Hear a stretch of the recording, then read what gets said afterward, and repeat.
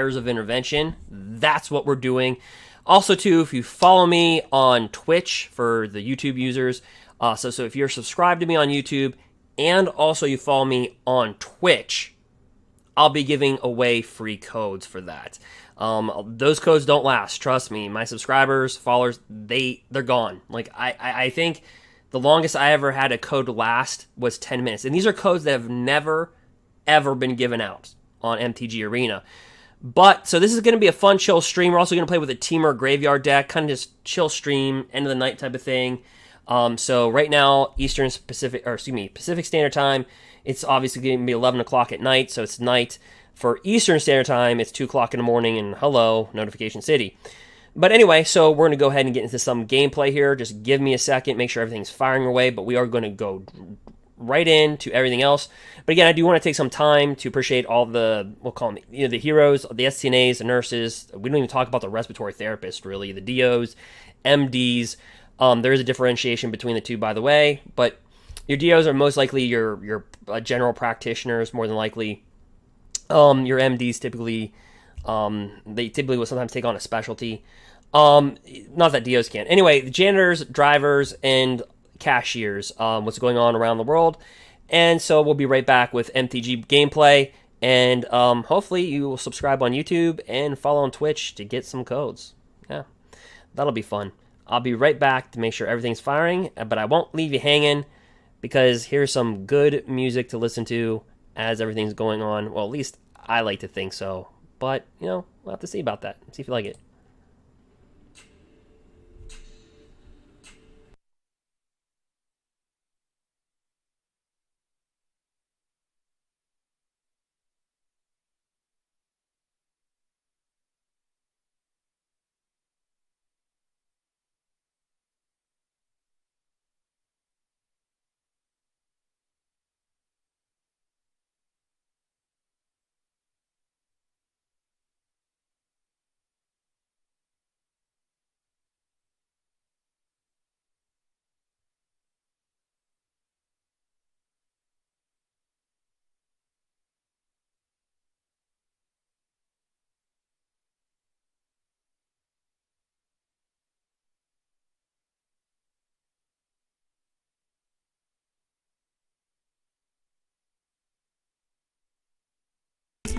Again, I'll be live in about 15-20 seconds.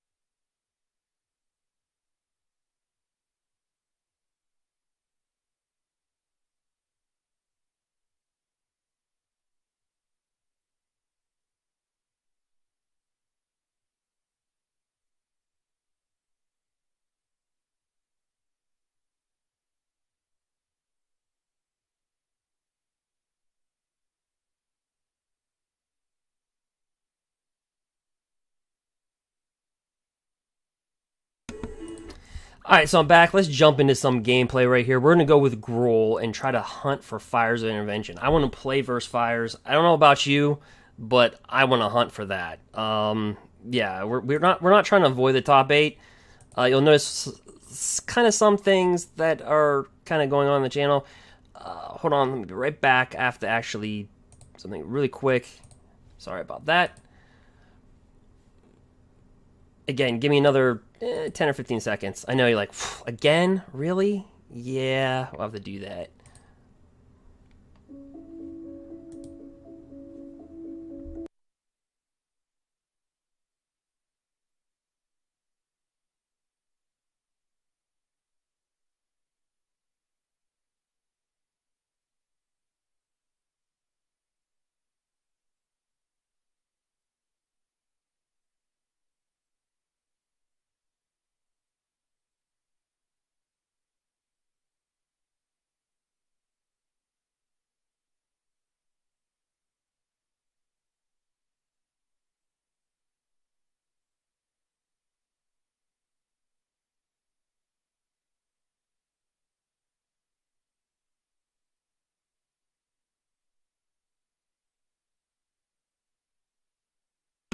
Okay, now we're back. So this should be up now. Oh, they don't really make it easy, do they? So let's see here. Okay, there we are. Jeez, got lost in that one. Okay, so basically we're going to play Gruul. And so let's jump right into ranked. Now, I like to run Gruul with Domri's Ambush. It's a sacrifice. I'll view the deck really quick. It's a sacrifice a few people make. So Domri's Ambush, you put a +1/+1 counter on target creature, and that creature fights. So, I mean, excuse me, it doesn't fight, it deals damage. So it doesn't fight. Your creature's never going to die. So that's the huge part about Gruul. And so that's the part that I like about that. We're running 28 creatures, so our curve's 2.9. So when you just look at it, 24 lands in the deck, so 40% of the land, the deck is land. So that's kind of the thing. Our sideboard can work on, but we have 3 Fries, 2 Mystical Repeals, a Destiny Spinner. Basically versus control decks, creatures, enchantment spells you control can't be countered. It's got 2/3 body, so it can't, like if they try to shock it, it can't die to that. It's got a nice body on it. 3 Return of Natures, Fire's Intervention. We know why. Shifting Ceratops, protection from blue. So our sideboard can get a little bit better, but we're going to go ahead and fire this thing up, and we're just going to go.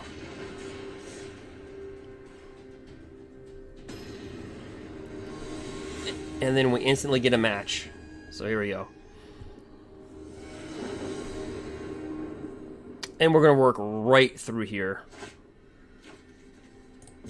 Alright, and we got lurrus, not fires. Okay, but it's still, it's still appearing in the top 8 for sure.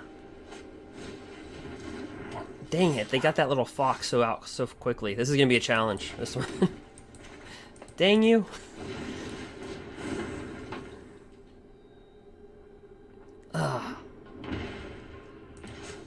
So of course we're not blocking that, because everything, they're just going to cycle it. Whenever they cycle, guess what? Then whenever they cycle, you take 1 damage. So we're going to take a beating here if we don't jump really quick. So, boy.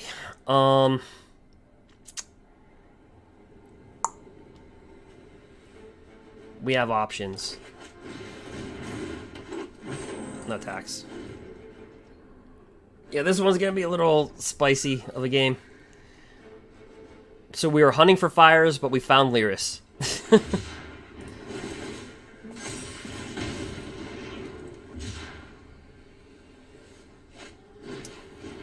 Oh, well, what's more powerful than 1? There's 2. The deck literally, this is all the deck revolves around. Is if they don't get this flourishing fox, they're hurting pretty badly. So what we're gonna do, and the reason why I'm gonna do it in this operation, is so next turn we're setting ourselves up for Embercleave. We're setting ourselves up to drop quest. We're setting ourselves up because we know they can't make their creatures bigger than us. I mean, they're gonna have to cycle and tap out the cycle to get. I mean, Love Struck, a 5/5, just even as a blocker versus red deck wins. When you put out those 5/5 blockers, it devastates these little. And I could argue that this is like a version. This is kind of similar to Red Rush. They're trying to get out of Flourishing Fox, cheat it to get bigger. And this is kind of like their Cavalcaded Calamity. So it's kind of like another weird version of.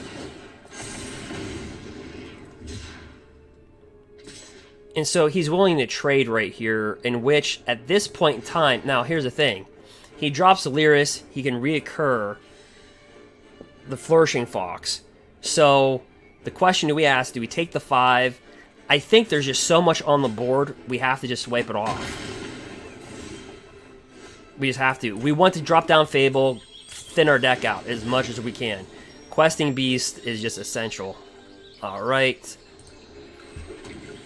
And again, I'm going to come down with this, and we're just going to pass. Remember, we have Embercleave in our hand. That's when you combine Embercleave with a big creature, there's nothing they can do. There's nothing. I mean, nothing beats this.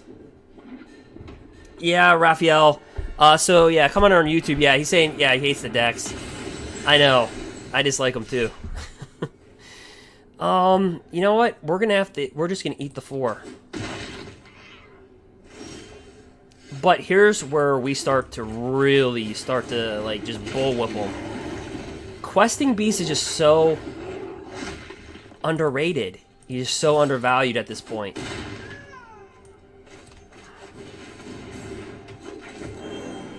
And now we got this. So you put up that big wall of China, or wall of Lovestruck Beast, and then you use your attackers for what they do. Now, I don't know if he's going to be... Does he have another one of these in his hand? A Zenith Flare?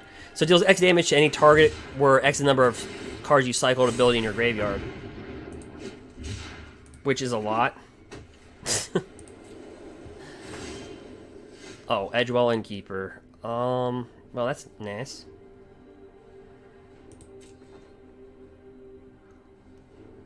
So, here's the deal. We're going to attack with Quester. He's going to block with this. He's going to ramp it up. So, here's what we do. We don't want to give away that we have it. We're just going to attack. I don't want to give away that... He even knows we have Embercleave. He knows it.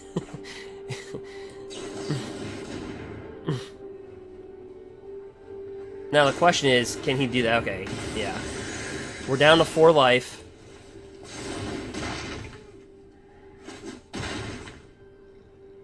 And he's saying good game. Yeah, does he have another one?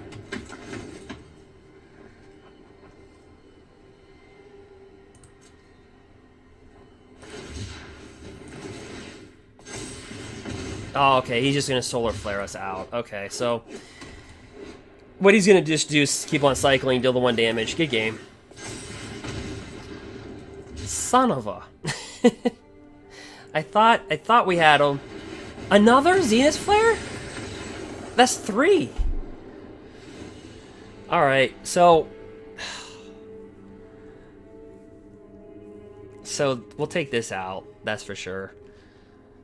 Deals 5 damage to a white creature. Yeah, I think that's gonna be emphasized there a little bit. Other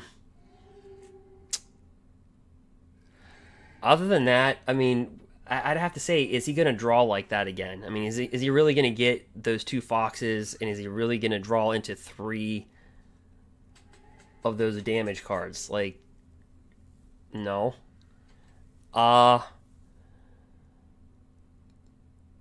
So I can kind of just trust our deck at this point, and just chalk that up to they had a really good hand, really good game.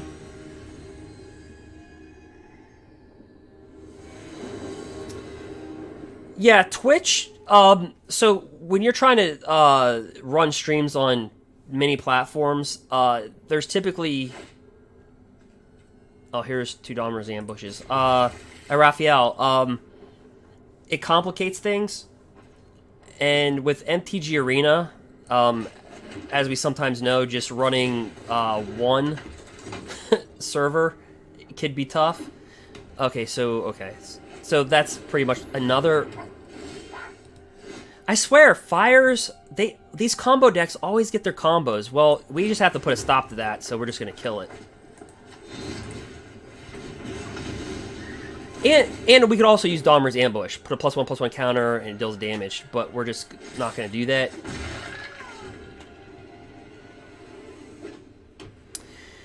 The God's good. I just don't... Sadly, I don't think he's fast enough. I just think this is just... You have to view... This is like... Everything in their deck is just... It's just... I don't like it.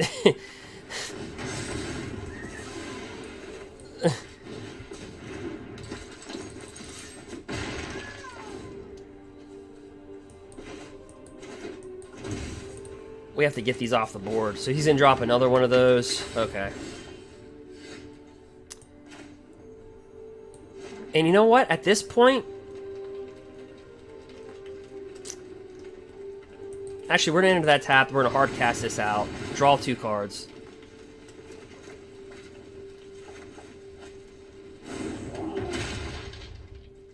And what we're going to do, actually, is not attack.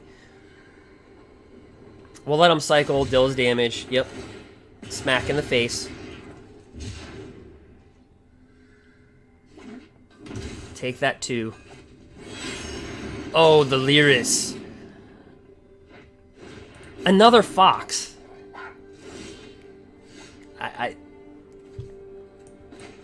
can't explain it, but here's what we're gonna do.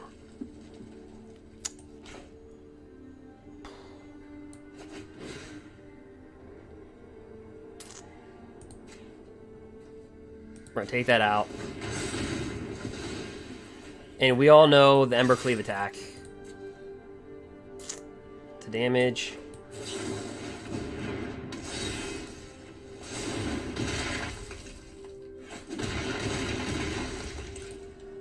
Alright, so...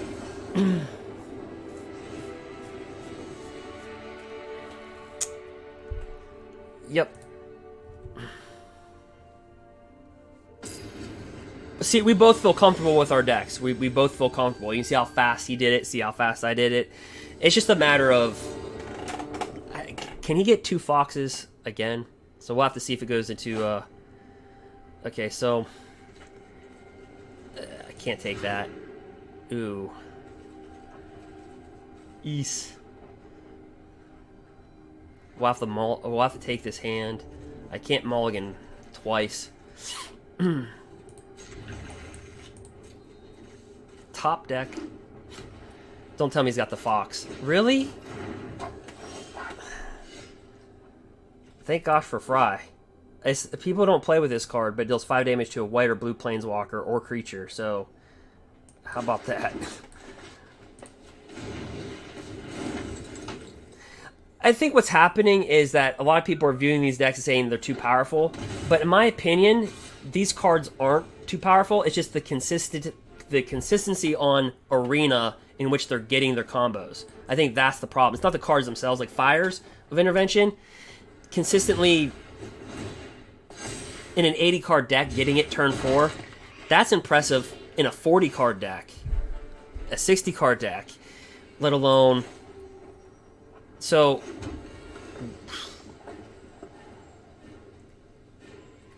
Yeah, I guess we just...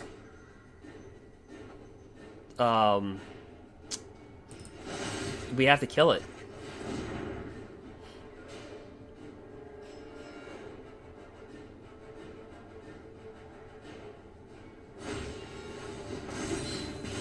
Or it just gets indestructible, so... So we're gonna have to see. This is gonna be a tough game.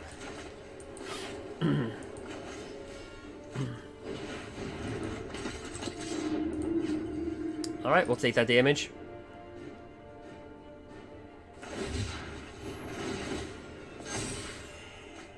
It just keeps on getting bigger. Alright, so...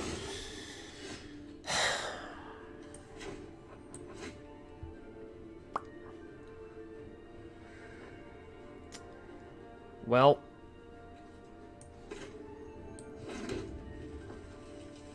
We... See, he could make this into a 6/6, 7, possibly a 7/7 next turn. He'll have 3 cards in hand. Cycle, cycle, cycle. Will he get a land? I'm gonna guess he's... I'm gonna bet that he's not gonna get a land. I'm betting that he's not gonna get a land, but I could be wrong. So he's gonna have to cycle to get a land. We can't have this go over 6. Okay, so he got the land. Okay. So here's going to be the $1 million question.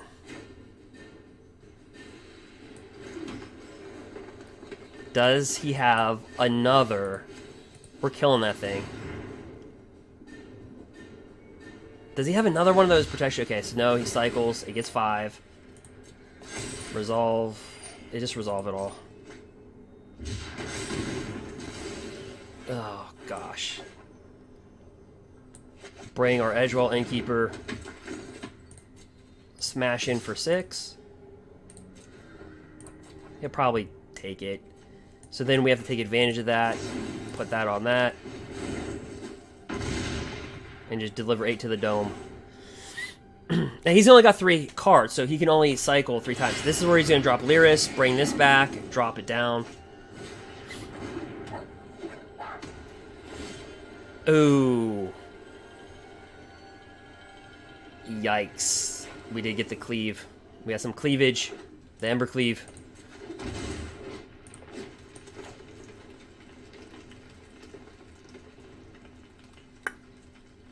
And...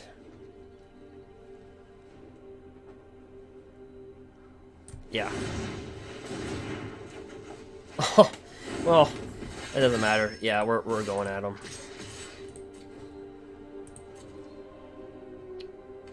It's not like we're hiding it. At this point, we're quite obvious with it.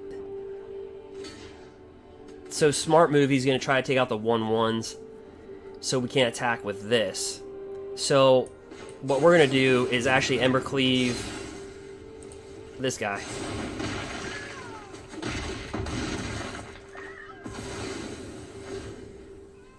And basically just move the Ember Cleave. Yeah, this game. Ugh.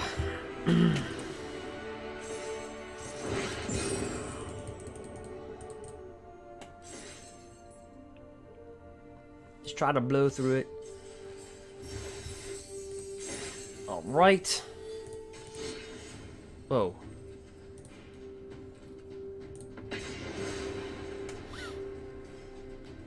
So we beat Lurrus, we're hunting for fires.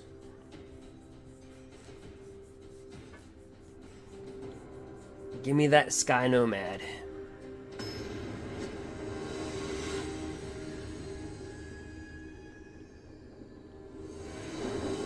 Come on, Rose Storm. You got some fires in that storm? Oh, yes. You know it's a fires deck. Oh, yeah. Here we go. Okay, so this is why pros don't play with Fable Passes much anymore, because it's like lands come into play tapped, but you really want to thin your deck out with those, but people are starting to walk away from Fable.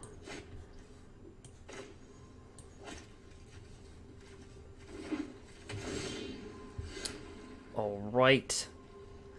And I have to say this, but I want to thin our deck out.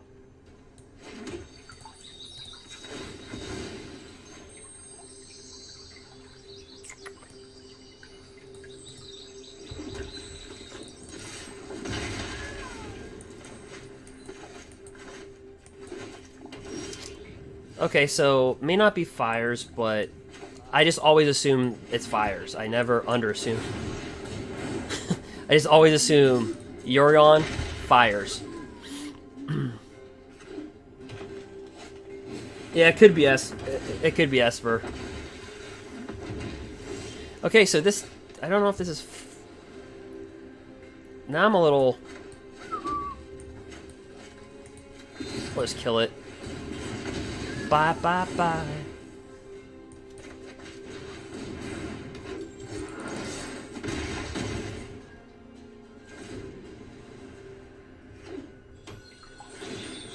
This could just be a Sultai deck. Like Sultai control with, yeah, it's Sultai control. Yep, Casualties of War. So it's Sultai control with Yorion.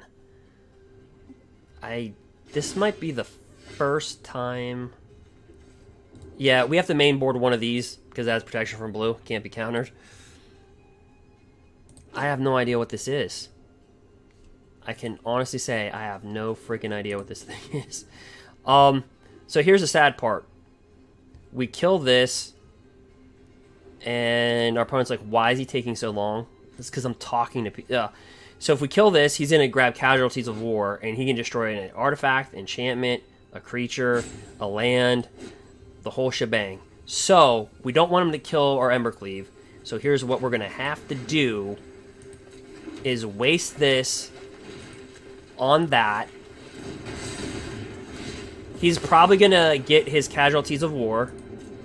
He does exactly what we just said.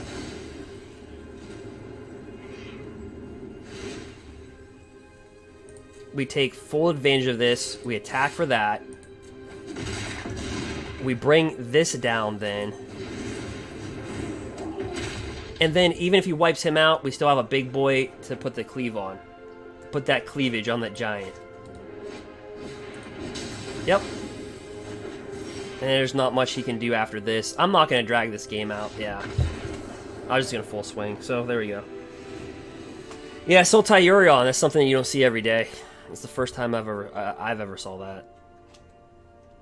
But I've been doing a lot of drafts for a long time, so it's actually been, what, about a week and a half of gameplay. I haven't played in ranked like as much. Okay, so Shargon Hellkite, it's like, this is kind of where you consider Klothys, because it could be a control game. And when you go like 6, 7, 8, 9 turns, this is where Klothys can deal its damage.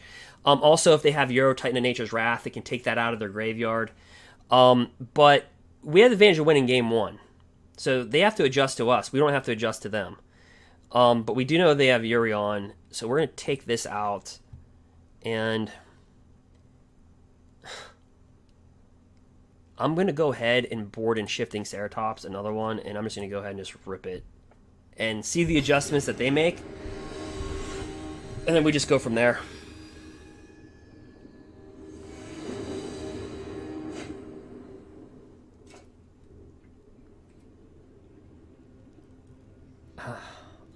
Okay, we'll keep it.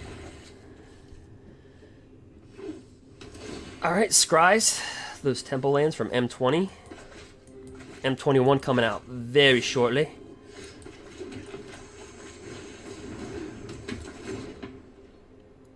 Edgewall Innkeeper. He takes 2 because he likes pain, or he has a Thought Eraser in his hand. Or a Heartless Act. That was heartless. That was a heartless act.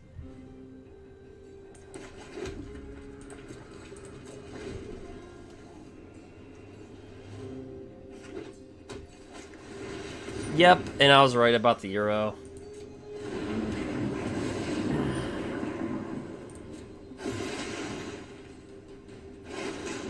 Yep, and they really thrive off getting 4 lands. Once they get to 6 lands, the deck gets really hard. Sultai control. Alright.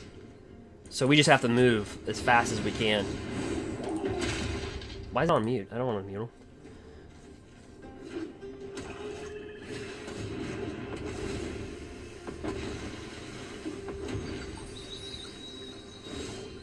Ooh, okay, so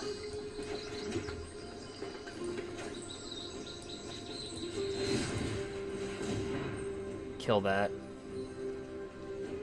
Or attempt to kill it. Growth Spiral.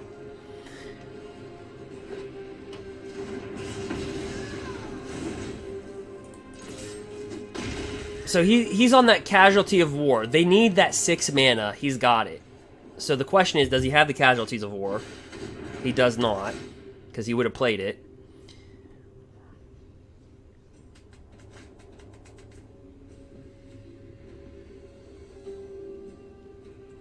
This is interesting, though. An 80-card Sultai, you don't see this every day.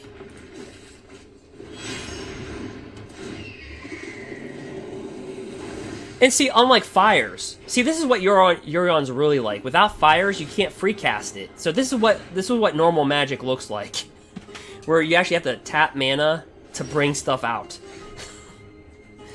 This is what it looks like in real life, guys.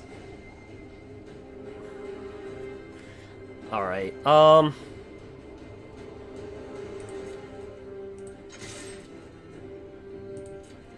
Does he want to do a little gift exchange? Yeah, he's got no choice, but this Embercleave, I'm telling you, just kicks butt.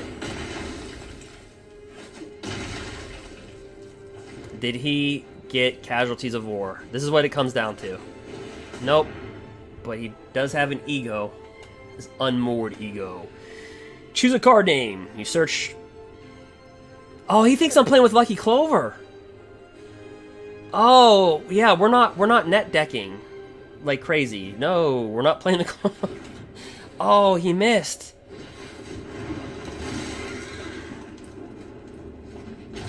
Yeah, he's really looking for that casualties. I agree, Raphael. He's looking for that. It's an 80 card. But see, this is what a normal 80 card deck looks like. You have to fetch and find it. Like, we're so used to just, oh, fires, just like that. Yeah, this is a game. Look, because look. And remember, it doesn't fight, it just deals damage. Yeah, it's game.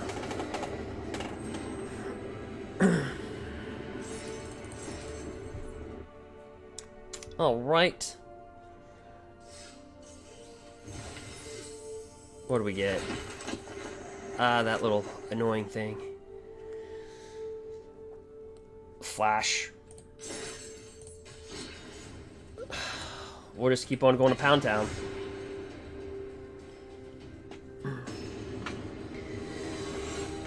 Will we find fires? Can we find you? Where are you? Oh man. So he's playing Radkos. Dang it.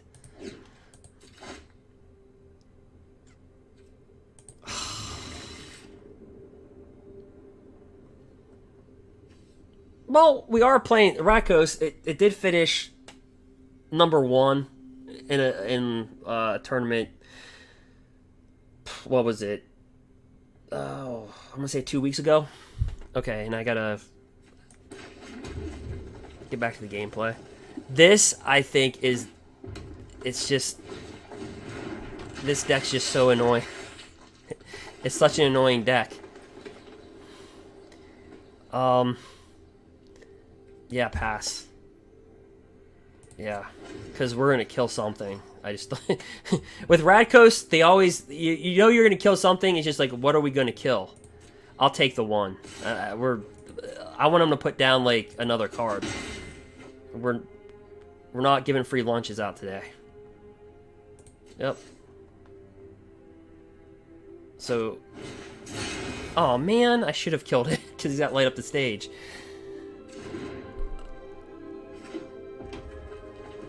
You bring down the Scourge Spitter, we'll kill that.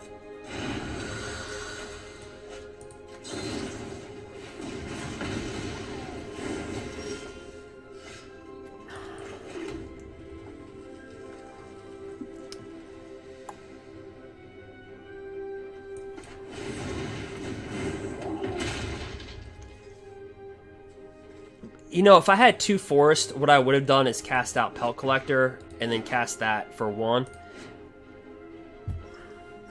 It's a first striker. I mean, does he have is this another bait attack? Yeah. Does he have another light up the stage? I will take it.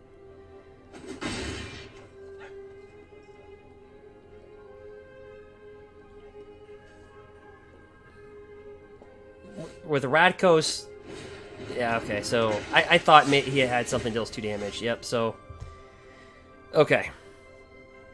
So how about we just attack with a 4/3?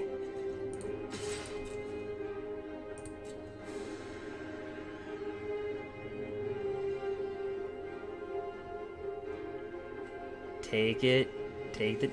He has the luxury of blocking and then amass 1, so he can block, and then when this dies, he gets a 1/1 creature. So he's probably thinking, I could just block this and just get a 1/1 creature. Why not? I do the same thing. Why not? You're not losing anything. Oh, so that sucked. Alright, so in response, so what he's doing, he's dealing 2 damage to our Bone Crusher Giant via shock.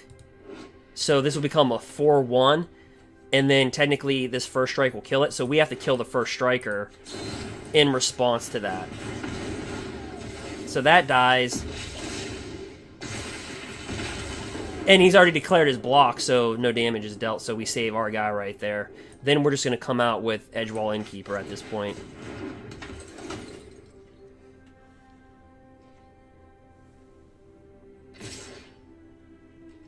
Yeah, Raphael, without fires, it feels like normal Magic. Yeah, I don't think it's fires that hurts the format. I mean, okay, so I think it's just the consistency in which they get the card. Because in a combo deck, typically it takes several turns. You have to like fish for it. Combo decks typically That's the reason why they're combo decks. You know, they're like, look at us. We're not getting a good, like, we haven't drawn land in quite some time. You know what I mean? Like, he hasn't drawn land in some time. This happens in Magic. Like, we're both not getting our way. And so now it comes down to strategy, not, you know, having fires all the time turn 4. It's now you're starting to see, okay, strategy plays out. Like how he shocked, and then I came over top and did that. That's strategy now, and that's what is supposed to be done.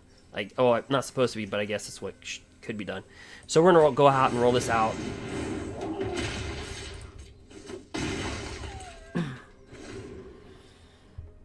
See, we're both not getting any... We're both, like, hungry for mana. We're starving. Feed the mana.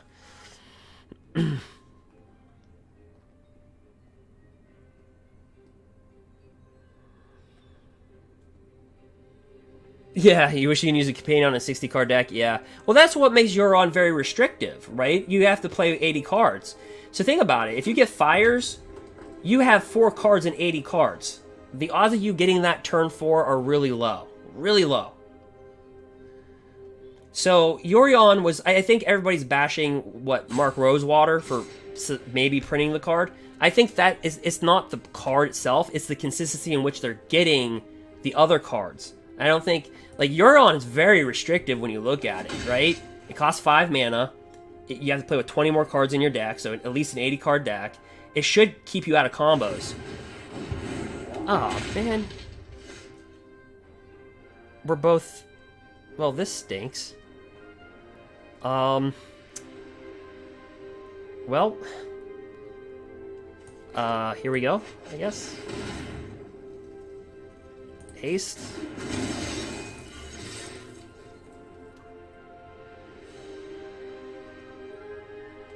One Bone Crusher to another.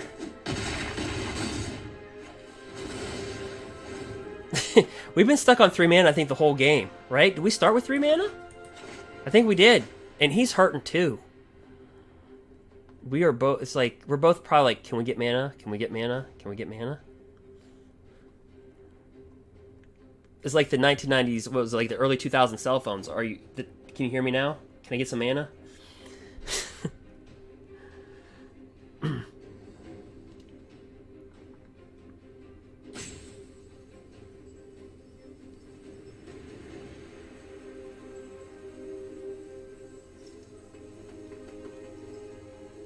And he's just going to...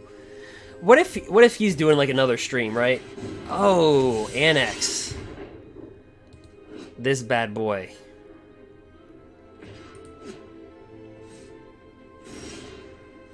Oh, we got a land. That means we got cleavage. Yep, we got cleavage. The good old Ember Cleave attack. There's no block that is good in his situation. There's no block. I mean, it's...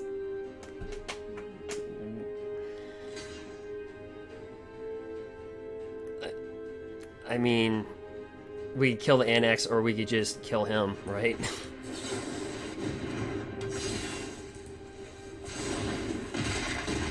Yeah, good game.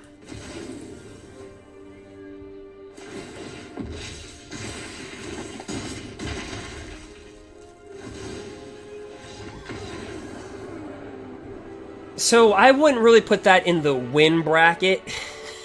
Like if I'm like what I do at home, like when I'm, you know, trying to gather all my analytics, I would not consider that a pure win in my opinion, because like he got restricted so bad on mana that we both really just couldn't play our decks, and it really just came down to us getting that 4th mana by turn, was it like 9 or something, 8 or 9? So, okay, so he's Radkos. We're not really designed to take on Radkos, right? We're really after Fires and control decks like Temur Reclamation. So there's not... Thrash is another card that target creature you control deals damage. So again, notice with Domri's Ambush, it deals damage. So your creature won't die. It just deals damage. It doesn't fight it. so you can target planeswalker or creature, just like Domri's Ambush. So it's kind of like a... This is a match where I might consider putting in a 5/5 indestructible guy. But we had the advantage of winning game 1, and as I said, let them adjust to what we're doing. We really don't have anything for red or black. That's the thing. So we're just going to run it as is.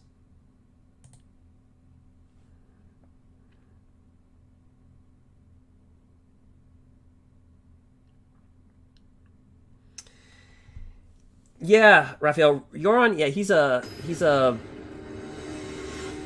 good card. The flicker part. I just think I think they had to put that on the companion. You had to play with 20 cards just because of the format. Woo. Well, we can't keep this. The shuffler's like, you're not getting mana. You will not get your mana. It's not going to happen. Okay, so Fabled goes. All right.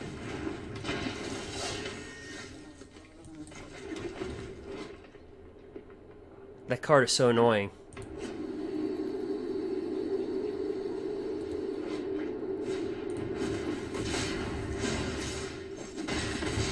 All right, slap in the face twice.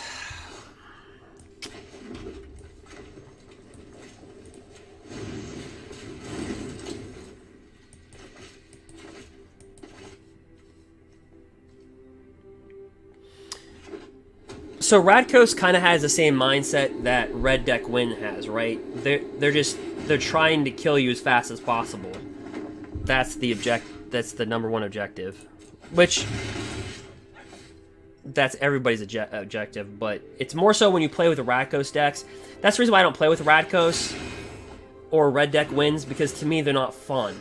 Just for me, they're not fun.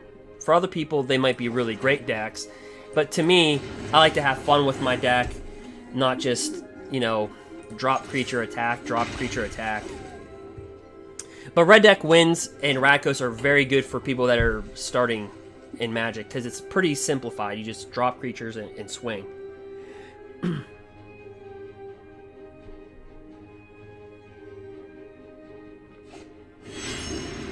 Ooh, he gets that bad boy. Okay.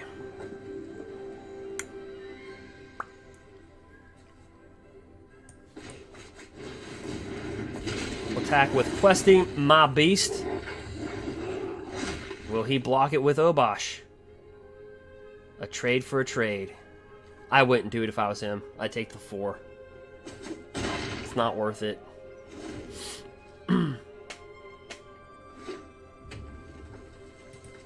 Not worth it.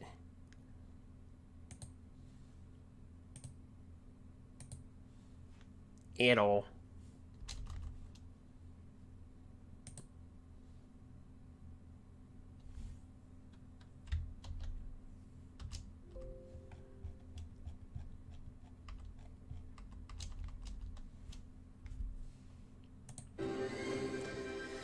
So he brings his 3/2 in here, and it's going to deal 6. It's going to deal double. Well, now it's going to deal 10. Nice. Alright.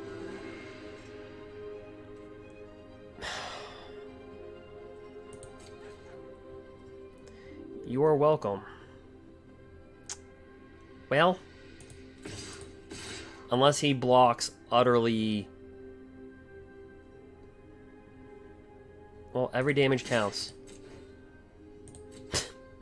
This is like the screw it swing. We're just attacking with... We're just like, screw it.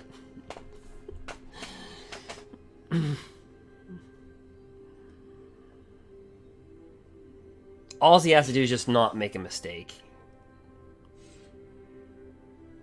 If that's all... Okay, so... Alright. Alrighty then. We can deal 10 to him directly.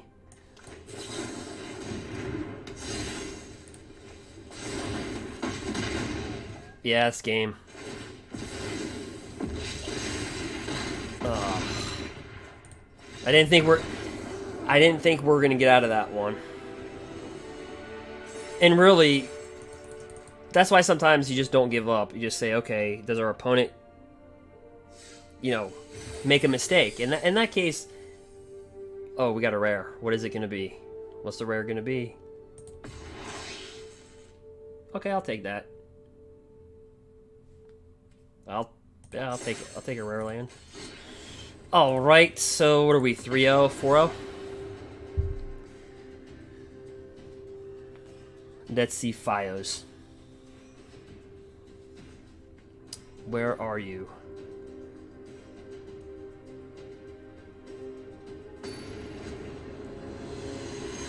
Where are you hiding? We are hunting for fires. Again, guys, you can find me on Twitch as well.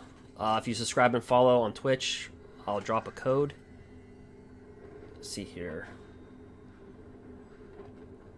I may or may not be able to see Twitch, so let's just keep this hand. I'm not gonna argue with it. Okay, so no Yorion, no companion. What is this? So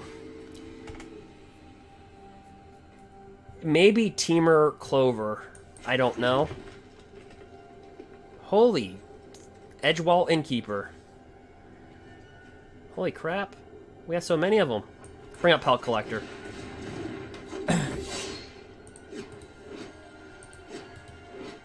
That's like how they get Fires of Intervention. That's our Edgewall Innkeeper right there.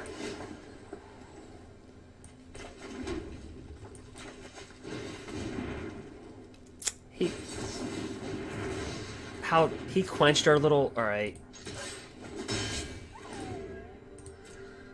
He quenched our Paradise Druid. Yeah, he's playing Teamer. Boop.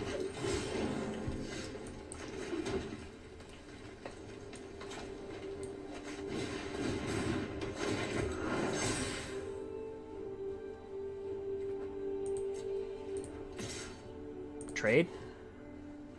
He says, sure. I'll take that trade.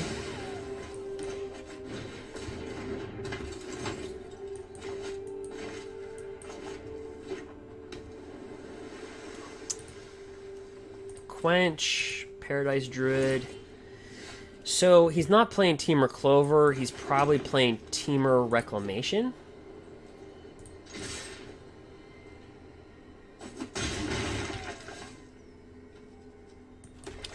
In that case, they do main board a board wipe. I don't want to... Thought Eraser. Oh, that's going to kill us. We can't cast another... So this one, whatever the exile, you can't cast that spell. So this Edgewall Innkeeper, we can't cast it because he took that. It's not something that you see every day, but it's a very good card. Kind of a card that gets underlooked from Theros Beyond Death. I think also we're going to look back at Theros Beyond Death. Yeah, he could be playing Teamer Ramp, Raphael, on YouTube. Yeah, I'm more inclined to say that he's playing with Reclamation, but I'm just not certain. And we are just getting nothing but land.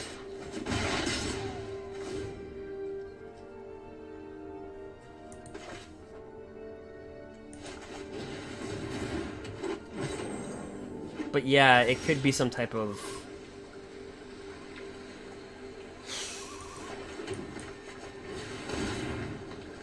Give it haste.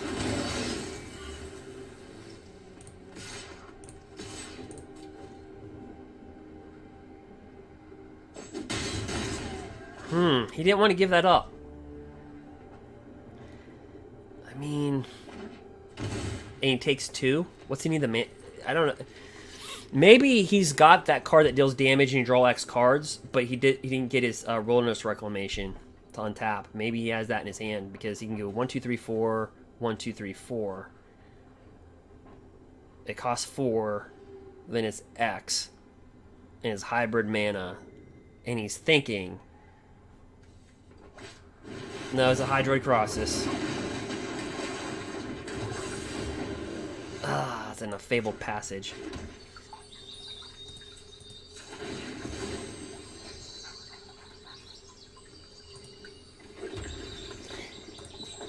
You know what, Raphael? It could be Teamer Ramp.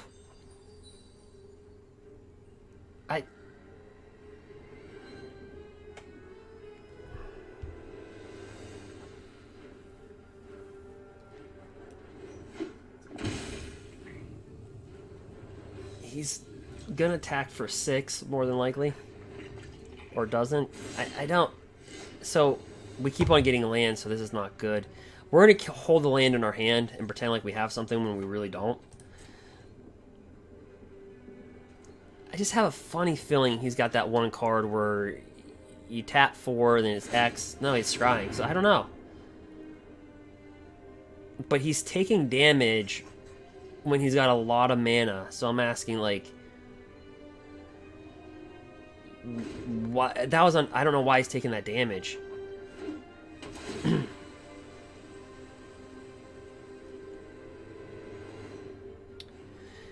Well, we're both getting a lot of mana. Both are. Oh, we're talking. Well.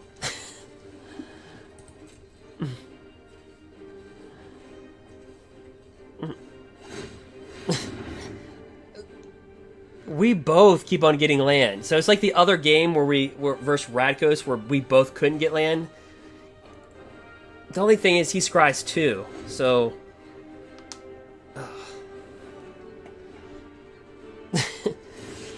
What?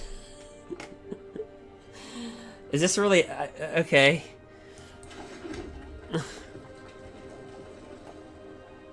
Yeah, expansion. It's called whatever. Yeah, was it expansion explosion? Yeah.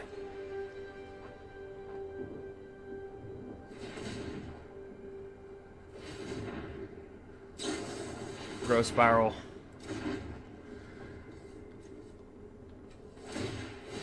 Scry 2.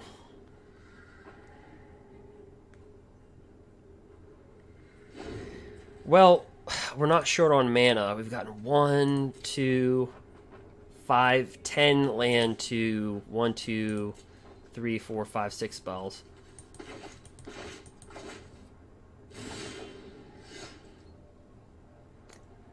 All right. Well,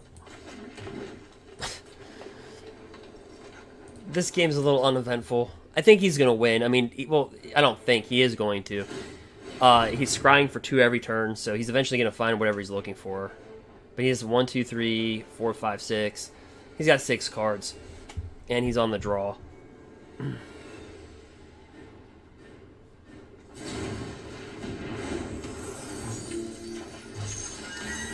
Yeah, so to me this looks like it... I don't know.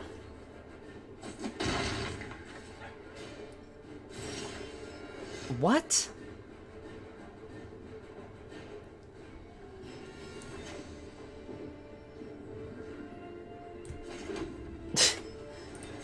All right.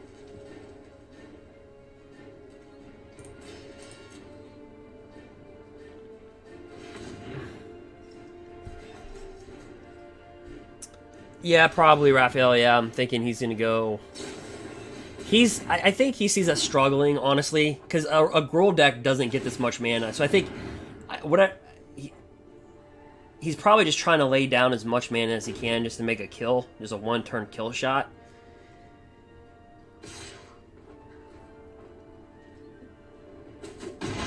Because Gruul is not known to have 11 land, we finally get a creature.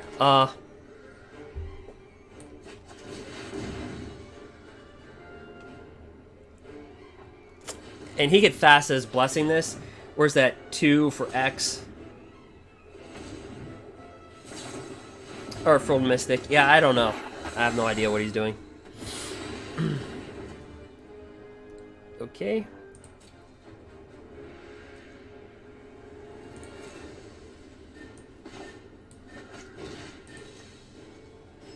I'm just gonna take it out.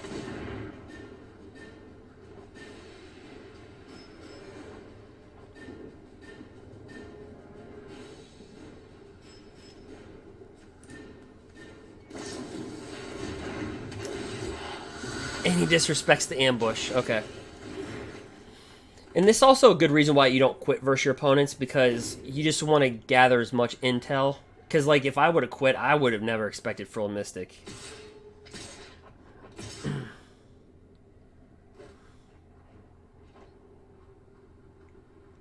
It's almost like he's playing with like a Simic Flash deck with like a Simic Flash ramp teamer deck. I have no idea. We have to block,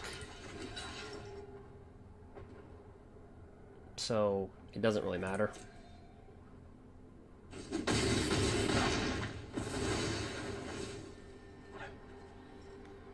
And at this point, if I'm seeing my opponent with one card in hand, yeah, he's gonna return it. We can't cast it, and another mana.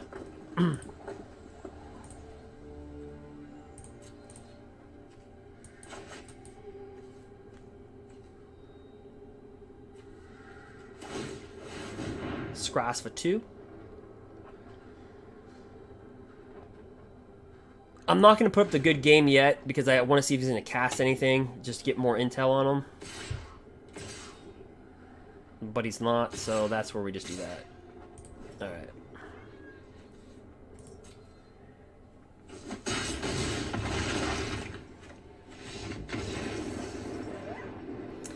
Yeah, Raphael, I can't put him on a deck. He showed us just enough, but I have a feeling also he has so many cards in his hand, and he has too many land out. So he was, my gut is that he's holding something back because he knew he was just going to kill us, right? I just don't know.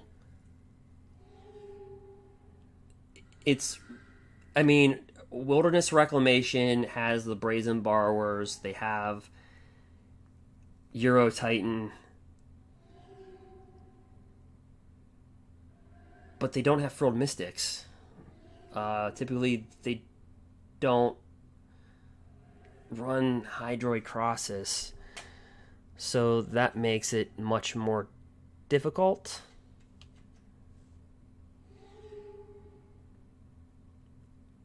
But he does have those Hydroid Crosses. We do know that, so we are going to board in Shifting Ceratops like it's a priority.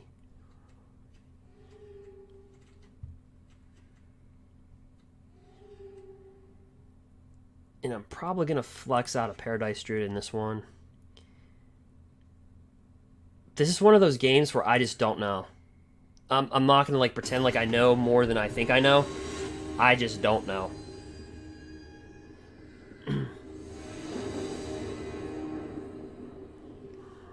I mean, I can guess, and if I'm right, I'll look smart, but I'm not going to do that.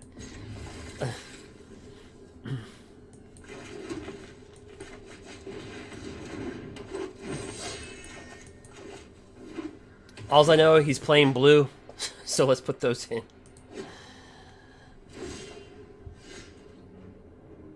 Alright. Look at all these 1/1s. Look at all these beautiful little 1/1s.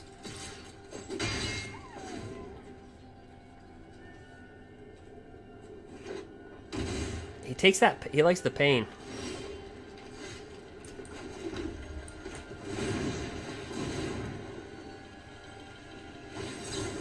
Ah, quench the bug. So he has all the cards of Reclamation. It's just I'm not seeing the other pieces. Unless he was just holding it the whole time. Like, yes, I'm gonna beat you. I will beat you. Quest my beast. Another quench? Oh. Alright.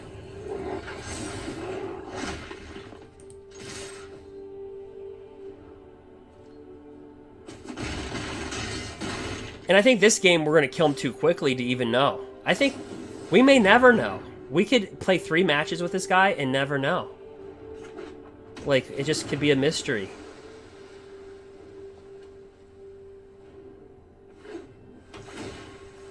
Like, yeah. It's a mystery. I mean, we are in ranked, so I don't know. Now, sometimes in ranked, the reason why I'm still in platinum is because I've been fuddling around with some fun decks. Okay, so I'm not going to show that we're playing Shifting Ceratops. That's what I'm not going to do. Because I don't want to give any intel. I'm not giving it away. Yep. I don't know. The good game? Is he dead? I don't want to sound pretentious. Okay, that's fine.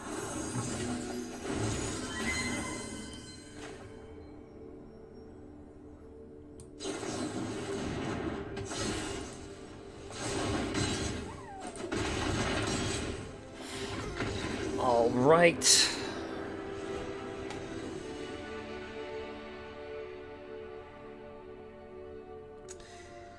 Yeah, Night Pack Ambusher. Yeah, so the really, really top Team of Reclamation decks, they play with a Night Pack Ambusher in their sideboard. Because they almost turn into a Simic deck. But maybe we just killed him too quickly. But so maybe he's like mainboarding the Frilled Mystic. Like, I don't know. Because if he was playing with Team of Reclamation, we know this is going in. Mystical Repeal to put an enchantment on the bottom. We know we're boarding these in. But, like, in 2 games, I have not seen anything to... I have no idea what he's playing.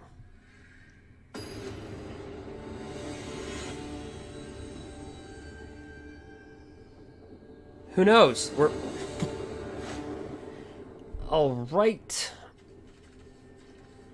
So this looks like a good hand on the surface, but understand our guy has ramp, our guy has counter spells, and our guy goes first. But you can't pass a hand like this up, so we have to keep it, but it's not a hand that I'm like, oh, this is exciting.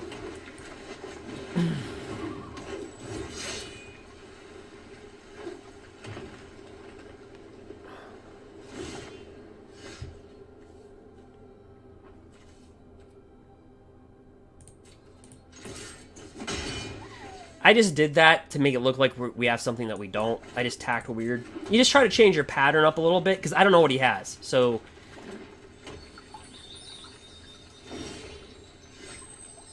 but is he sitting on a quench? Probably. Will we find out? More than likely. A quench back-to-back, 3 back-to-back games. All right.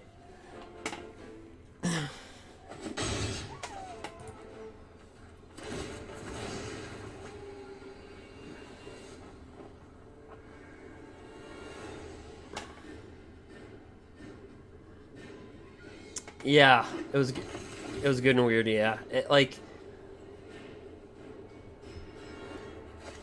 so he's not even going for red. Did you see that? Like the Fabled Passage, he didn't even choose a red mana. Yeah, so is he? Oh, he's open though. Oh, he's gonna take some shots.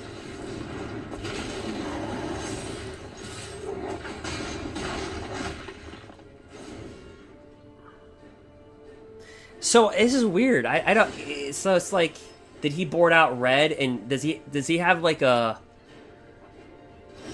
I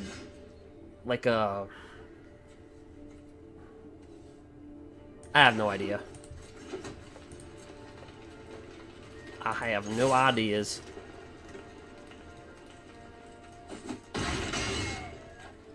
I think we're going to play 3 matches with our opponent and not know what the heck they're playing. We're not going to know. Does he have the Night Pack Ambusher? No! Wait, so... Okay. Okay. But look, see this thing? Watch. This is where this really shines. Rise, my elemental friend. He takes the 2. I don't... It's really weird. So, does he have another Frilled Mystic in his hand? He's taking 2. We saw the first game he was taking 2, but it was for no reason. So, he's down to 4. Actually, I'm going to do...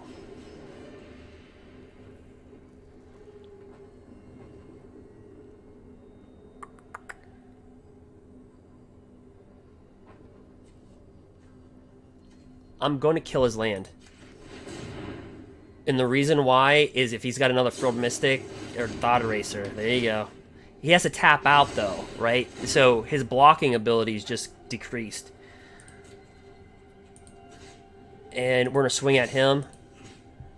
And take another swing. You know what?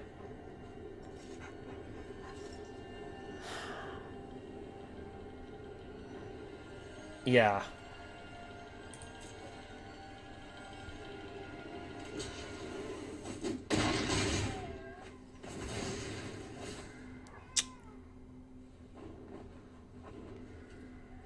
Pass. He's down to 2. So we just need a Bone Crusher Giant. Unless he's got Hydroid Colossus.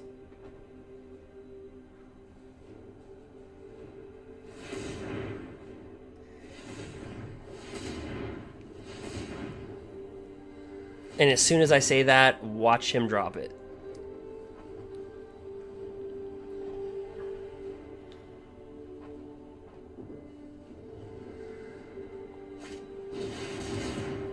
But of course. Alright, he's at 5 now.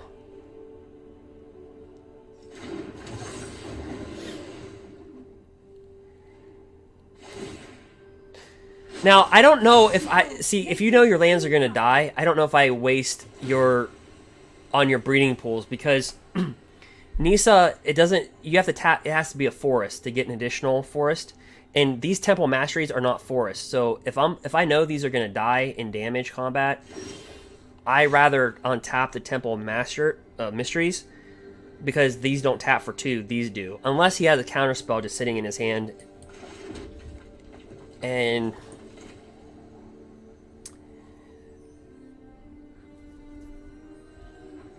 yeah, so at this point we just attack with Questing Beast. And he's got options. He could double block or just do that.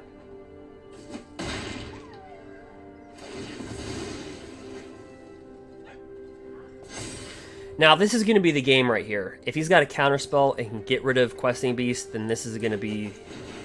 That's going to be it. Another Thought Eraser, yep.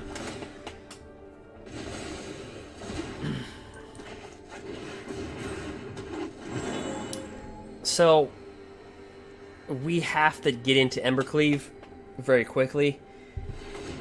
And hope he doesn't have another Hydroid Colossus or something like that. Because he's going to produce 3/3s every turn. Be wary of the ground you walk on.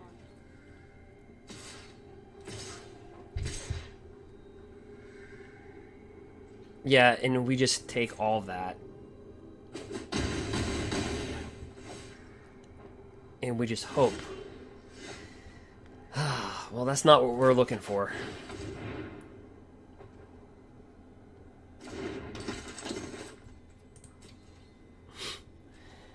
Well, he's playing ramp. So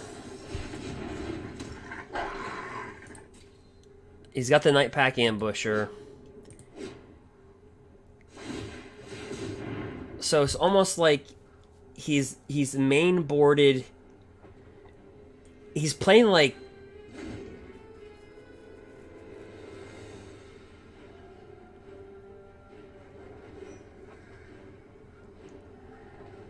now he's just got to make the decision. Does he blow this up for 8? So all these get indestructible. Life cannot be denied. And he fetches 4. It's really weird though. It's like, so he has red in the main board. Does he actually like take out his red lands? And like have like a green... No, he doesn't. So he's got a little red in there, but only 3 red. I don't know. It's... I would chalk it up to just... It's Teamer Ramp Flash. Because, I mean, think about it. Frilled flashes, Night Pack flashes, this flashes. Our life is going to flash before our eyes here if I don't block. Well, you know what? We'll take it.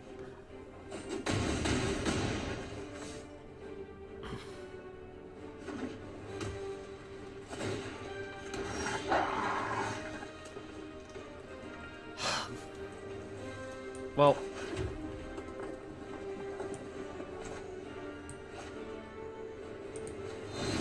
We'll take a shot at his life.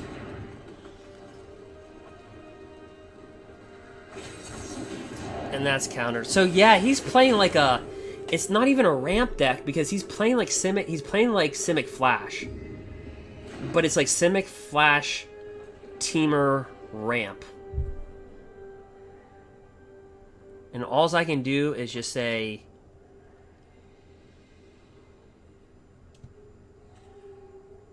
We have nothing. I can't say anything but good game.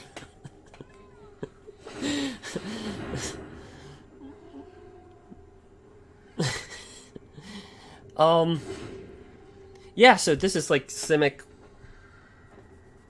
ramp flash. Strange and magnificent world. It's Simic Flash. The land shall conquer you. With Teamer. That's it. It's just it's a Simic Flash with Teamer in it.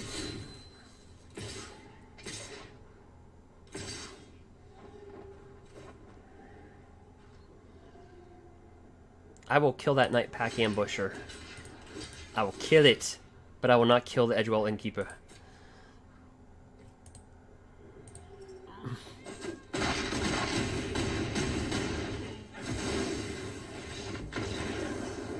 So that was Simic Ramp, because I'll show you what the Simic Ramp deck looks like. Simic Ramp, this is what it looks like.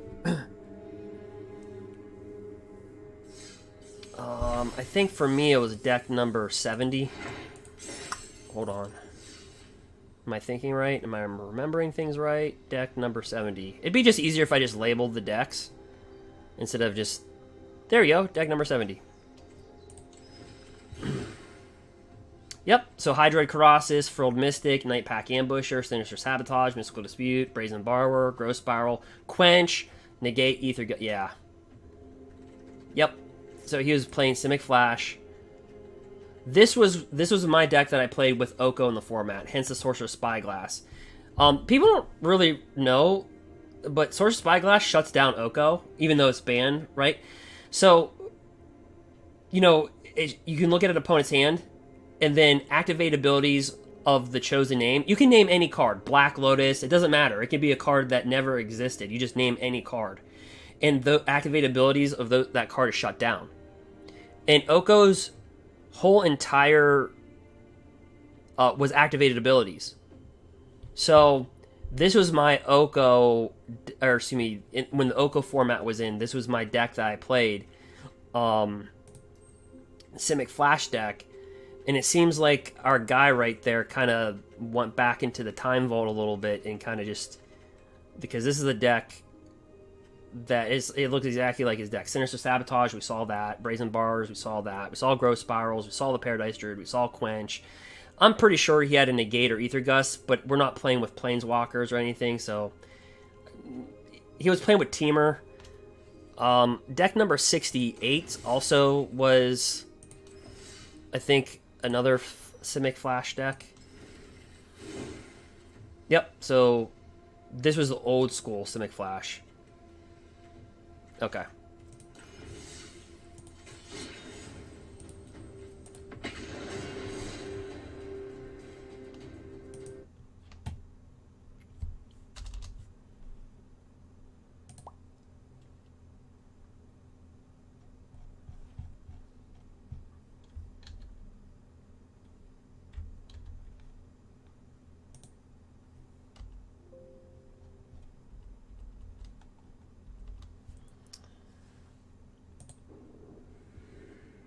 Alrighty.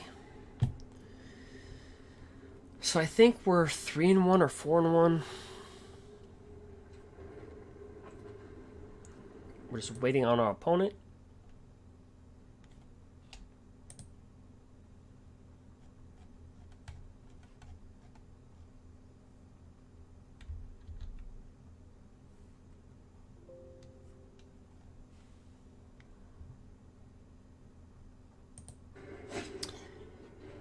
Alright, Edgewell Innkeeper will keeps. Alright, so we have Edgewell Innkeeper, Rim Rock my Knight, and Gruul Spell my Breaker.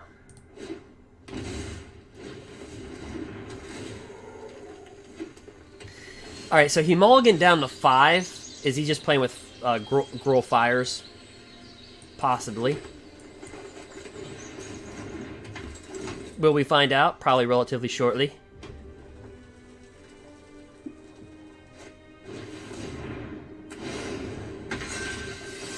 That thing, a 4/4 already.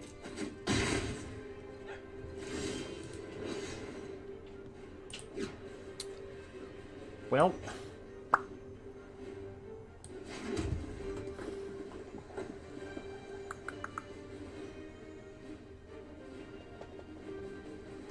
Yeah, we need to draw cards.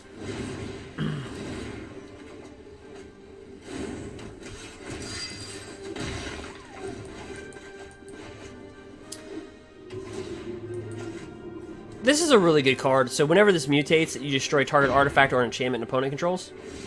Pretty good. Pretty effective.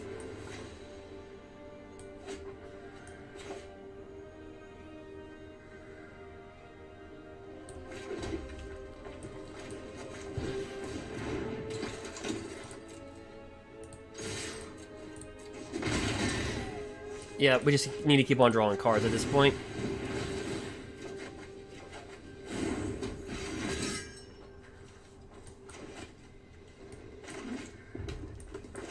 Alright, great hench. Yep, no blocks.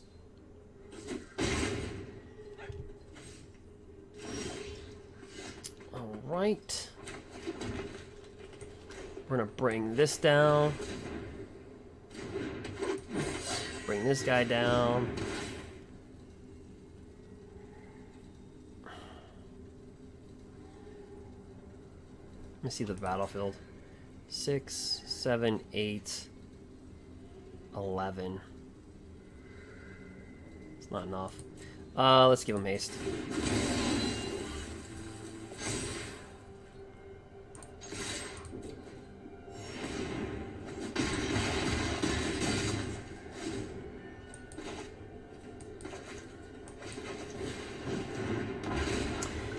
We are seeing unique decks. So this creature spells you cast 1 less to cast. Whenever a creature enters the battlefield, it deals 2 damage to that creature.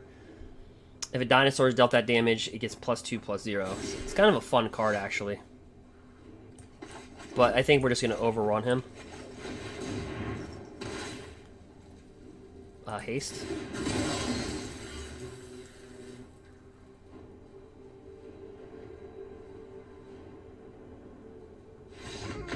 Yeah, so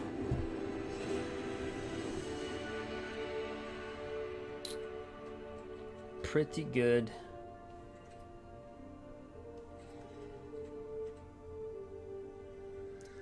Thrash threat.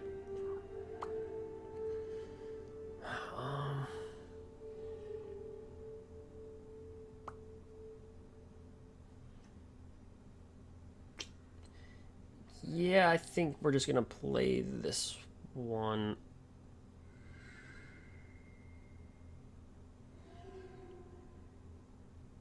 It doesn't have flyers. Let me take that out for this. We'll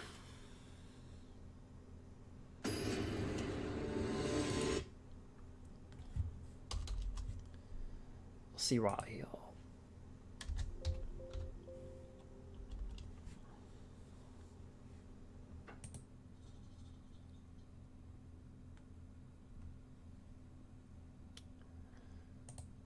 All right, so we're gonna keep it. Arbol Grazer. Let's bring out our 1/1 little guy. I wonder if he's gonna have the same hand or he mutates. Nope. Okay, so just plug down a land. Pass the turn.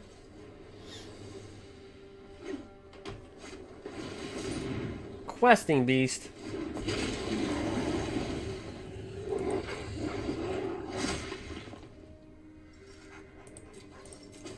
Take the 4.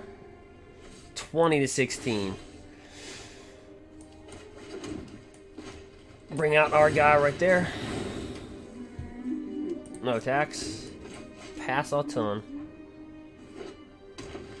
Get some Gruul on Gruul action.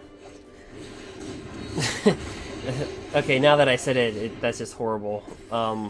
It's Gruul on Gruul action. Like Gruul, not the other way. My bad. Okay, so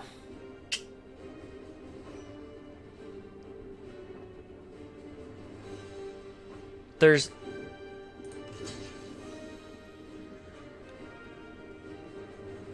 Alright, so what I'm gonna do is block it this way. I know this is weird, but here's why. We're gonna eat the 4. We could have easily killed one of those, but I'm gonna Domri's ambush.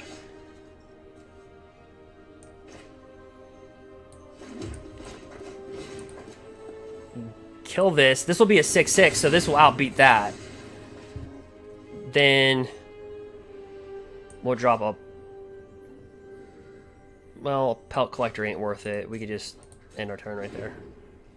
That's the reason why I blocked the way that I did. So this 6/6 will block that 5/4. So I just took the 4. I didn't trade, or I didn't want to trade at all. Well, that's not a good sign. 6 mana. Okay, drops a Raptor. So what takes 2 damage? Okay. Another Questing Beast. So the Questing Beast takes 2. Good thing we didn't cast Pelt Collector, because we can just kill this thing. Easy peasy. And now we have an overcard he can't attack. Alright. The problem is we can't attack either.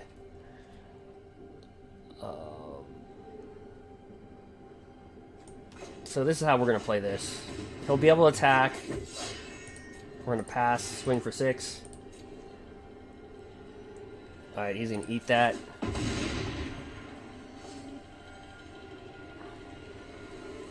Shoot.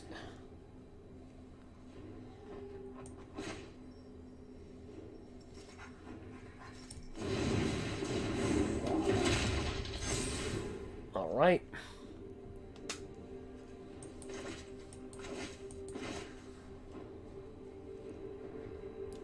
Gruul on Gruul. Another 7.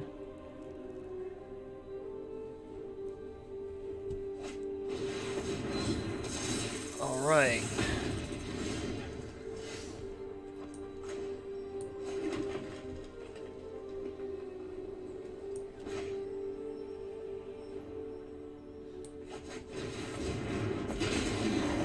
That becomes 3.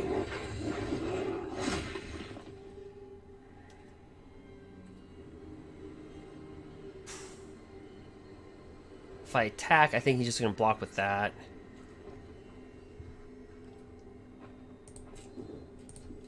Let's find out.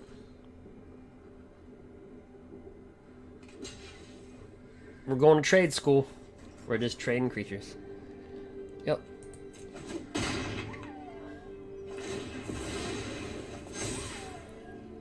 Pass a turn.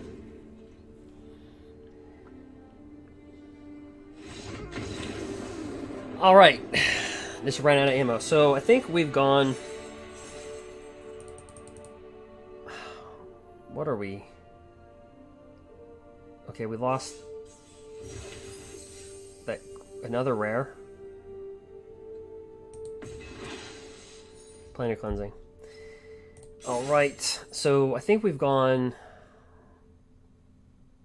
We beat Radkos. We beat...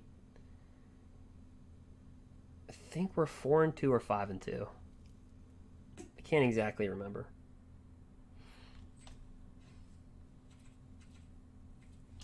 Cannot exactly remember that one.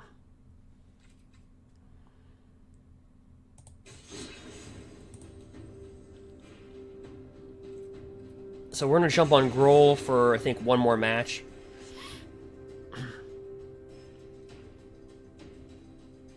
Yeah, we beat Sultai, Lurrus, some other deck I can't remember.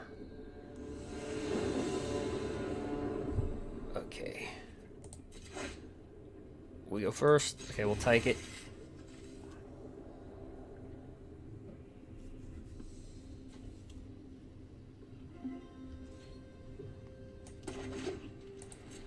Comes and play tapped.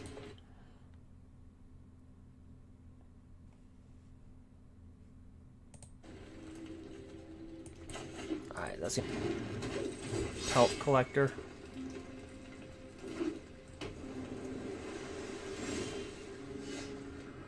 Alright.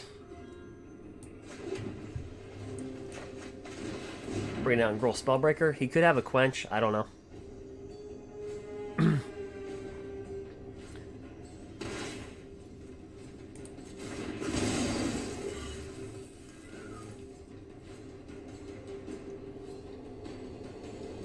So he's looking at 5. Alright, Brazen Borrow that. Alright. So we're seeing a lot of control.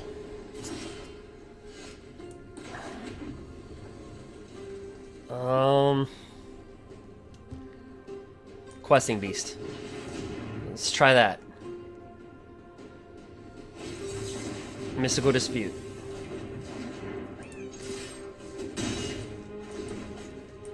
I feel like we're gambling. Like, let's try this.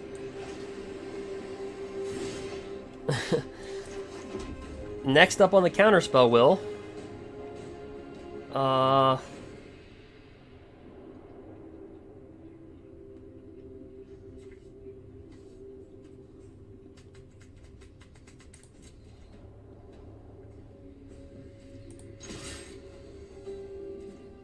Well, let's see if he counters this. Probably. I would.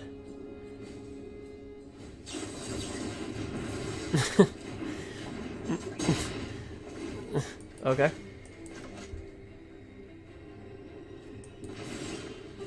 So we're playing just blue control. Let's try this. How many spells can we get countered here? Well, let's bring up Pellet Collector first.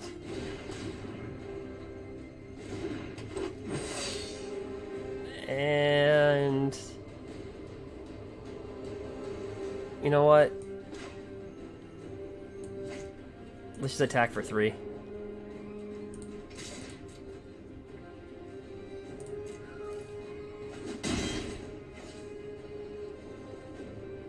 And then end our turn. If he brings that, okay, so he's gonna bring down Brazen Borrower. He can't block ground creatures, so we don't care about that. I mean, so now he's tapped out. So now we're just gonna strike and just go smack, smack. Put him at 4.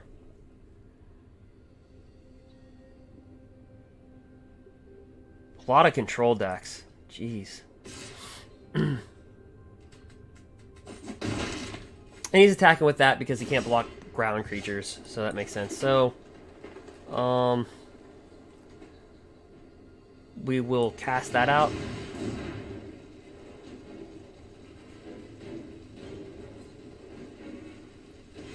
Okay, that's game. So Gruul's doing really good. Okay, so he's playing control, so shifting Ceratops. I mean, can't be countered. So the Hellkite comes out, we board in, shifting Ceratops. He didn't show me anything that I need to play Fry, really. It can't be countered. I get that. Now, this is the good one. Destiny Spinner. Creatures, enchantment spells you control can't be countered. So this is where the consideration starts to go in. But we just need to get another shifting Ceratops in the deck. I don't think we take a Paradise Druid out. I think in this case we just take a Rimrock Knight and we just board in shifting Ceratops. And I think we can handle his counterspells. But if we can't, then this one will go in. But we'll just play it.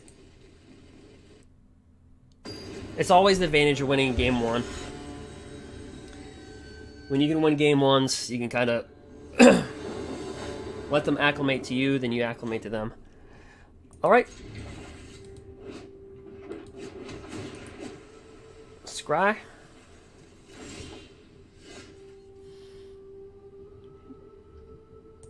I think this is... So he just didn't get... He didn't get green last... So he's Simic Flash.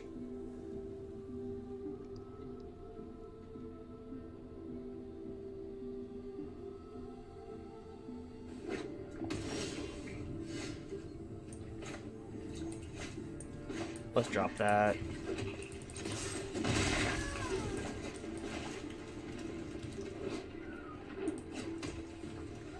So Simic Flash, they need 4 mana, because that's where they get... So I would not be shocked. We're going to try. But this will be countered. I would believe this has to be countered, right? I mean, Quench, Sinister Sabotage, Neutralize. No?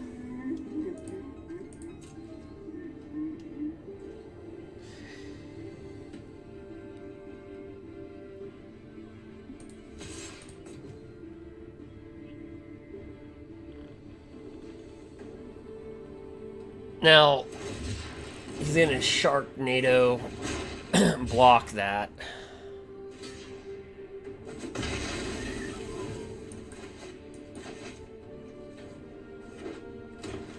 So he's got his 4 mana, so this is where you start to get into the Nightpacker, Ambusher, Frilled Mystic territory.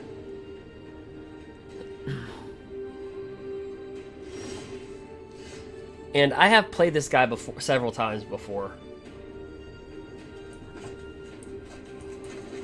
Different decks, but I've played them several times. Yeah, so let's see here. Let's play this one.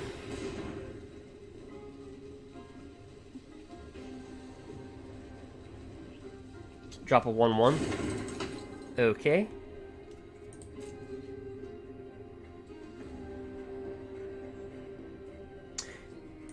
Attacks.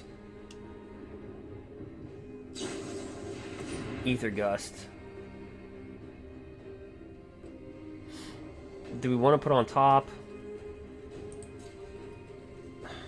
Yeah, I guess so.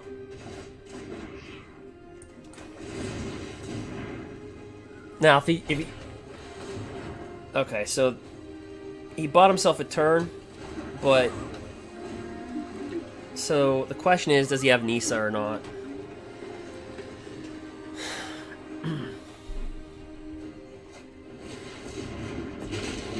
Questing Beast.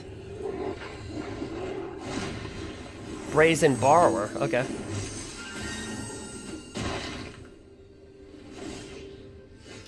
Well. Actually. Well.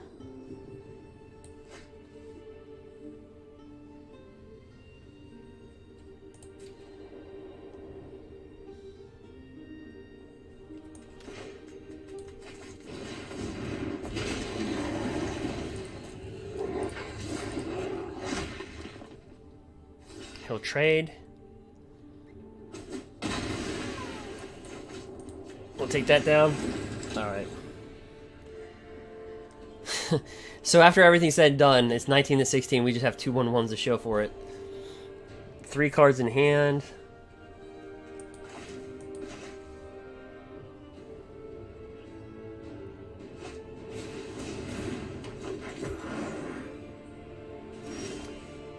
Okay, so this is another Simic Flash deck.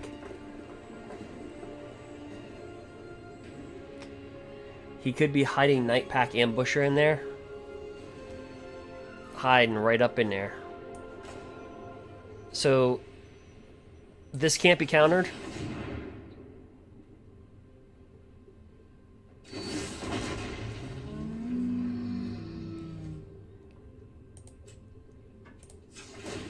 We're gonna give him haste.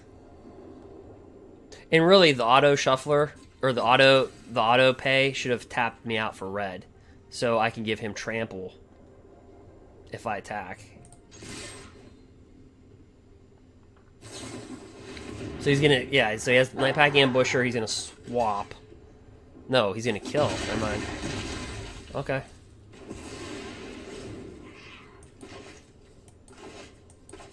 So it's Simic Flash. Simic Flash, I wonder if people are going to start to run that. Like, if that's making a comeback. Because this would answer Fires of Intervention, right? I mean, you just counterspell, counterspell, counterspell.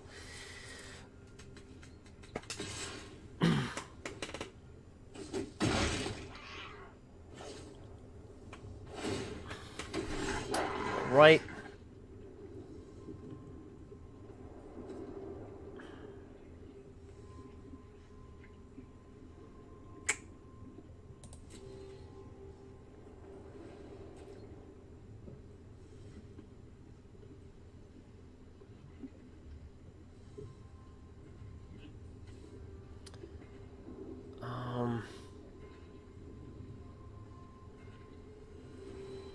You know, I don't know if we make our attack move here. We do have Embercleave, but he's got to have a counterspell in his hand.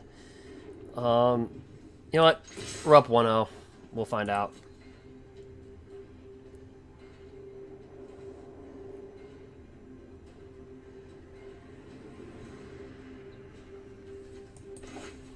He can double block to kill this. 2-1, 3-3 to a 5-4.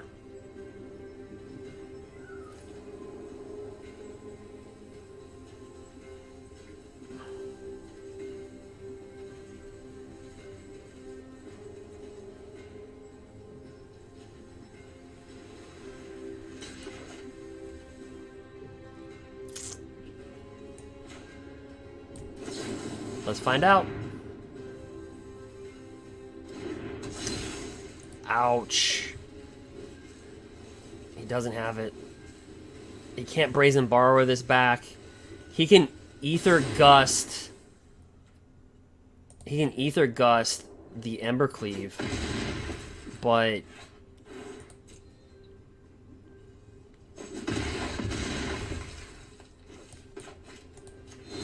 I'm not going to waste time.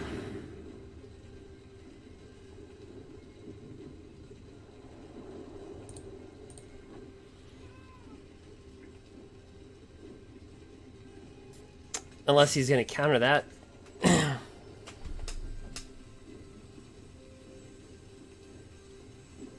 Because he could have the game. So he could go get a 3-3. Drop down Brazen Borrower. Okay, that's out. So did he Shark Typhoon it? Yeah. He had to get Quench.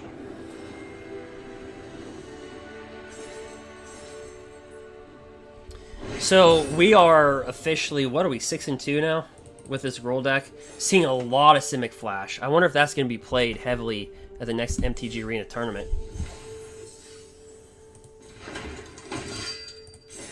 So Gruul is just, we're 6-2, but we're looking for Fires. We're hunting for Fires of Intervention. Where are you? Where are you, Fires? Again, if you guys want to subscribe to follow my Twitch channel and also subscribe on YouTube, if you do both, I'll be giving out codes for Arena. Oh, Lurrus of the Dream Den. We already beat this, but I'll be giving out codes. No land. Oh, I can't do that. In fact, let's see here. Drop this down. Drop this guy down. And off our codes, we've had people get booster packs to Shark Typhoon to Mythics, so. And these are codes that aren't given out. So all you have to do is follow on Twitch and subscribe on YouTube. Right now, I don't know if my Twitch should be live, but who knows? Who knows?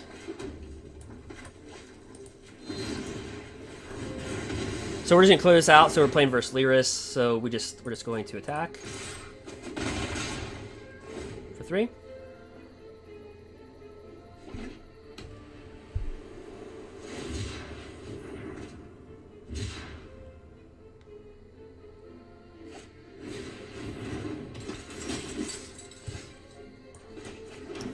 Let's get rid of that 2-1. Kill ya. Bring this out, draw a card.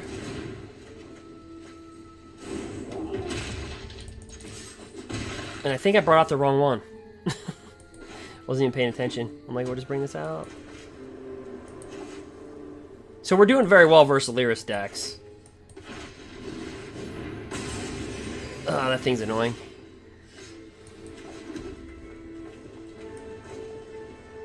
So what I'm going to do is go Gruul Spellbreaker, haste, draw a card, Bone Crusher Giant. Oh, I thought that was two mistakes I made. I think I'm getting too tired. I thought I still had Edgewell out. Oops. So he's in a cycle. Yeah, game's over.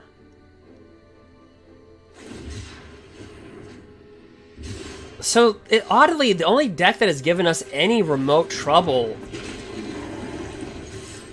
has been Simic Ramp. Or, excuse me, has been Simic Flash. That's it. There really hasn't been a deck that's like really pushed us into a game 3 that uncomfortably.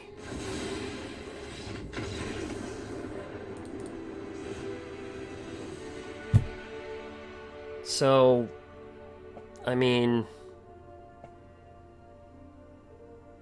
we'll take out Sharkin and board in a fry, because people don't realize lurrus is a white creature and you can fry it. It deals 5 damage to target planeswalker that's white, creature or planeswalker that's white or blue. So you can board that in there. But we have Domri's Ambush, put a +1/+1 counter target creature you control. That creature deals damage. That's important. It doesn't fight, so your creature will never die. It deals damage after you put a +1/+1 counter on it to a creature or planeswalker. So it's like kind of like cheap. It's such a good card. It's such a good card.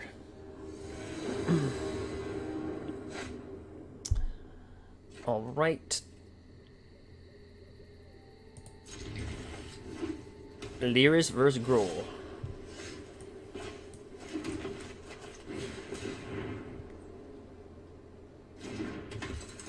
I have a feeling he's going to cycle. Try to burn through his... Yeah.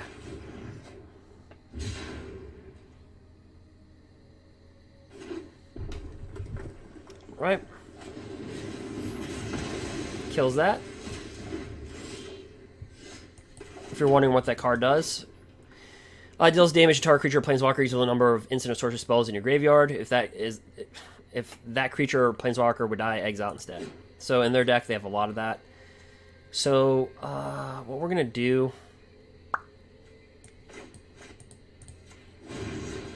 is drop that down and pray that we get mana.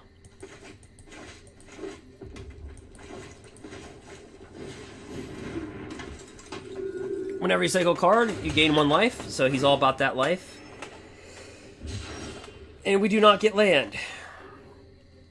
So we'll waste a spell on that to kill that. Rather use it on other spells. He can just drop lurrus at this point.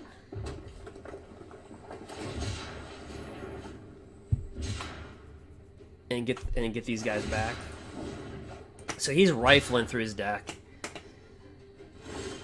And we still need a land. Well, hold on. Cancel.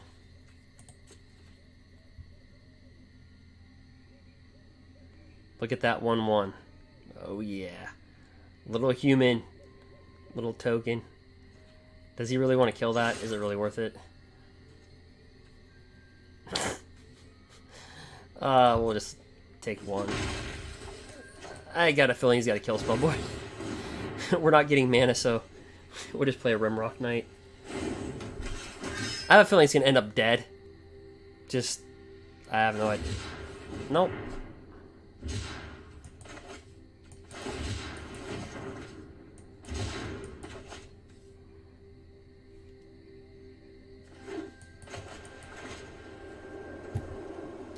All right, Mr. Lurrus, come on out.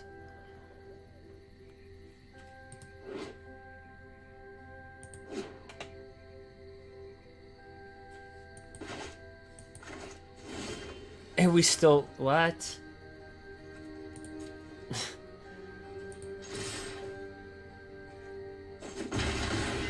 If we win this game, Seriously? We have 2 land. If we win this game versus lurrus... Aww. Just bring him out. Bring him out, bring him out, bring him out. Alright, gets this guy. Right meow. Cast that, right meow. We still did not get land. Okay, now this is a little weird, okay? How many turns have we played? I drew 7 cards. 50. We're on turn 7.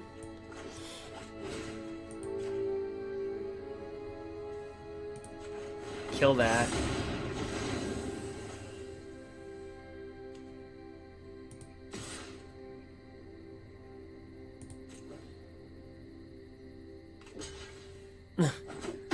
And we're back to where we started, except he's got 6 mana, we have 2.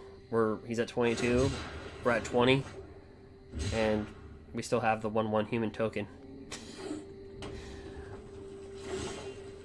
Oh, wow. I don't know what to do now. We got land. 5/5. Yeah. You know what? I don't know if there's some, like, some weird... It's not worth attacking at this point. Not for 1 damage. Some flash thing that comes out. I don't want to see that. We're not going to risk it. Because you can't attack with Love Struck unless you have a 1/1. And... Alright. That takes care of that. Nice. We're still only on 3 mana. This is... Okay, we're on 3 mana. You're welcome, sir. You know what? Let's just cast this out. Let's get in there for our 1 damage. Yes, he's down to 21, guys. We only have 21 more turns to go. He's burning out though. He's only got 2. He's burning out, man. You take lurrus out of the ball game. Still, no mana. What? What in the mayhem devil's going on? Okay, well, we'll bring out the pelt collector. We're gonna kill this. I don't care. It's a 2/2. We'll just kill it. I don't... Yeah, whenever he cycles, it deals 1 damage to us. Who cares? Who cares? 3 mana versus 7. But we're still holding our ground. You know? He's Zenith flared us twice. He's gotten lurrus. What he really needs is that Fox card. Whatever you cycle, put +1/+1.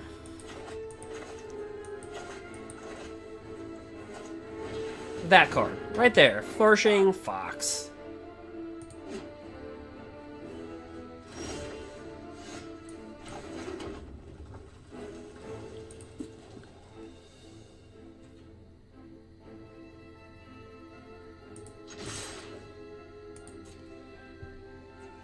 Nice little Embercleave attack.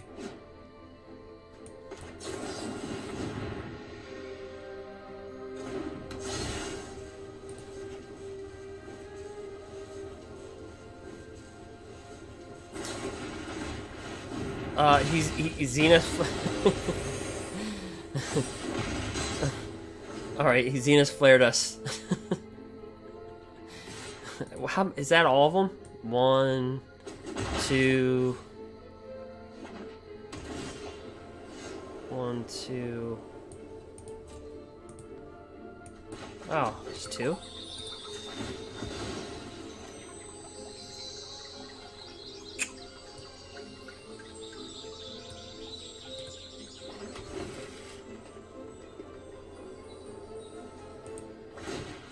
We're going to attempt to Embercleave. Move to attacks.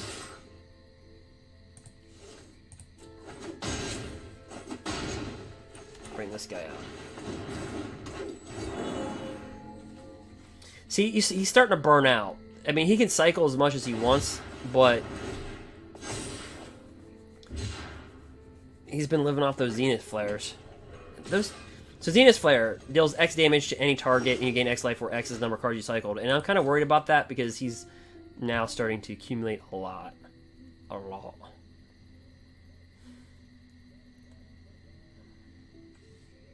So...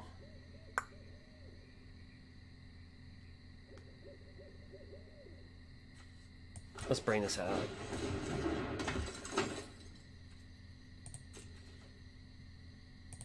Just keep on pushing.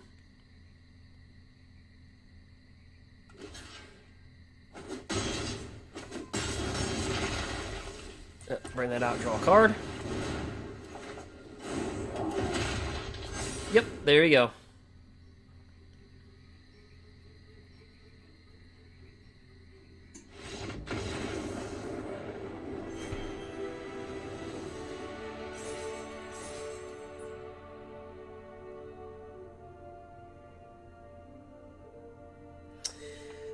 Raphael, so you're saying, what are you saying about a challenge? I can go to the home page.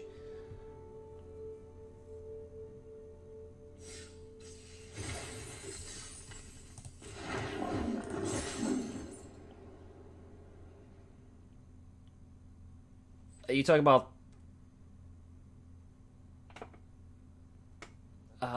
what challenge are you talking about? This?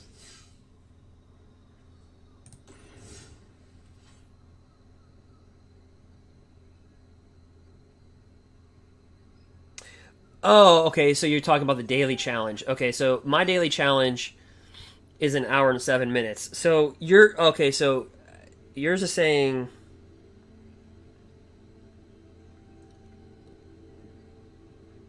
yeah, the ones on the main screen.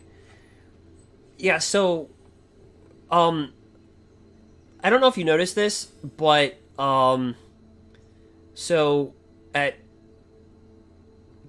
used to be at, 1 a.m., Pacific Standard Time, so, like, California, but it used to be 4 o'clock Eastern Standard Time, I guess, when the challenges would come out. Now... there was a time change that happened, you know, like when you spring ahead, and MTG Arena didn't spring ahead. So they're still on the old time, even though it's the new time. So now it's 5 a.m. Eastern Standard Time when they come out with the challenges, and it's... oh, you're saying it's at 0 minutes? That's odd. Yeah, because... if you're talking about a new challenge, did you already complete the challenge? Or no? Like, are you like me right here, where you're just like out? Just total out? Because it could be just a glitch. But if you haven't used it yet, like if you haven't gone through like a new quest... and it's just saying 0, like if you haven't used it up for the day,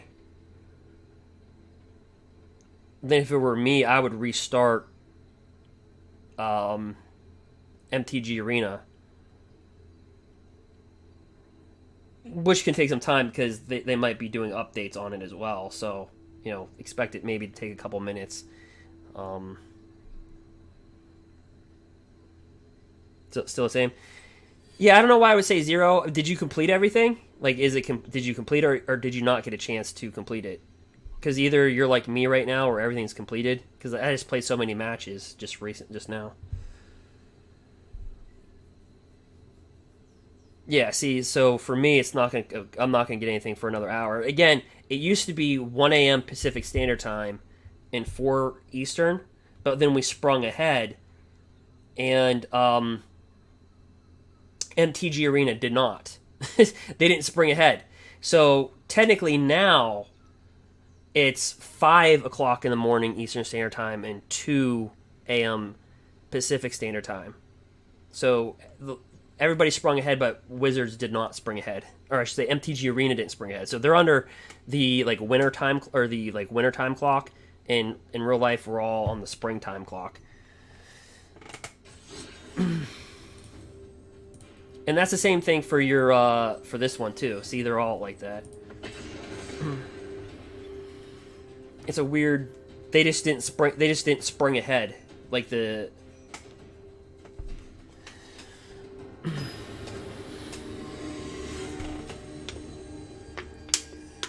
With all the updates, you'd think they would, right?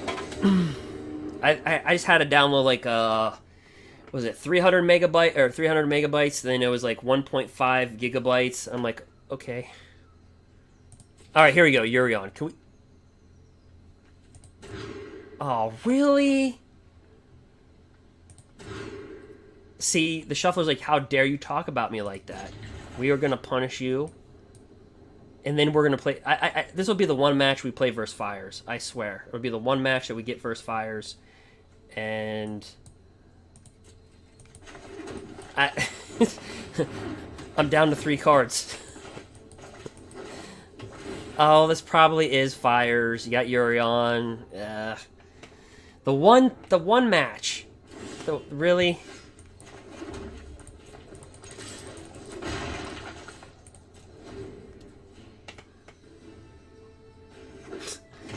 I hope it's. But we had a mulligan twice, and we went first, so it's like we're down big. So I think it's gonna be Fires, obviously. Dazaki Fires. I don't know. We just smack them for 2.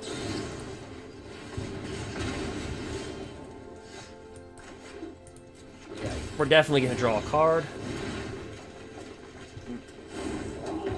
Slide up in there for 1. Teferi. What? Is it going to be turn 3 Teferi, turn 4 Fires, like always in an 80 card deck? No! What? What is going on with the world?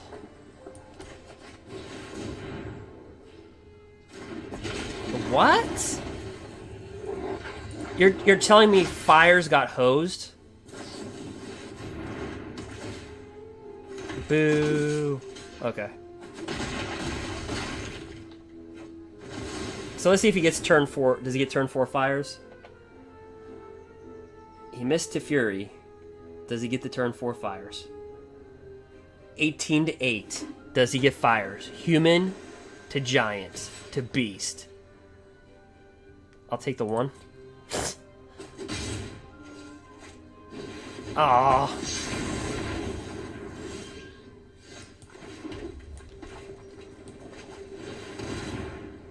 Haste.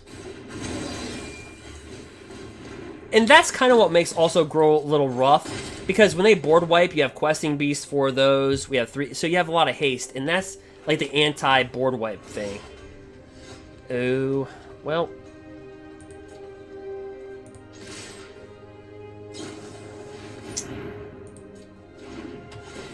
It's not really going to save him. See, normally you can't Embercleave because they have Teferi, right? You can't Flash because of Teferi, but now it's playing like a normal fire, like how a deck, you know, so.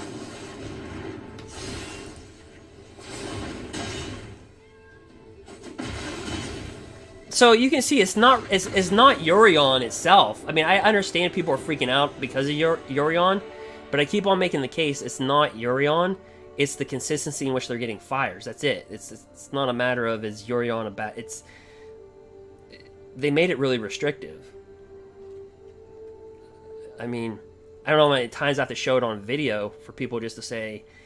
I don't know why people always like a lot of drama with MTG. I don't like to do that.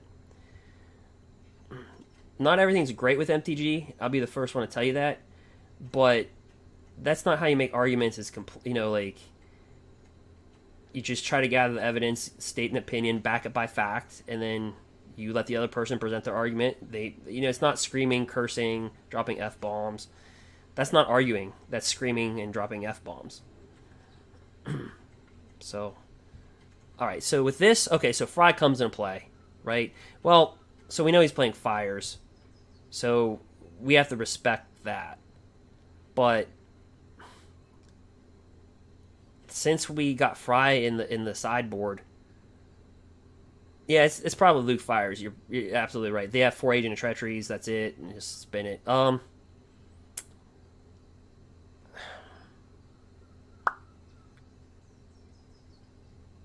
Well, this is what happens. Domri's Ambush doesn't become viable. If we're on Fry, then we're just going like this.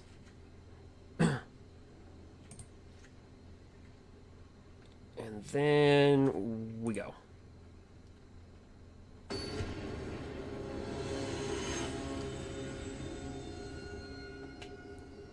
But what makes this deck really hard is that they have... so you can't rip this out of the hand, right? You can't peel it out of their hand. And then with Lukka, they get free fetching. Then with Fires, they get free casting. So that's what makes it really hard for people.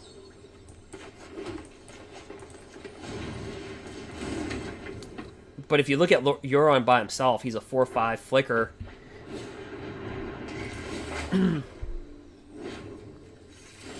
Not that bad of a call. I guess we'll take 2. Because we like pain. Smack it for 1. He'll get an 0/4 goat.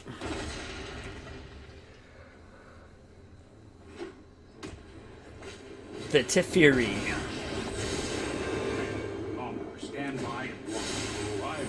Killing our little human. Alright. And we like pain even more. Okay, so...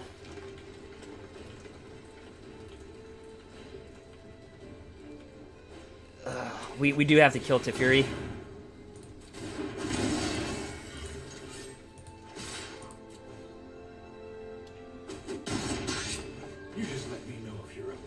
Alright. And I kind of hope he does get Fires on turn 4. I mean, I know it sounds weird, but... Okay, so he got it. So you got the turn 3, turn 4. This is what we're used to. Okay, so this is really what I wanted. See, Mystic Repeal, 1 mana, backed out. So then we can flex. And still attack for 3 because we can. I just felt like it. But... he's still got Lukka, you know, I mean, we're still not out of the woods. Yeah, there we go. Pop him off, free fetching. So even if you get rid of Fires, the deck is still insane because it's got free casting, free fetching. Everything's for free. Kind of. Alright. Which makes Fry looking really good. And then he can flicker, hard cast this, and then flicker that next turn. So I don't see us getting out of this. Just the only saving grace maybe is because I could do that. But that doesn't even matter because you know why? He can just flicker this back in. Off Yorion. Watch. I wouldn't be shocked if he hard casted this in, flickered that back in. No, he's just gonna Elspeth it. So it's just that's what makes the deck hard, is that you even if you get rid of their combo, it's like it's so much.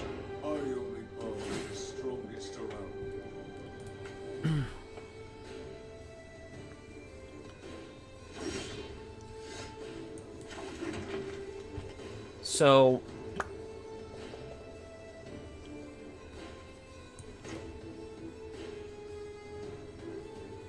and it doesn't even matter if we kill it, because he'll just recur it through Elspeth's Conqueror's Death, or he can just next turn just hard cast, flicker everything. So that's the problem with the deck. Even if you eliminate their stuff, they can just always retrieve it from their graveyard through Elspeth. They can always grab creature through this, or they can just flicker this, or they get fire. So it's like they kind of cheat every part of the deck out. They're able to cheat everything out. Their library, their graveyard, their hand. And that's what makes it really hard, because they're cheating out every game aspect of MTG. But you have to come up with solutions for this. So watch, I'll show you. We'll give it haste, and we'll throw everything we can at it. But that just spares us, like, barely. So it's going to be a double kill. And that's not going to matter. So even when we got rid of Fires and Lukka, it still goes to show you how potent this deck is, because it just shows you.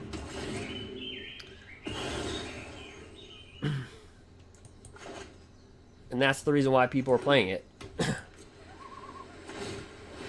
Because it's really good.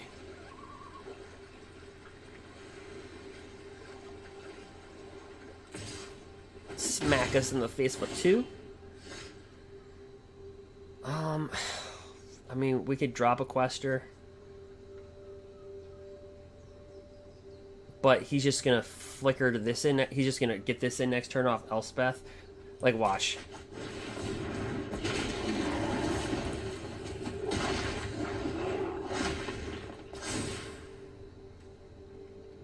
Gets that into play.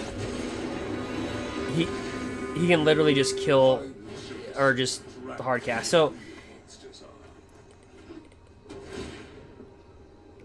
hence why the deck is what it is.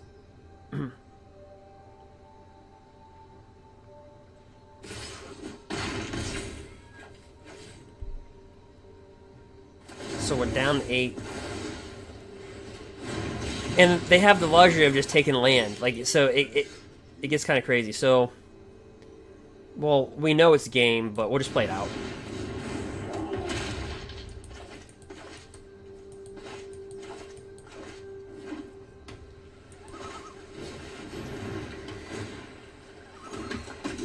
And he could just take that off and get his last agent of treachery that ever existed. No, he's gonna play with 3. Oh, this is gonna be awesome. He's gonna take 3 of our stuff. He's gonna watch this.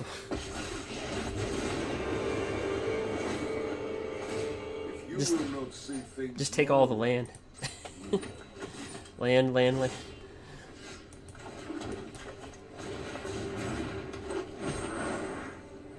Well, that's the deck. Good game. So we'll go to game 3. Alright, so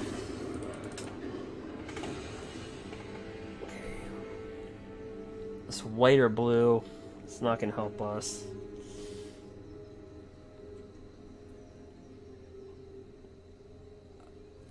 I don't think we board. I don't. Let's see here. Maybe instead of a Gruul Spellbreaker, we bring in Shifting Ceratops. You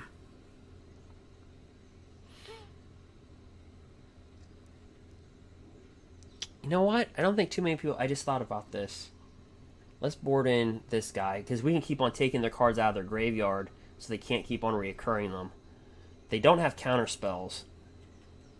So I wonder if we take out, and I hate to do this, but as an experiment, we really board these in. How many creatures do we have? 28? Okay, fine. I wonder if that's really the trick there, because you can get rid of fires through Return to Nature and all that, and then we can strip their graveyard out. Well, not with this hand, and not with that one either. Dang it.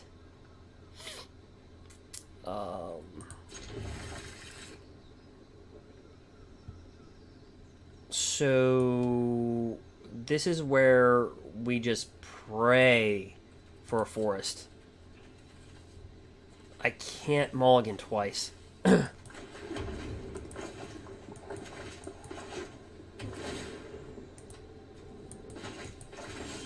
Okay, yeah, it's just...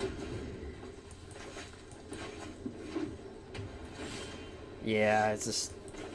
that. Alright, so scry 2, draw a card. Wow, I really wanted to see us be able to play this hand.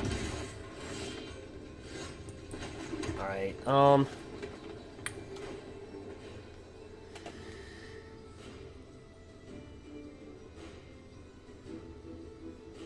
yeah, we're gonna drop this down.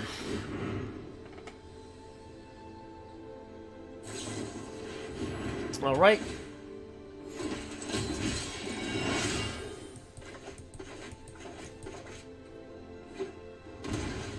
Oh, turn 4 fire. See, it's the consistency. It's not the card. It's the, and he had teferi.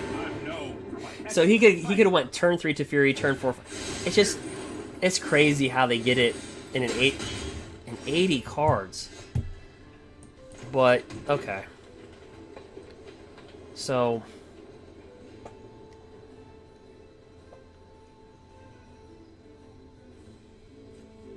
I mean, I guess our play here is to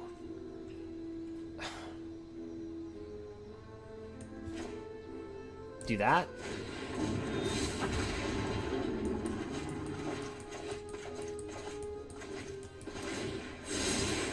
This might be a bad idea. Okay. I've practiced against many. I have just the trick for this. So he's gonna fetch.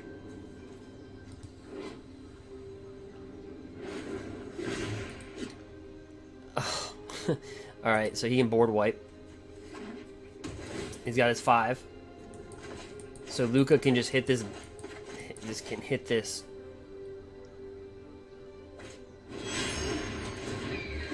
Nope, he's gonna flicker. Really should have seen that coming. I was not prepared for this.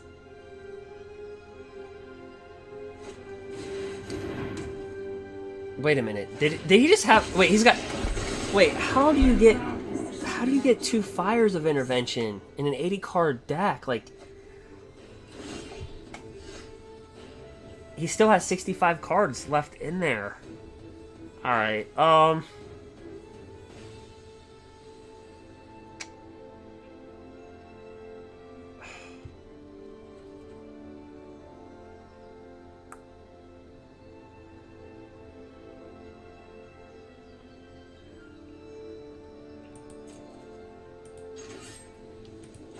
I guess we attack.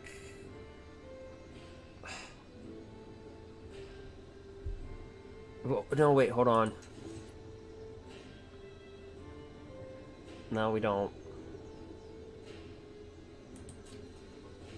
I mean, he can board wipe. I could try to promote him to board wipe, but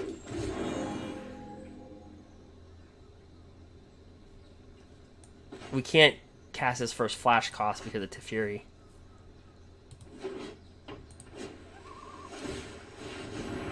So yeah, double fires, that's rough. It's too consistent. No, I am not making this up as I go.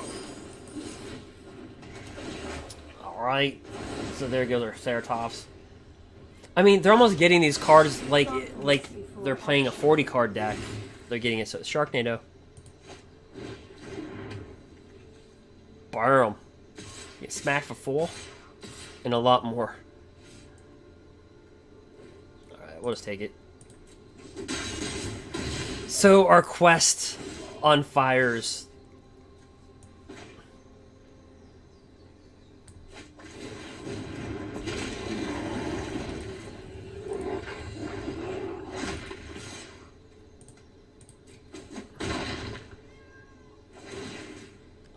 We'll eat that up. I shall miss your company.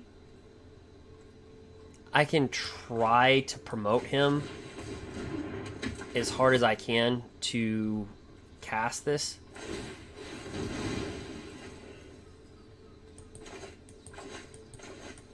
Shadow of the Sky, I can try to. How are we alive? Double fires?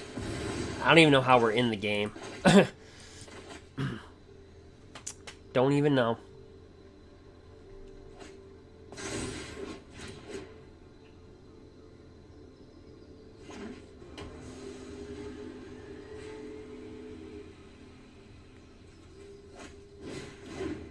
Just free cast that. Alright.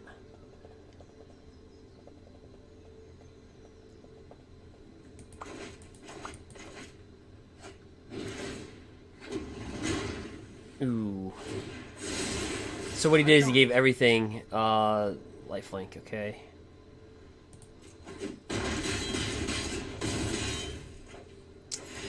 Yeah, that was hard. I'd like to play fires again.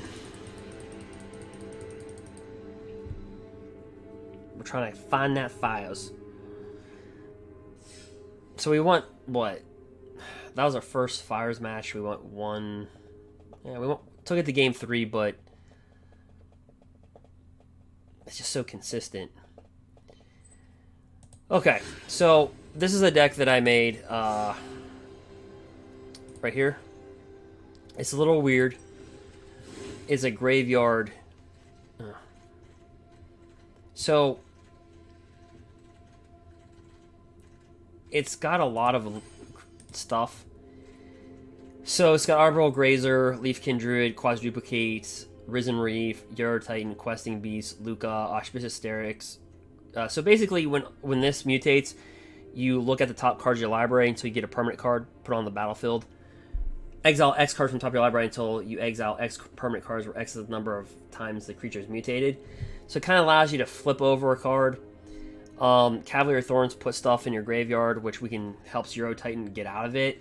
But also, we can cast this out of our graveyard if it's put in there for its mutate cost. And we can also have Apex of Wishes, where we put it on a creature, and then basically it just goes. So let's see how the deck does. I just came up with it. It was just a little weird. So let's switch decks. So our Gruul deck went, what is it, 6-3? So a good showing for the Gruul deck. I think we played, Lurrus twice. We were 2-0 versus that. No, we played Lurrus 3 times. So 3-0 versus Lurrus, 1-0 versus Radkos. We beat Sultai. We beat Simic Flash, lost to Simic Flash. Lost to Fires. And I can't remember the other game. So we're going to flip over to this deck and just see how this will do in ranked. I haven't really play tested it, but we'll see.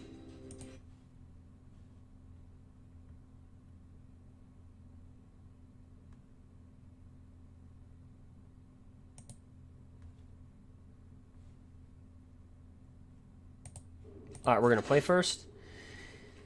So, completely different type of deck than the Gruul deck, right? It's completely different. It's got graveyard. Completely different.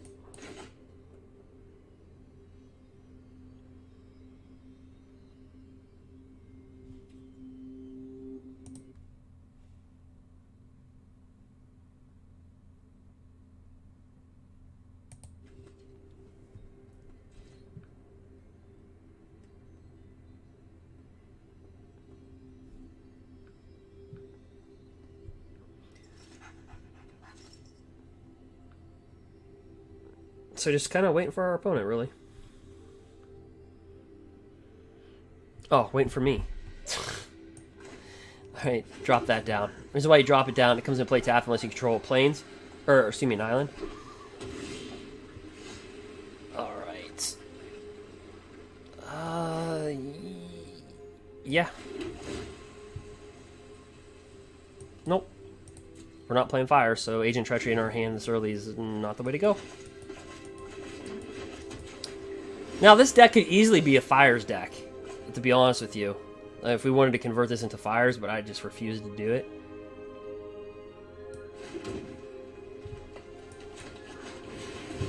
But could be.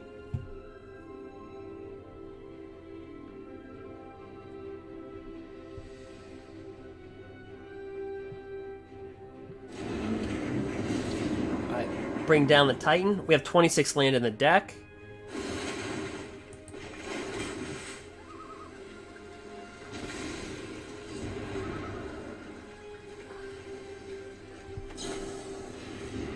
And we're playing versus Flash. Dimir Flash. Alright.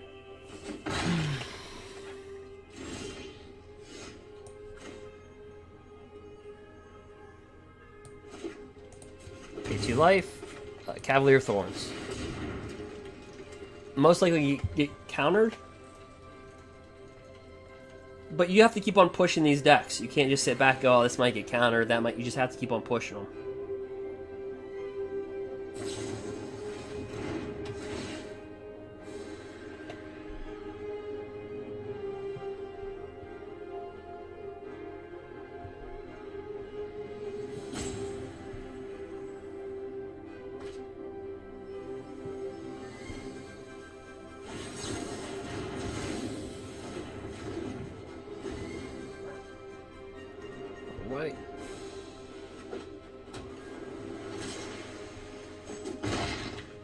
We'll take our 2. Ooh. Do it again.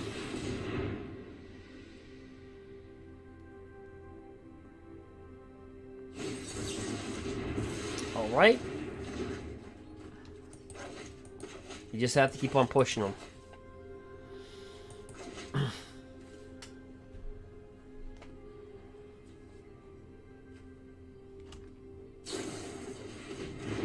Spectral Sailor. Really great card for M20. Again, you just have to keep on pushing.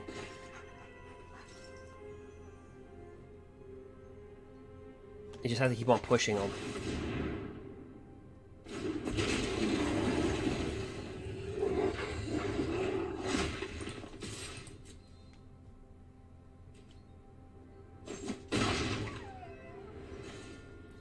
Because if you sit back, so that's a goodie. So whenever they cast another spell that has flash, they draw a card and each opponent loses 1 life. So that's huge.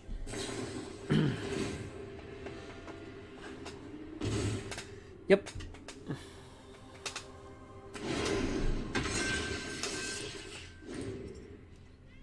Nice.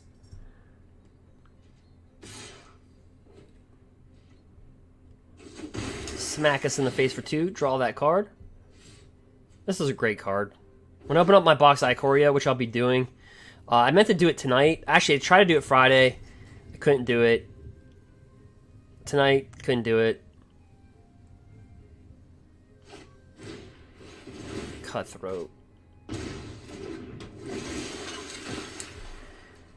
So what this allows, basically this card allows it to be like a cycling deck, except you have flash. Actually, it's a lot better than cycling. So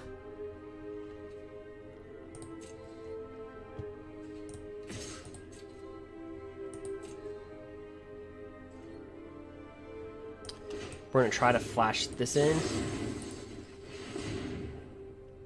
Maybe it works, maybe it doesn't.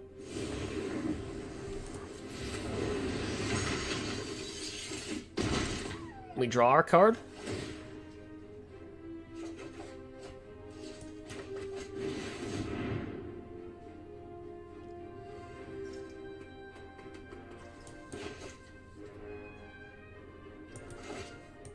And this is just kind of just a fun deck. I have no idea how it will perform. It's just something I threw together.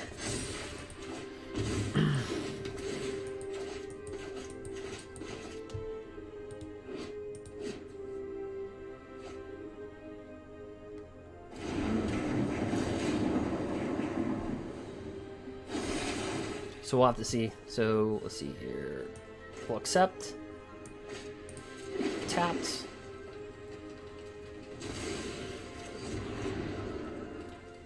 Yes, sir. Slither Whisperer. I almost think this should be like a sliver. Instead of, like, it should be like an elemental sliver. Nah, actually, that'd make it too dangerous. If this was a sliver. To be honest, I honestly think this deck is better than Lurrus. Because the Lurrus deck is like, it's really, as we saw tonight, it's a two-trick, it's just a two-trick pony with that flourishing fox. Okay, so now we have to board in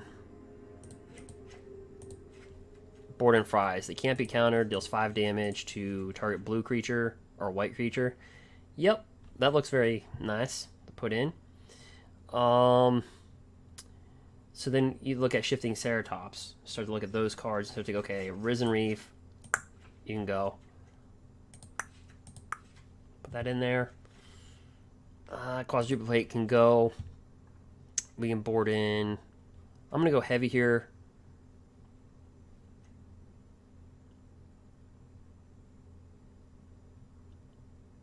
Slide in a Mystical Dispute. I don't know. We'll just take it from there.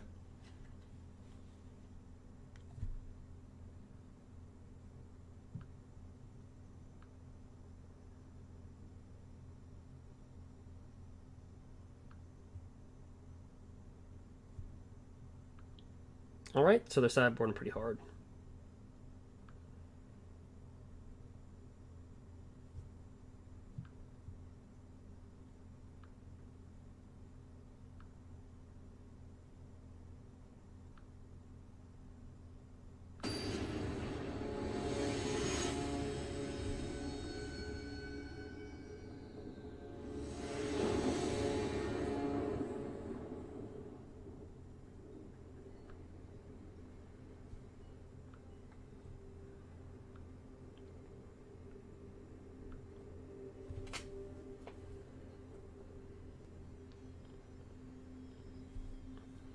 Alright, we're going to play our draw here.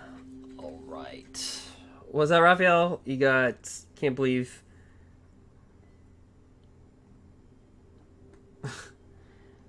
Did you play with mono green? Or did you play against it?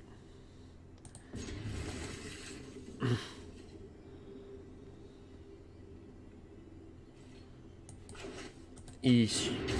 Bring this guy out.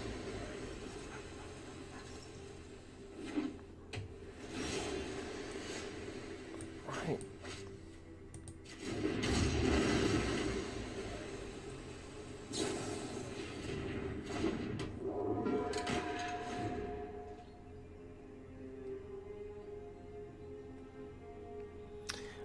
Yeah. Was it the mono green where they basically bring out big creature and they just get the what is it? The Aldrain card, the Great Henge. And it's pretty much just go crazy.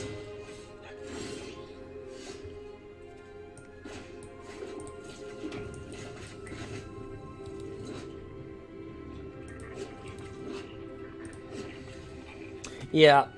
When that deck fires, I mean, with the Great Henge, the Great Henge is just like, because you could drop so many cheap. There's even so many cheap new Ikoria cards, like the new the one I have on in this deck on the sideboard. It's a 4/4 for 3.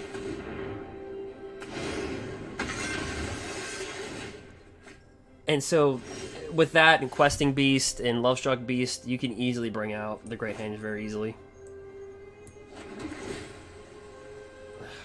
Another Cavalier of my Thorns.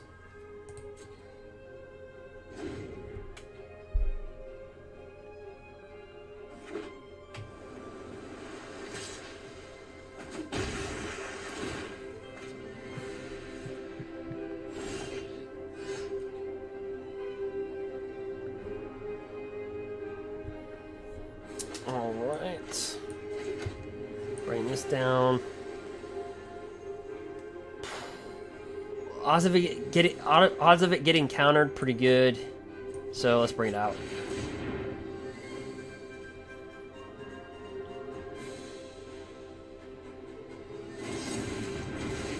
Yep. Boom. Pass the turn. Notice a lot of control decks. A lot of control decks. Besides Fires, of course, the one matchup. But, like, so it's like control or quick. And I said this in a video a long time ago, when Oko got banned out of the format. I said, what people don't understand about Oko getting banned, he controlled the format because he balanced control decks out. So, like, when I said that, I got so much crap for it. And I left the video up. I got a lot of crap for it. But when you ban a card that can control, it controls control, then now what you have is Fires or Interventions really opens up, and then people play red deck, win decks. They play with Red Rush, so they can either outchase Fires before they get it out, and then you have control decks that'll try to take over. So it kind of like it had a trickle effect. Oko being banned had a trickle effect.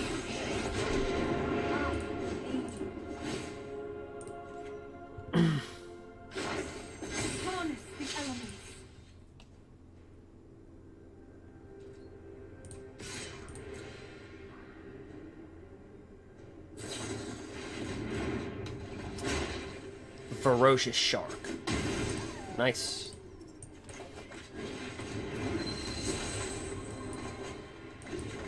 Like, this is a fun deck. It's not competitive. It's just a fun deck. I just want to see how it would do in rank.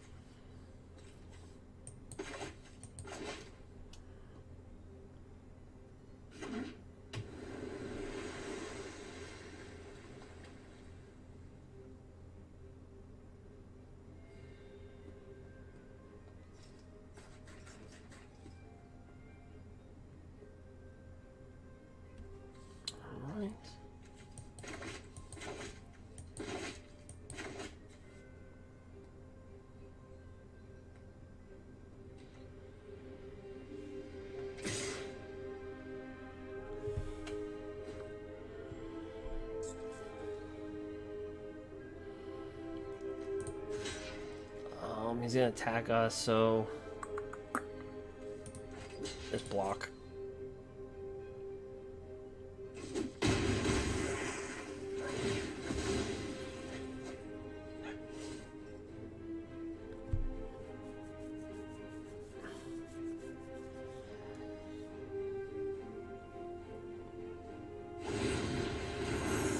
So weird. So we're on tap. We do get Fry.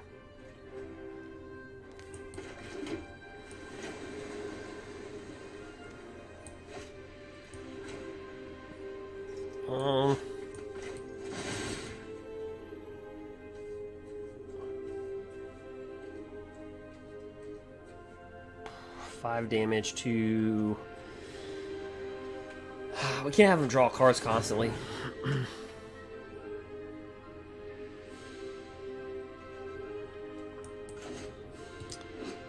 That's like the only card that really does well versus Flash for our deck.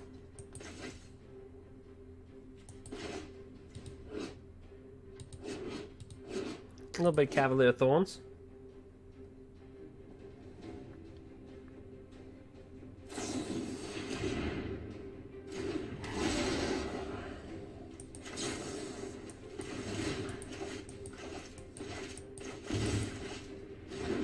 Ooh. Yeah, so whenever they get this thing down, they draw a card, and each opponent loses 1 life for casting a spell. That's tough. Really good card. I think Ikoria's expected value is going to go up. I mean, it's... They say if you open up a box right now, its value is like $71 at this point, so you're going to lose, like, if you open up a box, you're saying you're going to lose like 20... Well, it just depends what you pay for a box. If you go to your local game store, they're going to be between... You know, usually they're 100, but... You know, sometimes... $90, 90 to 100. All right. So let me see here.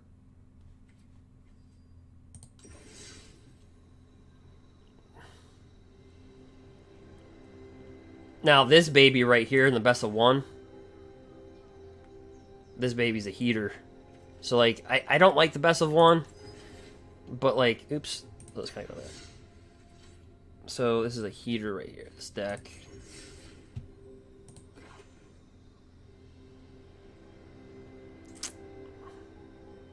But I really want to play the ramp.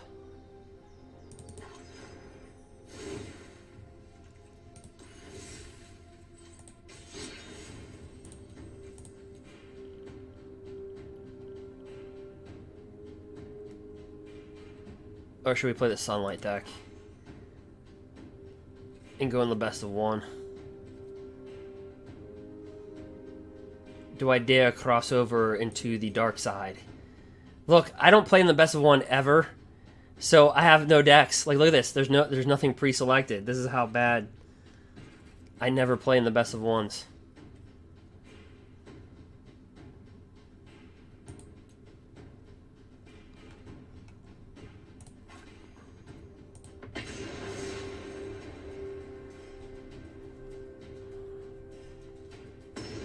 It never hurts to test the meta.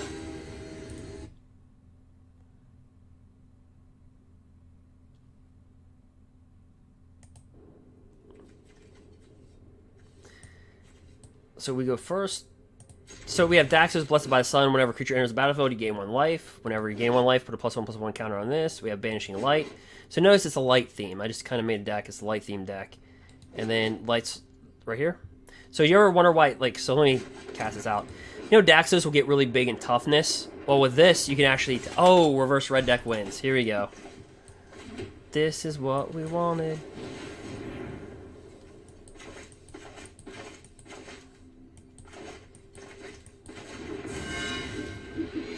Guys, I tried to play Fire's Intervention. I tried hunting for it. Oh, boo. All right.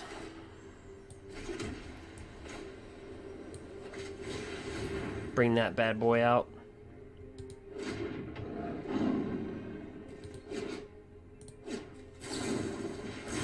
All right.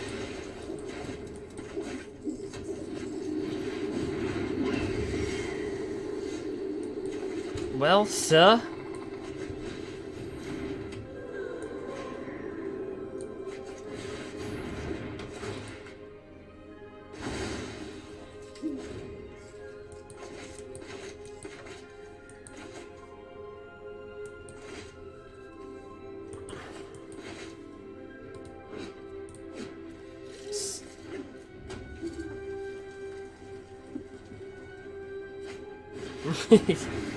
Yeah, I didn't want to see me. Oh, that is so horrible. So I got cocky, and I banished Light Spitfire, and the dude just drops Torbrand.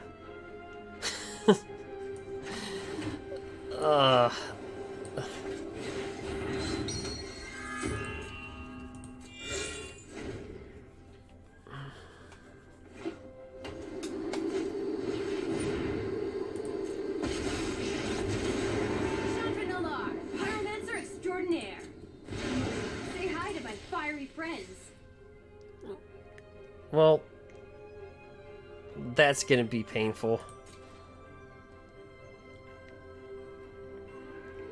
No, we'll take it. That hurt.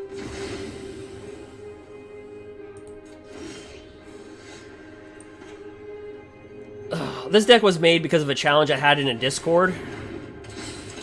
They're like, can you build an all-light deck? You know, so I had Sun Crowned, Life's Bounty, Banishing of Light, Sun's Hearts, like everything was a light. So I was like, yeah, I could do it. Alright, so let's have them attacking the right way. Let's have this going that way.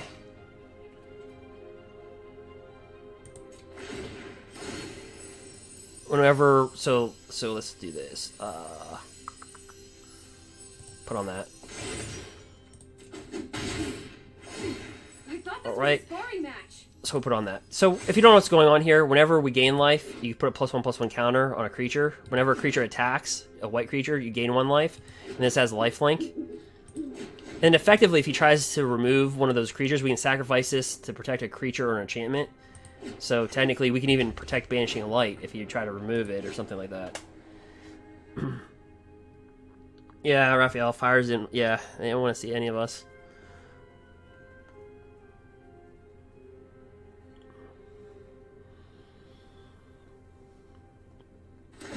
Oh, and I missed another commenter, Blah. Sorry about that. Blah comments?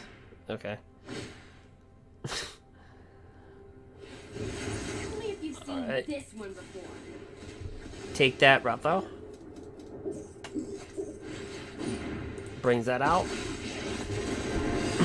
So right now we're in the best of 1. And you can see that this light deck is taking on all the heaters that red throws at it, and it's just pretty good.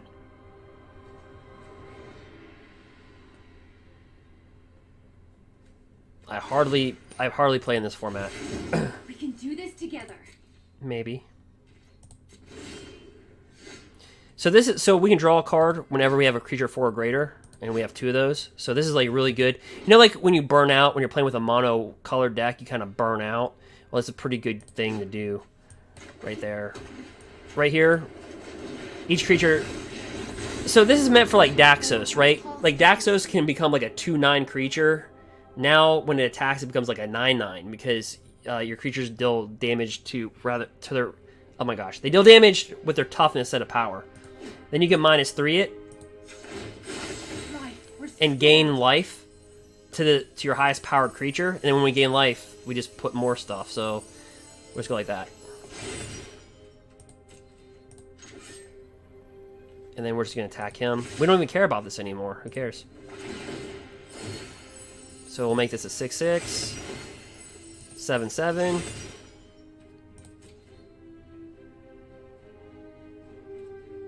And then we'll give this creature lifelink. Gain 7 more life. And just effectively just make this bigger. Make it an 8/8.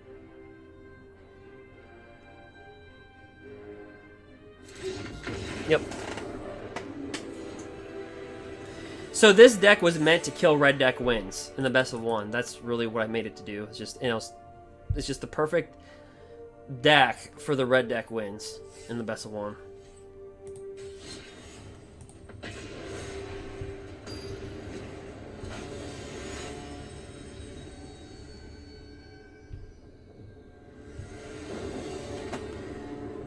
We'll go first. See how Daxos can come really big? So with that Sun Heart, we could actually... Let's go with that. Hit a Hawk. Every time I see... Okay, so are we playing red deck wins again?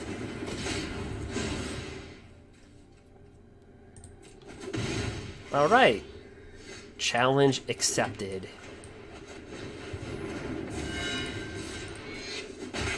Smack that. See how he becomes so big as toughness because your devotion? Well, with that Sun Heart, your creatures deal damage to their toughness rather than their power. And Daxos could be... That's insane. Then he just becomes an insane creature.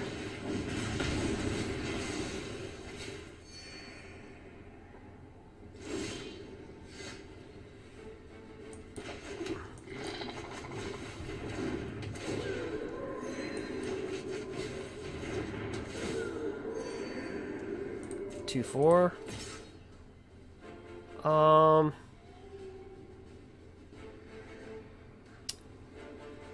I will hold my attack. Well, yeah, I'll hold my attack. Just in case he wants to attack us for 1 next turn and he has light up the stage, I want to be able to block it. I want him to force... Yeah. If I would attack with... Yeah, so he's going to cast that. It's fine.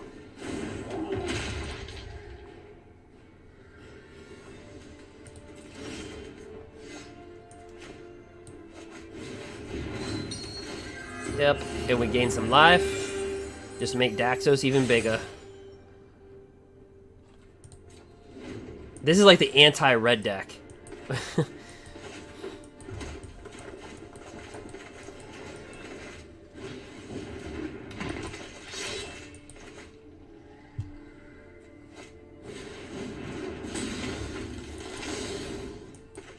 Yep.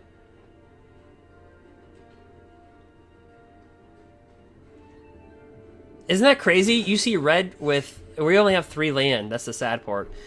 But when you see red deck wins with 4 creatures on the battlefield and they don't attack, you're doing something right.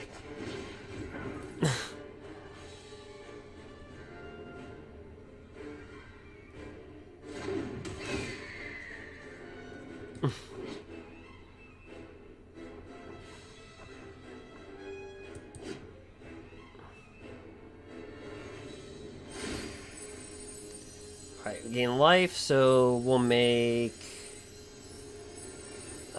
the flyer. Oh, he could have Embercleave. I forgot about Embercleave. Forgot about that.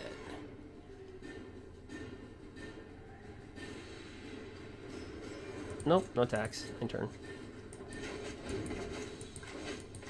We just need 1 mana.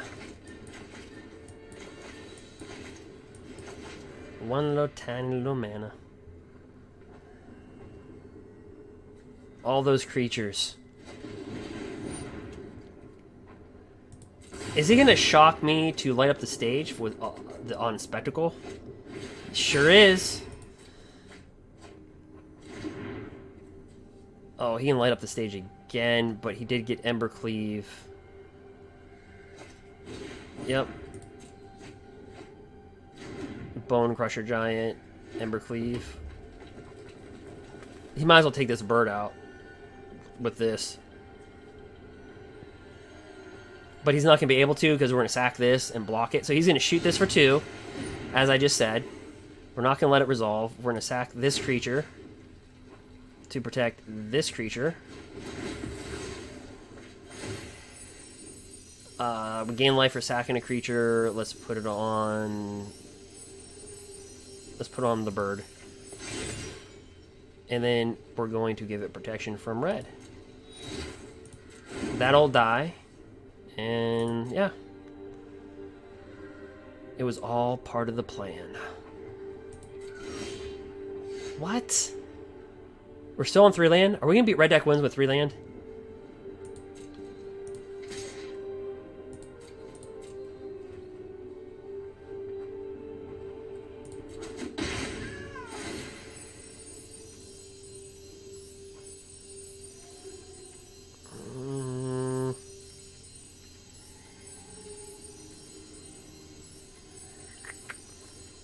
Where do we put it?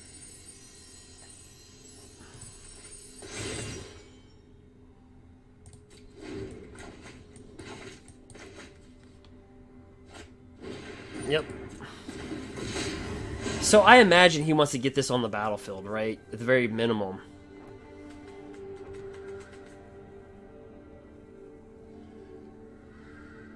I mean, look at this. You have 5 creatures. You have Embercleave in your hand. You're in the best of 1. This is Red Deck's domain. They own this domain. They own this.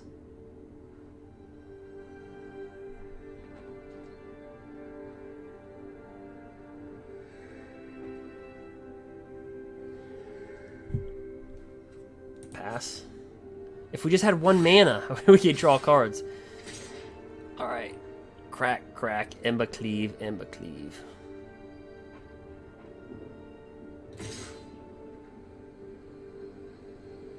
He'll draw a card off, or he'll take a card off. It'll probably be a land. Watch. Rob Rich or land.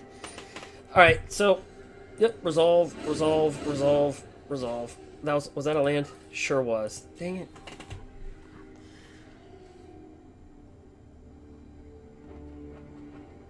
We're going to pass the blocker. Block that.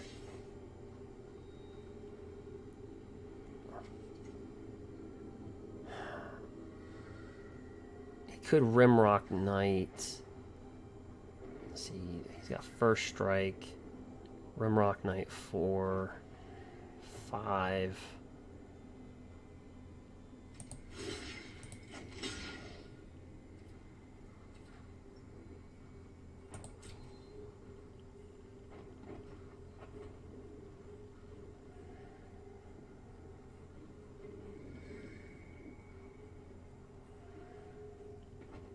Maybe I shouldn't have blocked that.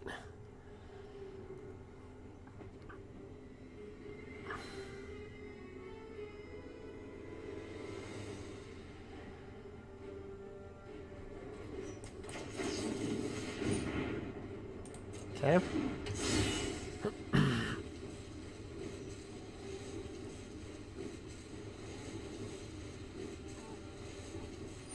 So he puts on the Robert. Does he have the Rimrock Knight? I mean, does he?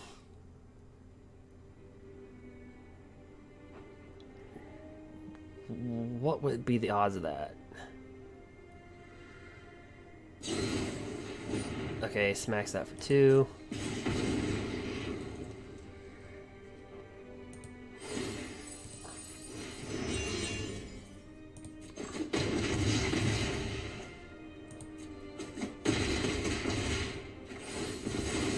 Yeah, see, I kind of blew it right there.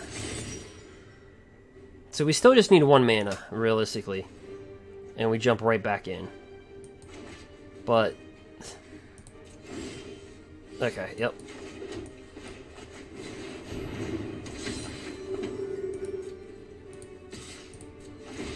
Alright, this game.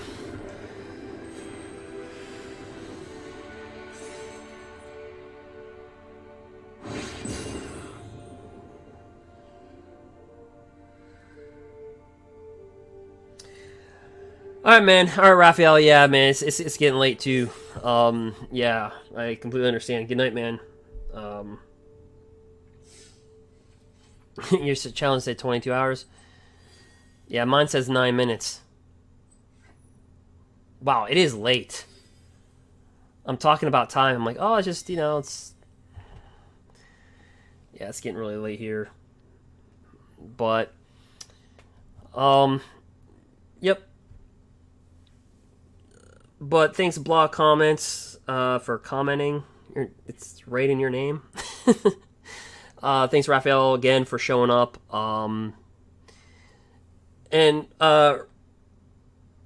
Yeah, so I'll be doing a box opening of Ikoria either Sunday or Monday. I wanted to do it Friday. I wanted to do it Saturday. But wanting to do something in the way that I want to do it is 2 different things. Just like right now, my Twitch stream should be on, but it's not. So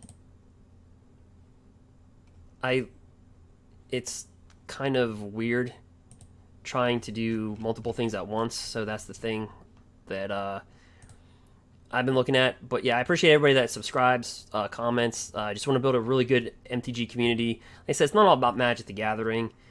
It's more than that. It's there's I know I don't want to say their name. I know we had one subscriber, a couple months ago talking about how, I brought up, how the game can be helpful for people that have anxiety and stuff like that. And, somebody mentioned how, it helped them with social anxiety. So that's why Magic the Gathering, it's a good game. It's got nostalgia to a lot of people. And a lot of people that play this game, in my opinion, become really analytical. I know a lot of people that became, poker players. I know a lot of people that, that played Magic the Gathering. So very analytical thinkers by nature, because the game makes you think. It's not like you're just playing checkers or, so I think Magic the Gathering has a good place if you make it good. And so that's what my channel, I'm trying to do with my channel, it's just more than Magic the Gathering.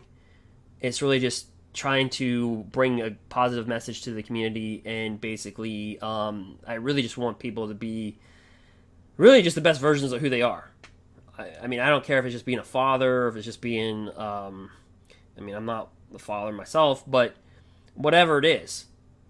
In occupational therapy, one of the first things that you learn is that people that have health disorders or severe health disabilities, and by the way, I'm not replacing medical advice, and I always tell you to see your medical provider, but is meaning, distractors, is used in medicine all the time, and you do one thing to get somebody's attention off what they're facing. And now, don't confuse that with investing all of your time into Magic the Gathering and playing not responsibly either. We're not talking about being addicted to Magic. We're talking about playing it responsibly. And maybe you won't hear somebody that's sponsored talk like that, but it's like, you just said Magic isn't the best thing in life and you're sponsored. Yeah, it's not. And it's a great game. It's 2020. It's not 1997 or 98 anymore. You look at, it's 2020. We have 5G internet. I mean, I'm reaching you guys through ways that I wouldn't be able to reach you if everything was just completely tabletop. MTG Arena opens up. It allows people to play with a lot of people, and so it's very positive. So I just kind of want to end on that note. Anyway, thank you for watching. And that's basically it. So thank you for subscribing and watching, and I might be right back, but let me check on something, and then that'll be it. But I'll be back. Give me like a minute of a breather, and then I'll be back. I'll be back.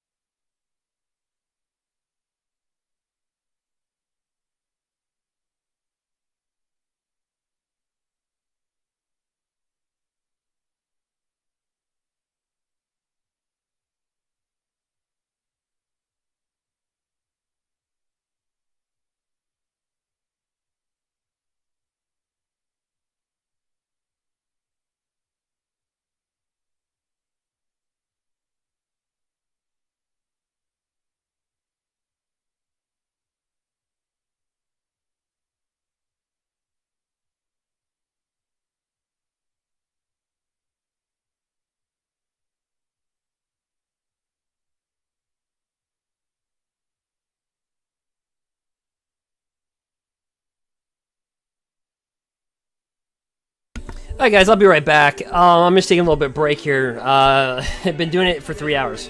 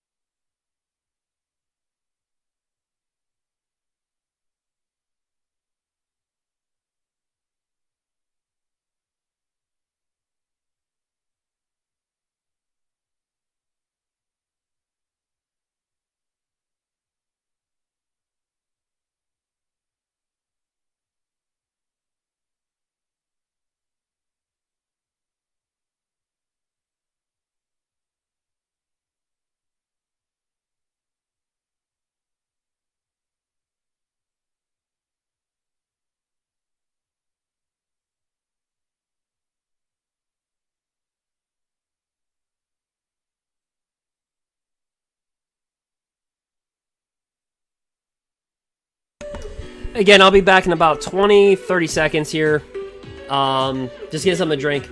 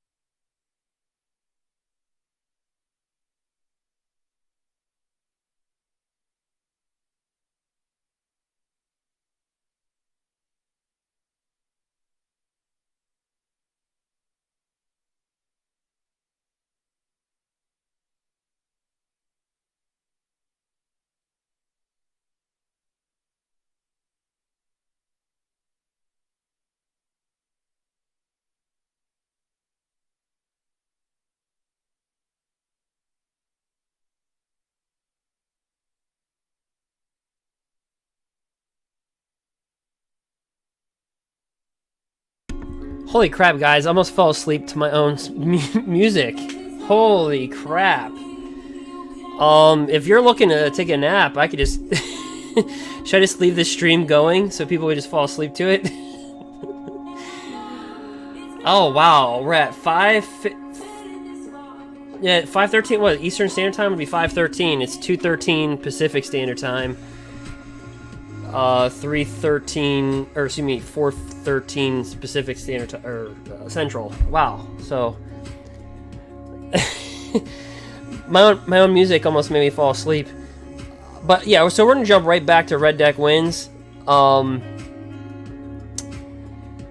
So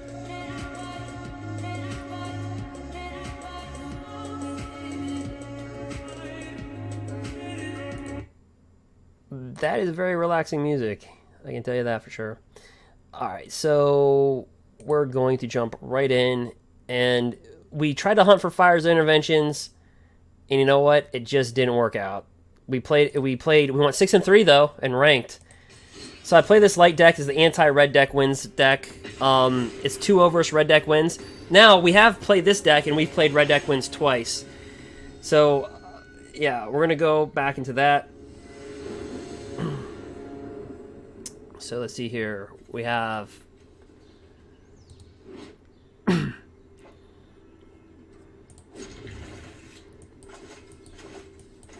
So let's see what this thing can do.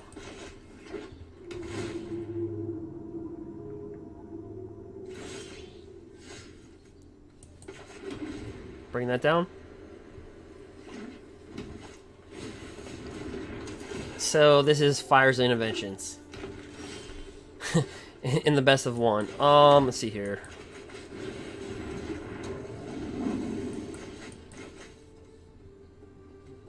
When you see that, yep, becomes a 3/4. Got his land for his fires. Smacks with attacks for 3. We'll not take that, obviously. We will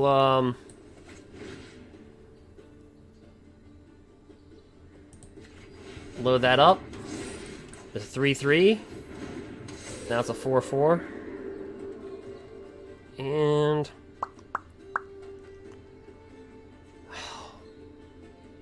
yeah, we'll tax. Because he'll bring this down or fires. So, yeah, so this becomes a 4/5. We never would have blocked with this anyway. Take it. I like the deck. I like what he's done with it. Let's see here. Our devotion's only to 3. Huh.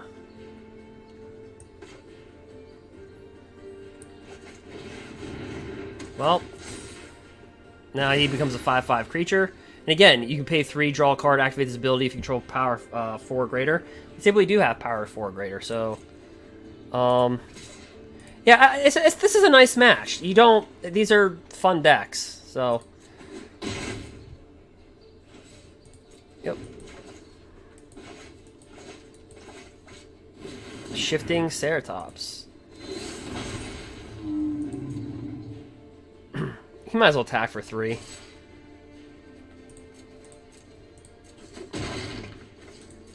My go. Haloid Suncrown. Becomes a 6/6 creature.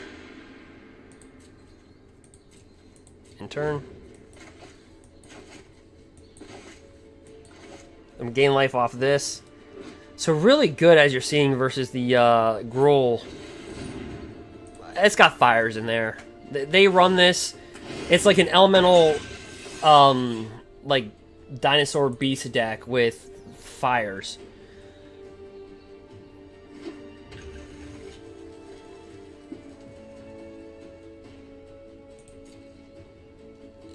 Yep. My go. So we got him locked down. Oh, Banishing Light.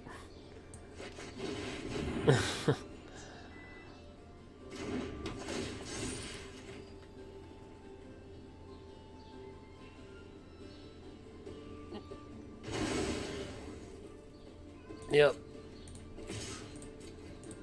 And sometimes what you can do is give him protection by sacrificing this. I'm not going to do it, but...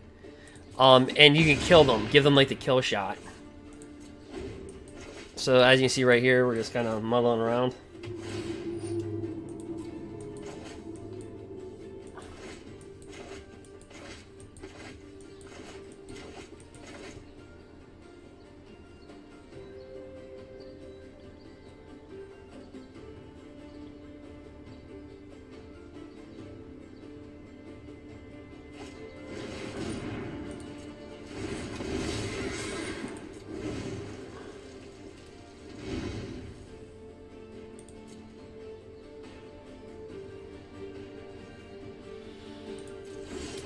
Can't attack with a 7/6. You don't sigh. Bring another one of these down. And look at all that glitters now. Look at this. Look at this big boy. A 14/14. Fire said, "What?" That's a big boy coming at you.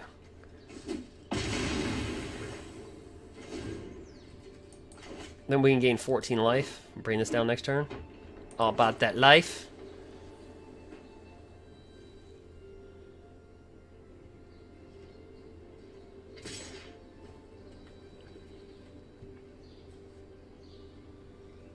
Good game. Unless he's got... Does he have Embercleave? That would be like the dagger. Wait, does he have Embercleave? Does he have... Did we get too cocky? Did I get too cocky? I did. Nice. Oh, I got too cocky for my own good.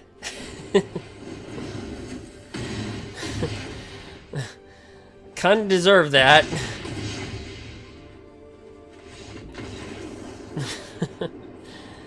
Alright. Nice match. Alright. So, we could have won. I just got a little too cocky there.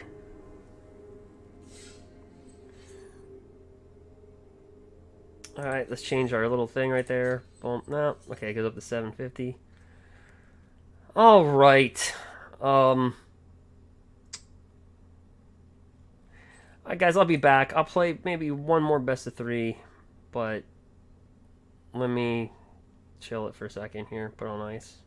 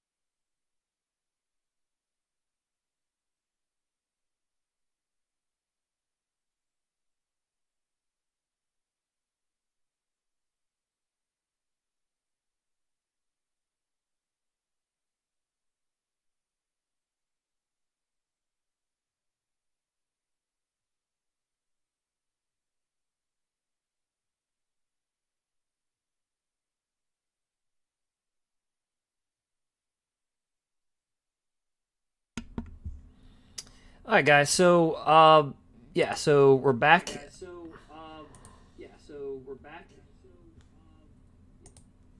And there's an echo. Okay. So basically, what we did is we played with. We tried to find the Hunt Fires of Intervention. We went 6 and 3 in ranked with our Gruul deck.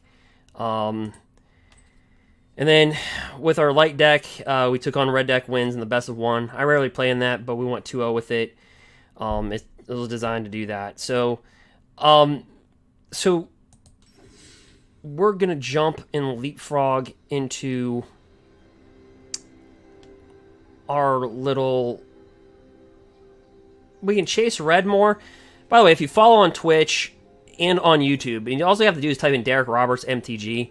I do give out codes to subscribers. So far out of the codes people have gotten, if you check out the YouTube channel, you can go ahead and see that. People have already gotten them. They last like 10 minutes. Seriously, they don't last long.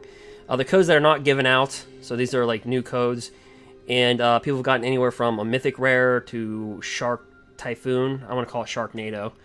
But anyway, to Mythic Rare. So, but they don't last long. They last like, I think the longest lasting was like 10 minutes.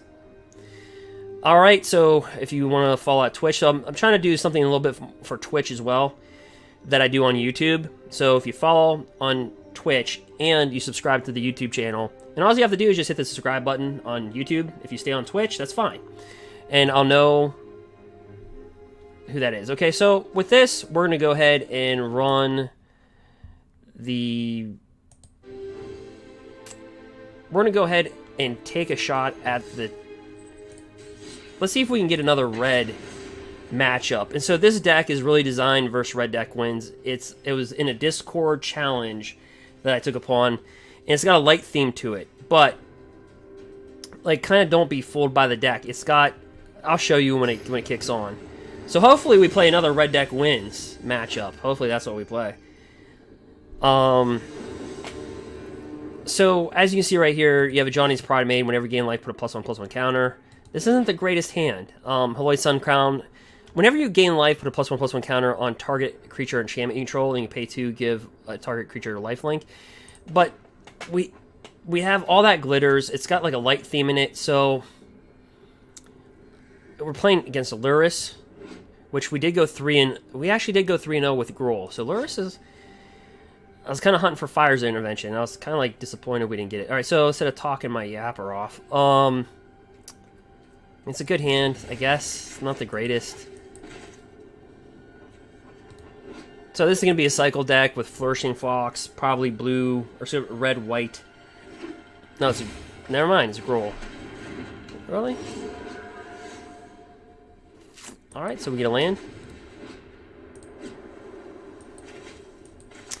But I do have a video on this channel on YouTube with a red light deck. It does really well versus red deck. It's just... So let's see how I can do with lurrus. And a shaky hand. But we'll be able to do it. Johnny Pride My Mate. Anyway, so all that glitters gets a +1/+1 for each artifact or enchantment you control. There's 19 enchantments in here, so you can get things pretty big.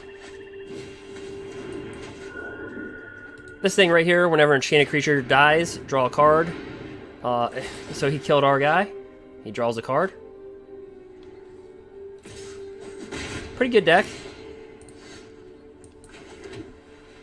We'll attempt... Oh, wait, hold on. Let's bring down Daxos. So what's great about him is that you're always worried about his toughness, right? He's like a 2/7, a 2/9. His devotion gets really big if they don't stop killing our creatures. But the solution is, did you ever see Heart Sun? It's from More the Spark. So all your creatures attack for their toughness rather than their power. So it's quite interesting when you see those interactions happen. So it'll attack as like a 7/7 or 2/9. And we're just getting like double everything. Kind of odd. So whenever we gain life, put a +1/+1 counter on Johnny's Pride Maid. Of course, when something enters the battlefield or under your control, gain 1 life.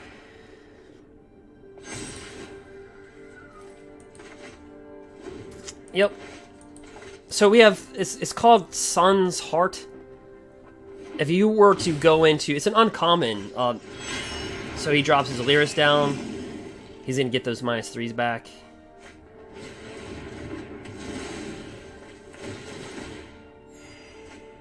Yep.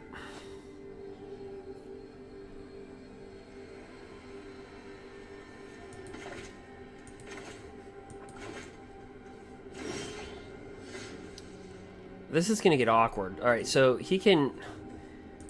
Does he have one in his hand? All right, he's got. So we. I could go all that glitters. All that glitters again. He turns into an 8/10. That rhymed. That's kind of cool, actually. Yeah, just attack with it.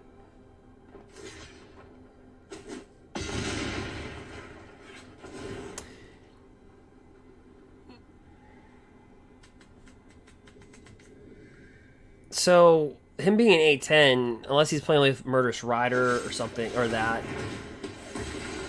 So, unfortunately, we're in the best of one, and I can't determine how this deck would play versus this, but yeah. So, this deck is.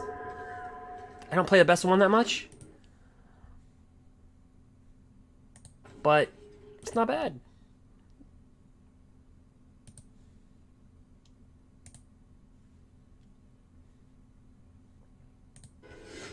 Drop this down, and this is just we're just gonna lose in this matchup. This is gonna be chuck down loss.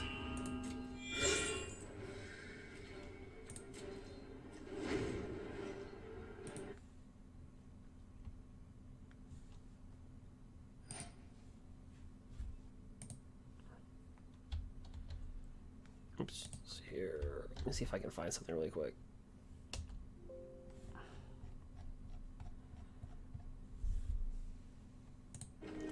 Alright, puts that on his own guy. Nice.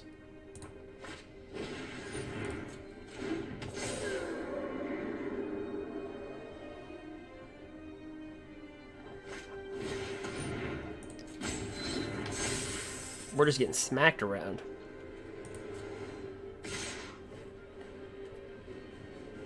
Ah, why not?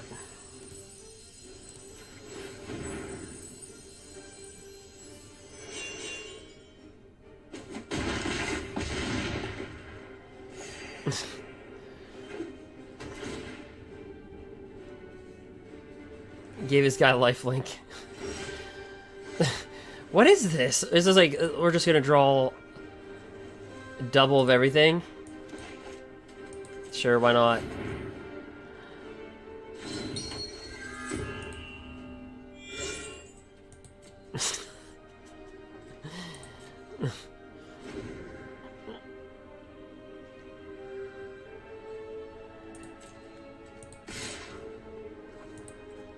Nope, gotta give him lifelink. Oh yeah, we're sure. Good game, brother. May the best of one treat you well. Alright, so this deck did do good versus red deck wins. That wasn't a really great show. Hey guys, this deck's really good at the best of one. You play the best of one. It's good versus red deck wins.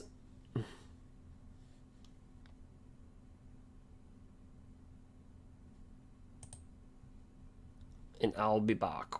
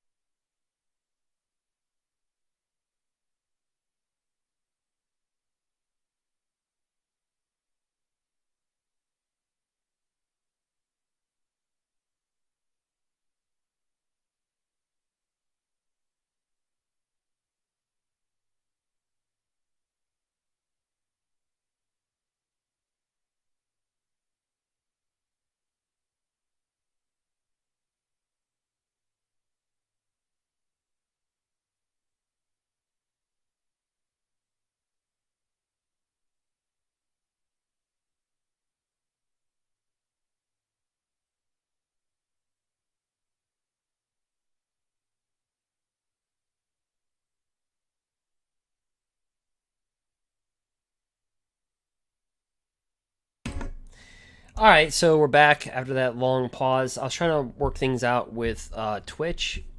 Apparently, yeah. So, I'll do videos on that maybe later. When my channel gets a little bit bigger, I'll get through everything with you doing multi-platforms and stuff like that. But it's Twitch is hit or miss.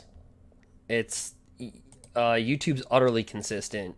Facebook's consistent. Twitch and Mix are inconsistent. It's so I'm sorry if you're following on Twitch. You're constantly watching these streams after.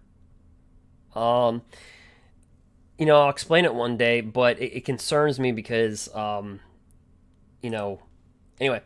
So what we're gonna do is we're going to head. So I'm live on my channel, but I'm not live on the Twitch platform. So, that's the thing. So that's the problem. So, I talked to, Twitch support about that, and they got back to me within 24 hours. So it's just this big thing. And so it's really, it's just really, I don't know. It's just, because you have to do a lot to set all that up, and then for Twitch, because it's just Twitch is, and everything that all the other softwares are doing, they're all correct. It's Twitch, and so anyway, we're gonna play some standard rank, and we're gonna see now Simic Ramp. Could it make a comeback?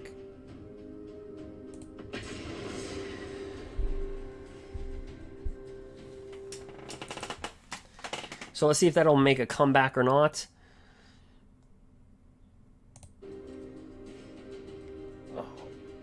All right, so I hope you guys are having a good morning. I've been streaming all night, so I'm probably going to be on here for maybe about 20 more minutes here. I'm probably going to get off.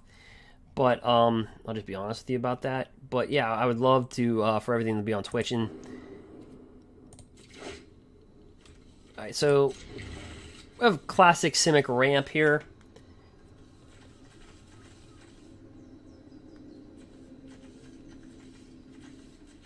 All right, so we drop down the Temple of Mystery, and there we go. So I bet you in the next Magic tournament,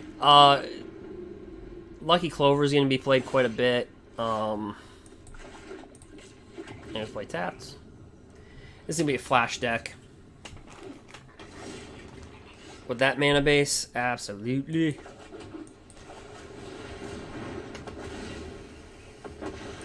Put that on the battlefield.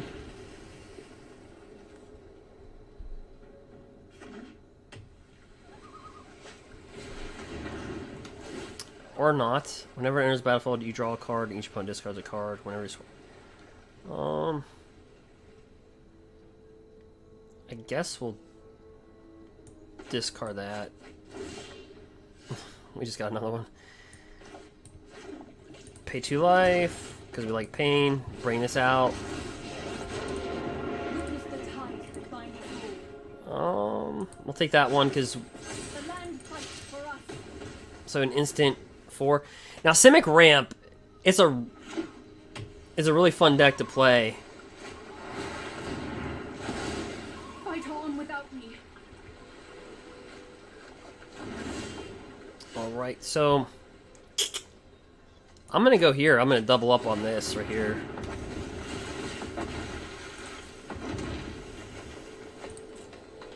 We'll attack. Then we're gonna draw. Oops. Oh, I thought we had Nisa out, right? Duh. He makes us discard again.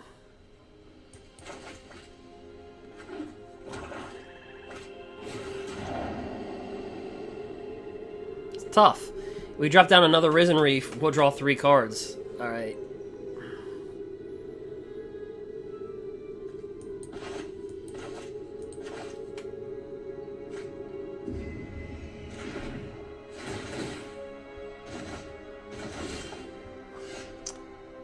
Ooh, this is gonna get ugly here. Draw 3 cards. Yikes. Scry. Sure.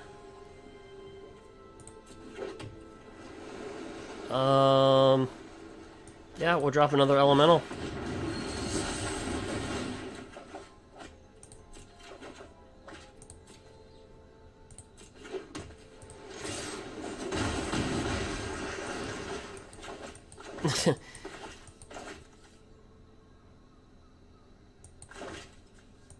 This is the part where we just say, like, good game.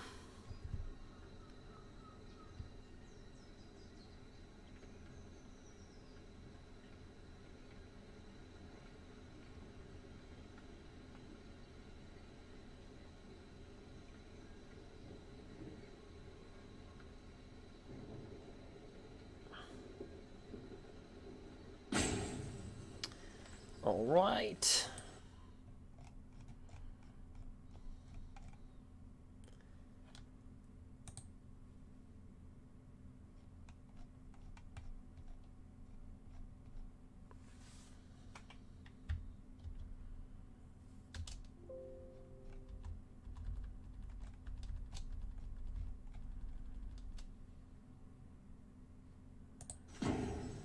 All right, our opponent, I think, either got disconnected or they left. Kind of like Twitch. I'm joking. All right.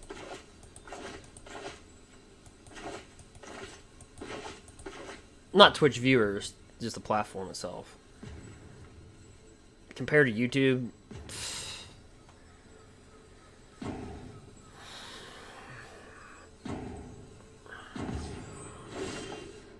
all right.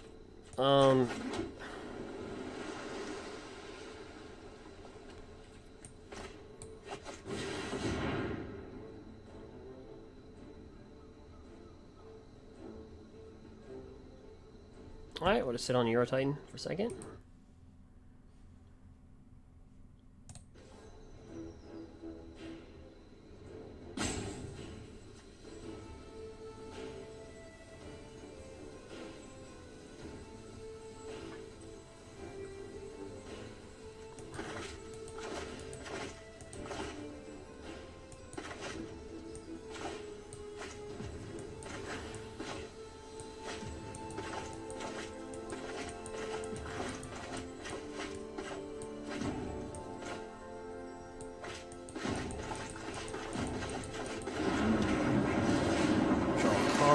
Drop that down.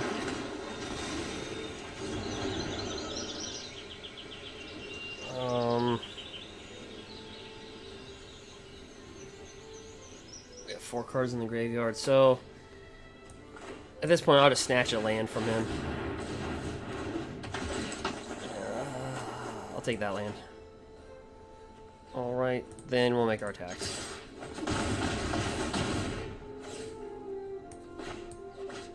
Then I'll copy that. Take that land.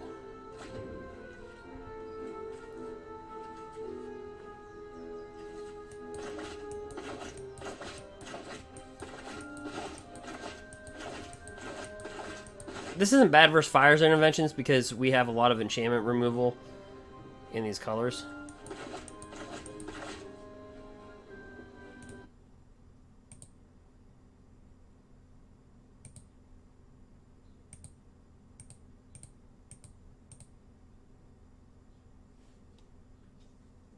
So, not that bad.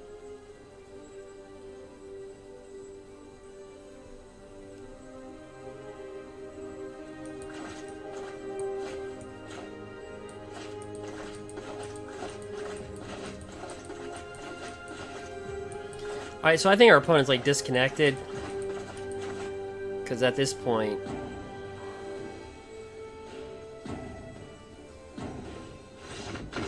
so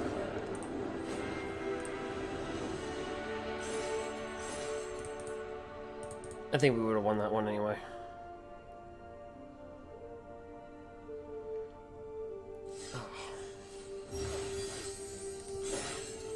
Let the games begin.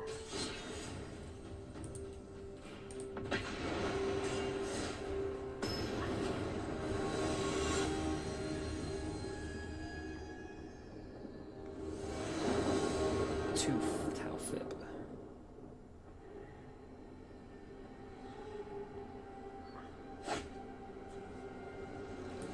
That's an ugly hand. Mulligan that sucker. Better hand. Keep 6. Put that at the bottom.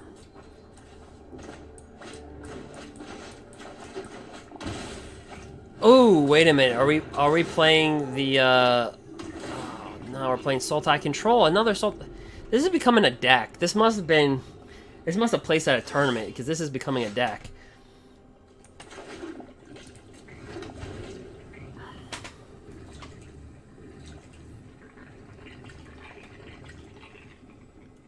So we're playing for Sultai Control.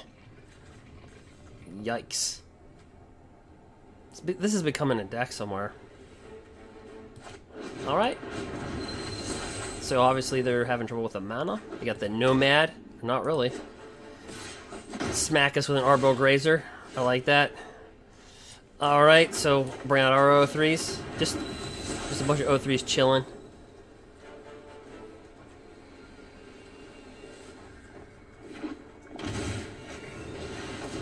Cavalier of Thorns.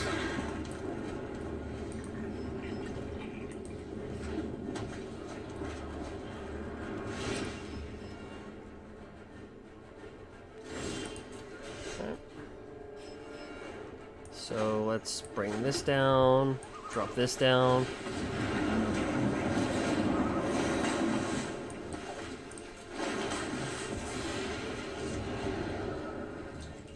No tax.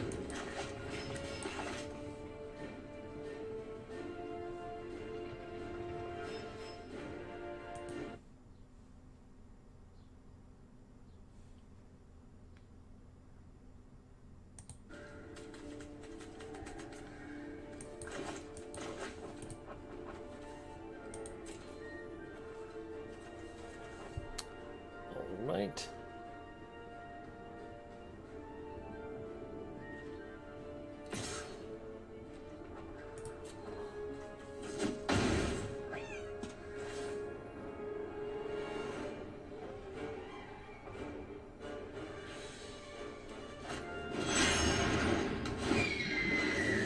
Flicker this guy.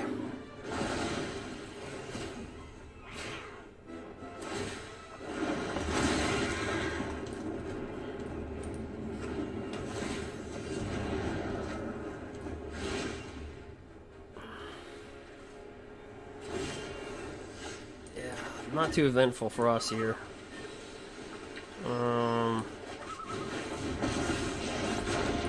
Together, we will prevail. The land shall conquer you.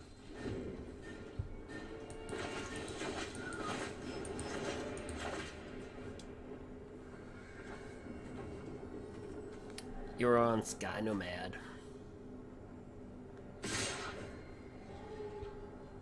Oh.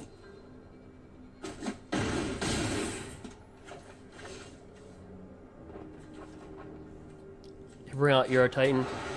Not. The land will not forsake you. We've got nothing but lands. I mean,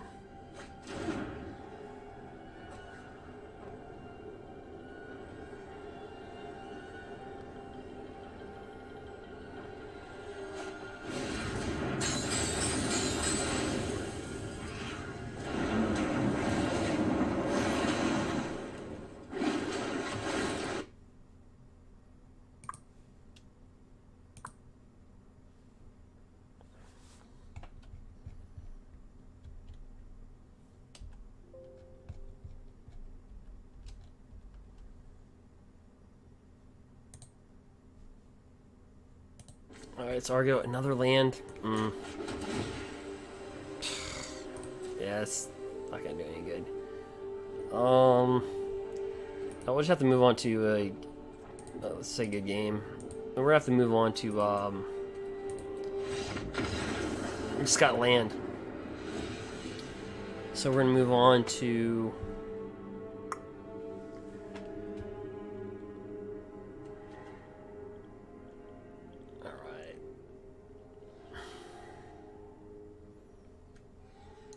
Agent Treachery is okay.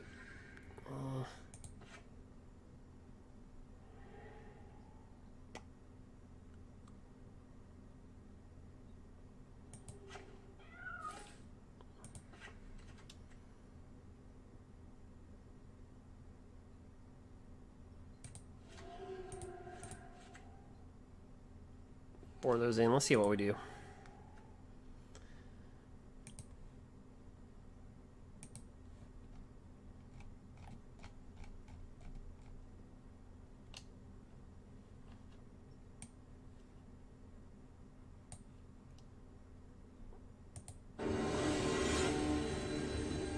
All right.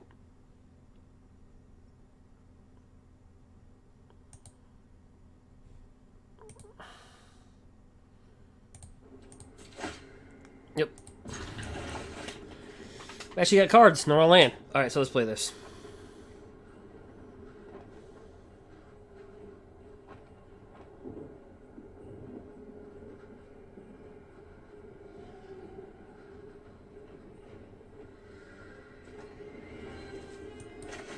Alright.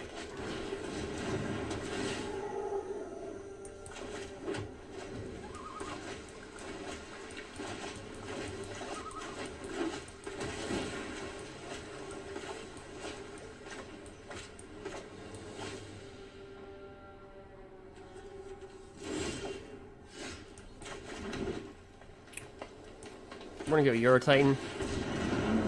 Draw a card right now. Put at the bottom.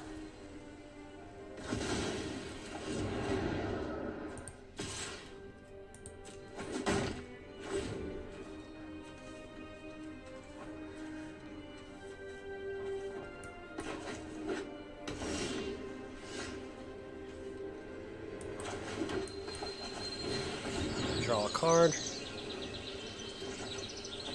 Nothing but land.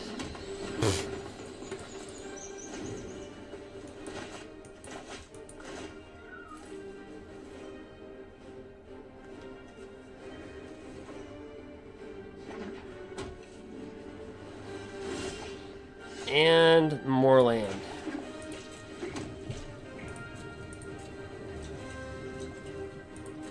All I see is land.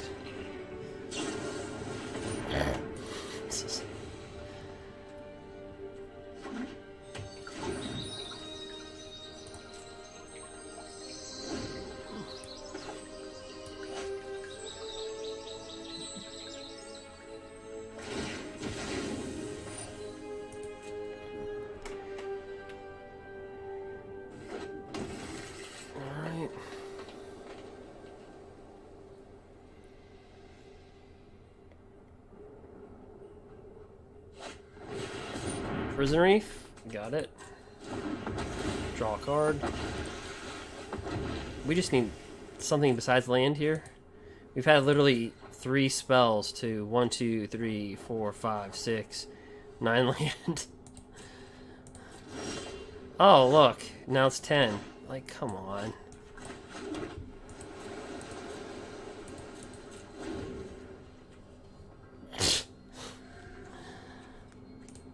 This is back-to-back games, just... Ugh.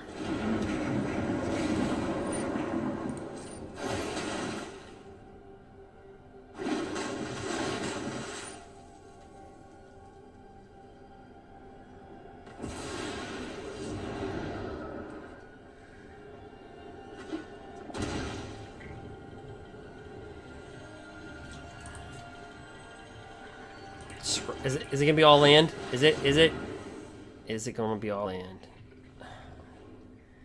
Kind of. Oh. Well, I think we can put that at the bottom there. Land.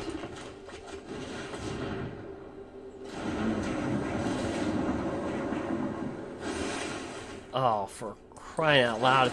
It's not land, but it's a mana producer.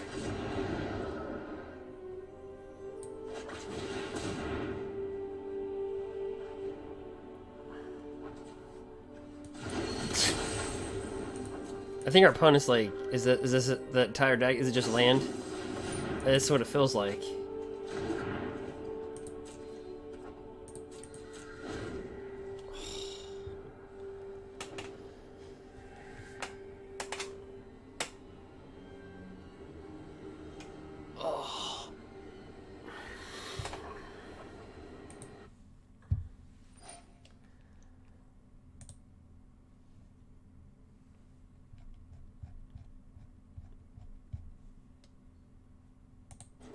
Alright. Yes, sir. Sultai Control's a good deck. I never got into playing it, but it's a good deck.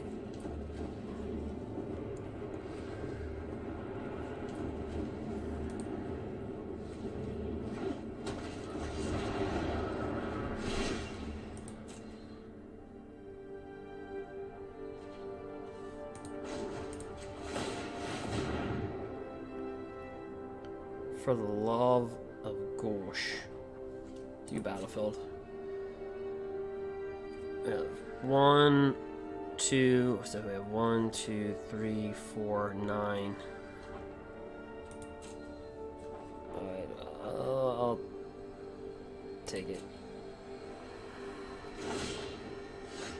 So we have 5, 6, 7, 8, 9, 10, 11. We would be able to get a 10-10 here.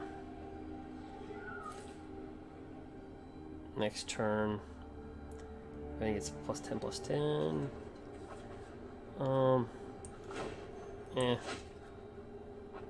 Pass.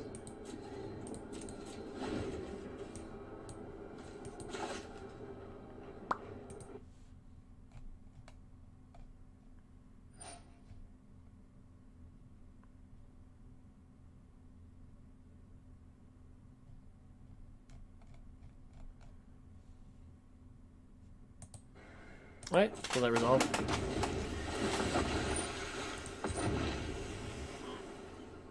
Oh.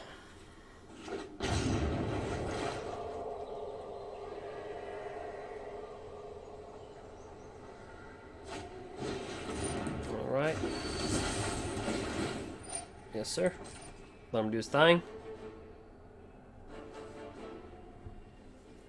Yeah, so we saw a lot of Sultai Control. Yeah, it's coming back. Simic Flash. Some of those decks are coming back. I think they're... I would not be shocked to see Simic Flash in the next event that comes up. I would not be shocked to see that at all. Rocking blocks. And then what we're going to do is we're going to use Finale of Devastation next turn. We've literally drawn nothing but land. Like, look at this. It's like land, land, land. Alright, that's great. Now we need land with this.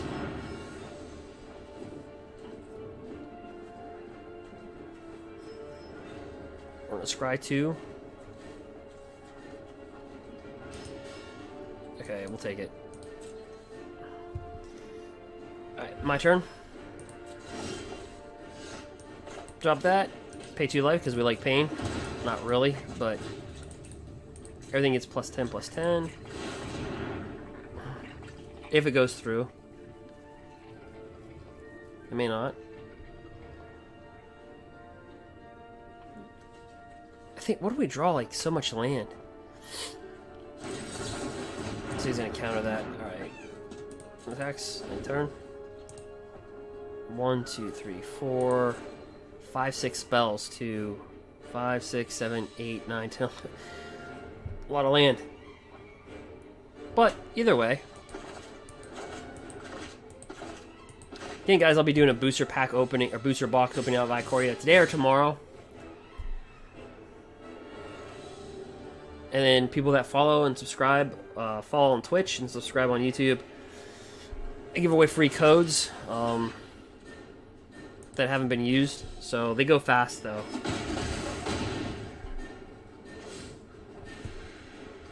I think the longest code I ever had, it lasts like 10 minutes. I think that's the longest one.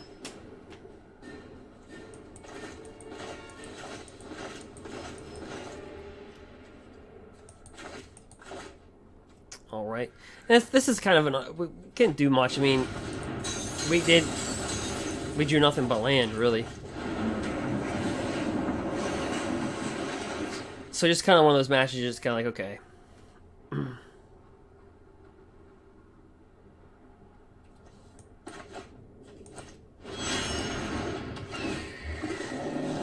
He'll bounce that. Well, he'll bounce all these back into play.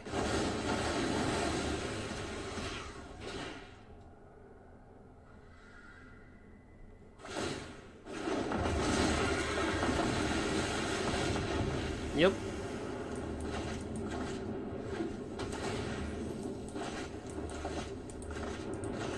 So he's got 1, 2, 3, 4, 5 Risen Reefs.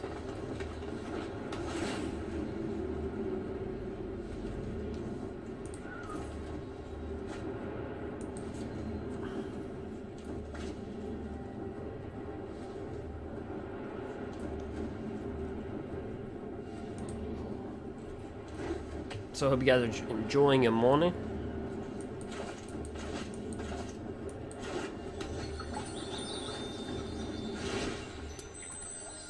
Alright. Risen my reef. We're not getting out of this one, but it's got to be a record.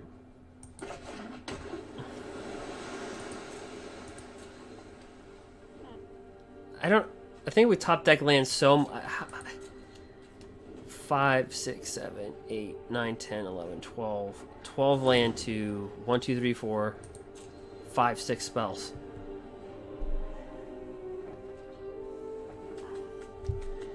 Okay. Good game. Yeah, there's nothing we can do. We didn't really... Just for the sake of it, would I have gotten more land? Let me just see. I just want to scry too. I just want to see it. We'll take the damage and move on to the next game.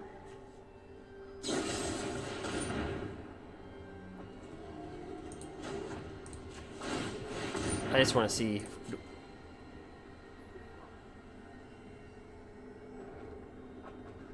Would we have gotten more land? Yep. I just want to see it.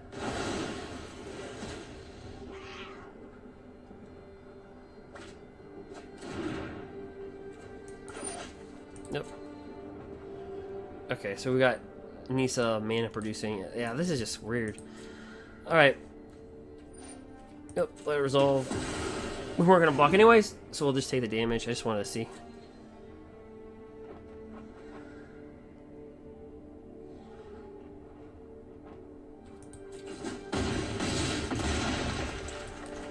Got smacked in the face, so that wasn't really a game.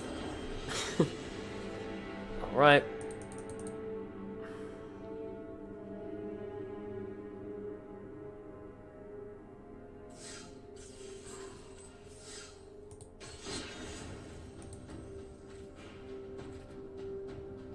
You know what? We can see how the mutate deck plays. We'll try the mutate deck, the Teamer mutate. He's got 26 land in it.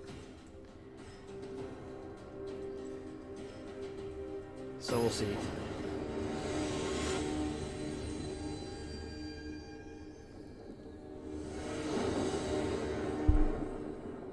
Okay, Yorion Sky Nomad. Okay, cool. So, probably a great chance that he's playing Fires. Okay.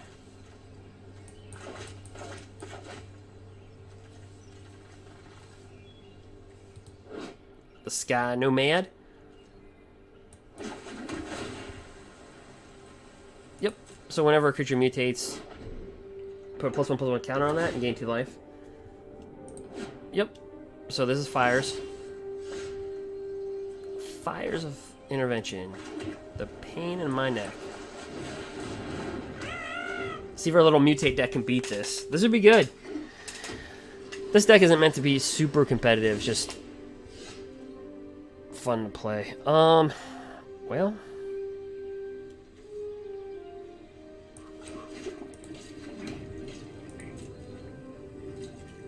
let's attack with this little guy right here. And even so, good damage. If they try to kill your creature, the mutated creature, this still enters the battlefield. So maybe he's not. Yeah. So he'll get bigger. This guy will get bigger. We'll gain some life, and then we'll draw a card. And then we have this. So if this can beat Fires, this is gonna be funny. In the best of 3. It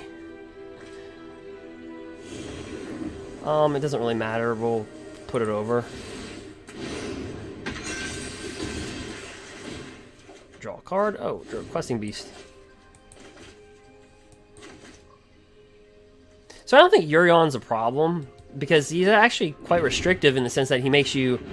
But it's... So it makes you play with 20 more cards. The problem is... the consistency in which they get Teferi turn 3 and Fires turn 4 in an 80-card deck. That's the problem. I don't think it has anything to do with anything else.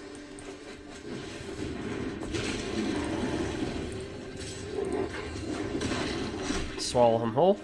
Ralph. Hardly my worst defeat. I mean, in 60 cards that's hard. In 80 cards...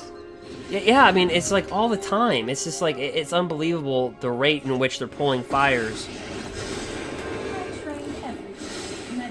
And Teferi turned in an 80-card deck. I mean, this is very restrictive, but you're supposed to play with 80 cards. You have to play with this. Your deck has to contain at least 20 or more cards. But the rate in which they get it is just unprecedented. It's mathematically not probable. So here's what we're gonna do. We're gonna drop this guy down.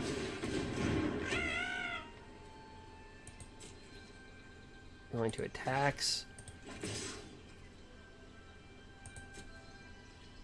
And this will be interesting to see. I just want to see this for a second, because this will do damage.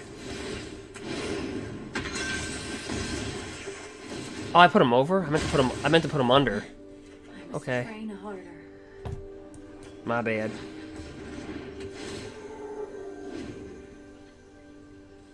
I meant to put him under. Okay. I accidentally hit over.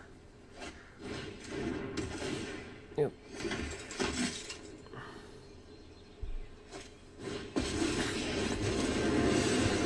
I don't know how they get like it's like ordering like a combo meal. It's like they'll get Agent of Treachery. So it's just the rate in which they can get these cards is utter ridiculous. That's the problem. It's not Yorion. It's free cast. But so combo decks are not meant to. You're not supposed to get the combo immediately, especially in 80 card decks. Like that's been the thing with Magic the Gathering. Is with combo decks, you're not supposed to get them consistently on point on a curve. It's just so.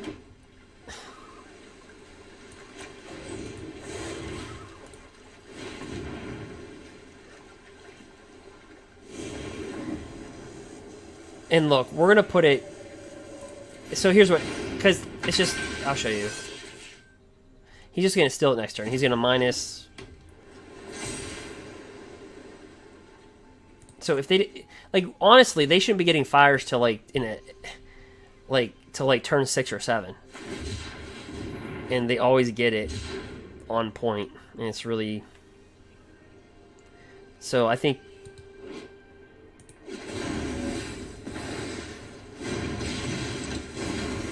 Because it's hard when they do that, because you get free casting from your hand. Then you get free searching your library off Lukka. It's -2 ability. It's just... It's free library searching, free casting, and that's the problem. But it's not... That's not the entire... It's not really the problem. It's just the amount of Fires of Interventions, the amount of times they're able to get it. That's the problem. The consistency rate on that is too high for an 80-card deck. I mean, consider, there's only 4 cards of this in 80 cards. And to be able to get it consistently, that's the problem, so.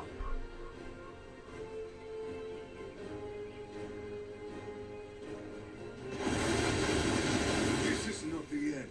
And that's what we're noticing on all the live streams, and you're seeing it live.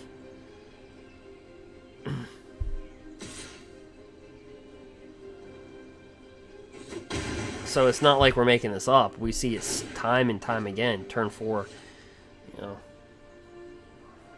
Turn 4 fires.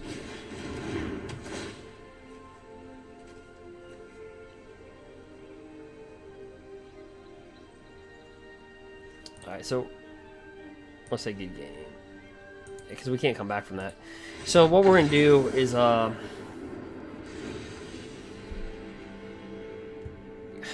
you almost have to treat fires like they're going to get it turn 4 all the time. That's how you have to treat it, because I'm telling you, it's just the rate is just, they need to look into that really heavily. But assuming that they're always going to get it on curve, you have to board in 3 Return of Natures. Mystical Disputes need to be in the board. This right here is a good creature right here. When it mutates, it destroys target artifact or enchantment. So we're going to take out one of these, board one of these in.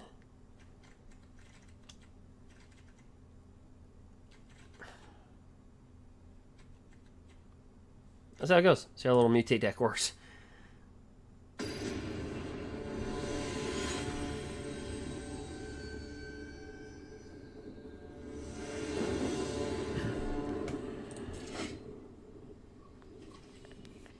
And the only reason why we're keeping the hand is because we have Return to Nature.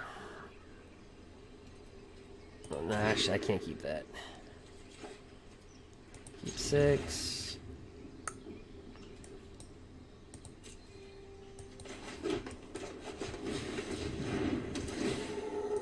Bring that down. These are really good lands for Ikoria. Alright, bring this down, Rot Mill. Bring this down, right meow. Mutate and mutate spells cost 1 less to cast. Whenever you cast a creature spell that has mutate, draw a card and discard a card. We're gonna mutate Arbol Razor. Draw a card. Ooh. This destroys an enchantment. We're actually gonna ditch the questing beast. Put this one over. Draw a card. There we go.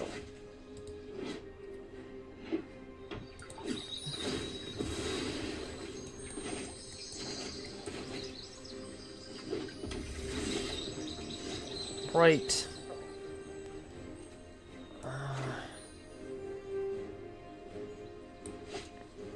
Let's see here. Well, we want to save that for Fires of Intervention, so let's just drop this. And just attack. Just draw a card.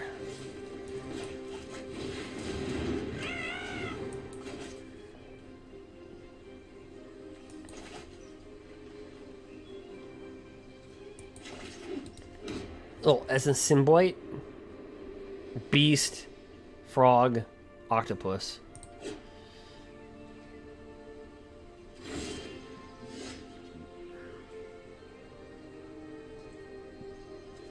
Well, this just became ridiculous. So now we're going to mutate Baby Godzilla. Draw a card, discard a card.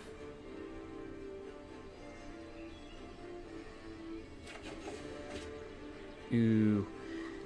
Man, we're going to discard Questing Beast yet again because we need to... over.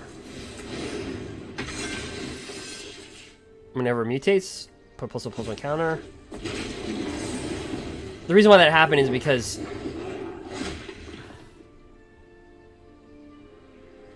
when this mutates, when this mutates, basically you exile a card from the top of your library until you reveal X permanents and put it on the battlefield.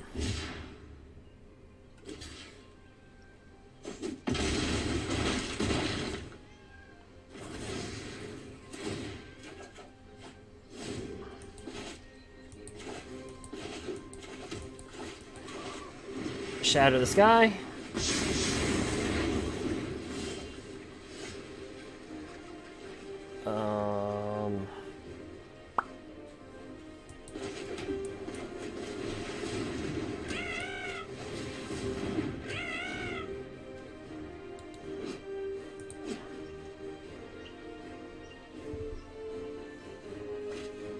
fires.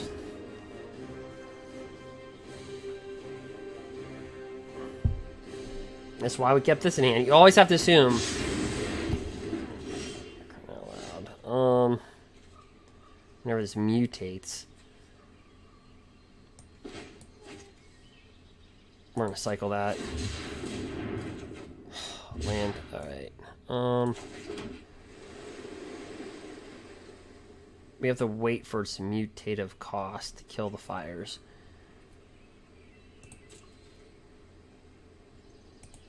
Because he's just gonna have free casting anyway, so.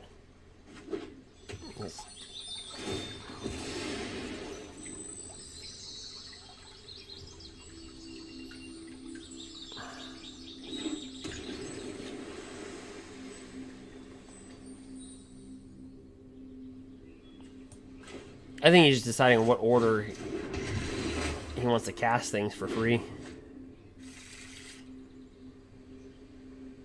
So we need to get a creature to mutate it. And he's probably looking for Lukka. He'll get an 0/4 goat next turn. He'll minus Lukka. Search his library for free.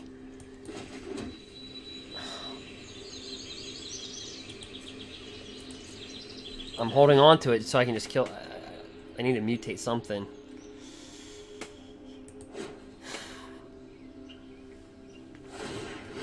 Yep, scry 2. And they can scry for 2 because everything's free casting, so they can actually utilize like Castle of Vantros. So you get the 0/4 wall, possibly drop down Lukka, pluck this off, free cast from to get Ancient Treachery, put that back on the board. You can flicker this back in. So you got Teferi time right with that. You show remorse, I'll show restraint. And that's another combo too. You can bring down Yorion, flicker back Yorion, and then just I'll protect you. do it all over again.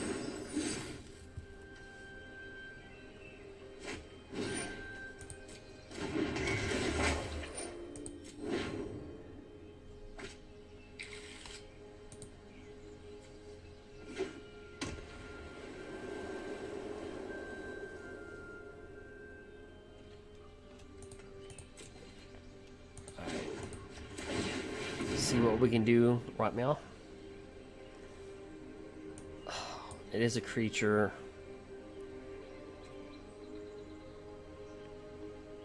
Yeah, we have to do it. Yep.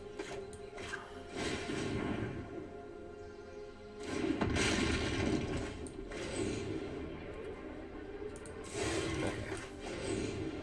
We're gonna mutate this guy. We're just gonna discard whatever we draw. Ouch.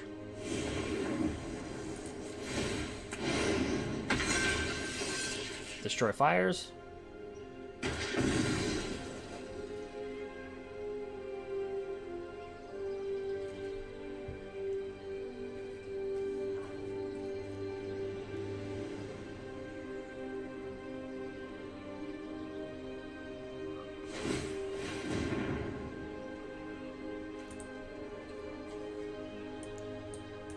Yep.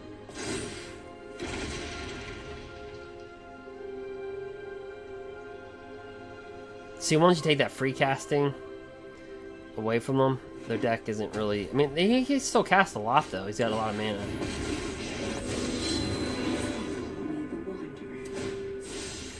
Alright. Let's cut you down to size. Here goes nothing. Prevent all non-combat damage that would be dealt to you or permanents you control.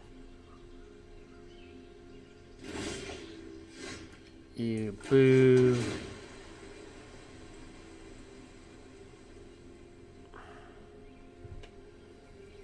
It's a 7/7. Alright, I guess we'll take it. It's a 7/7 creature. I mean, I can't really argue.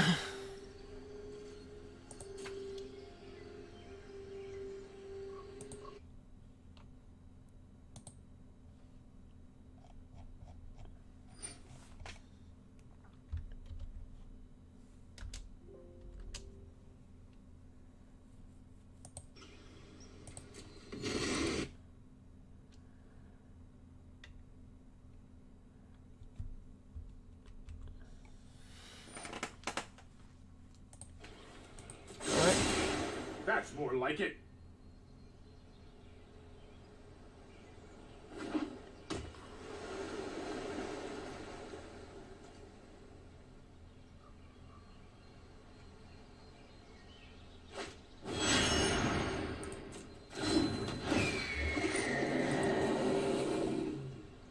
Cast Yorion. It's only a matter of time. See you around.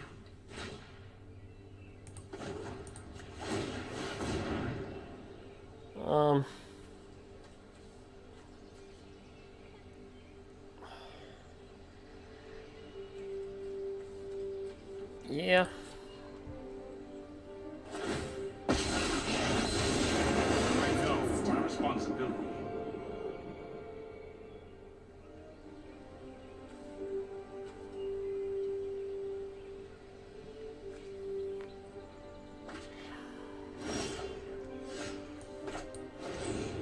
We have the hard to cast it.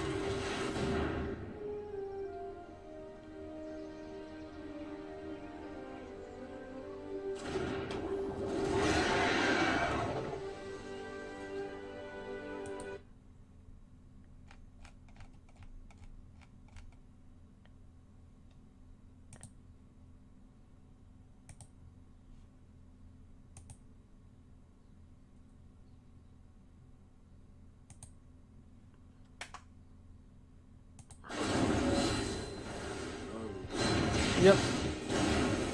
So you're just able to do that. Then he can -3 this, bring him back on the battlefield. So yeah, it's looking like it's gonna be game. Don't worry, I got you.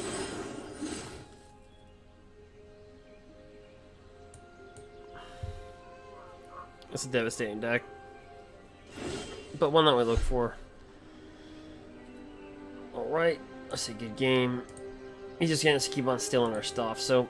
But, we're trying to look for it. Like I said, earlier, we were taking things on. So, guys, I'm reaching that point where I'm getting tired, but again, if you subscribe on YouTube, follow me on Twitch, it's right up there, Derek Roberts MTG on Twitch, or just, it's Derek_Roberts_MTG on Twitch. Right here, you can just subscribe. I give out free codes to subscribers. Anyway, on that note, I will thank you for watching, and I hope that you have a very good day. And if you don't feel like subscribing, just drop a like.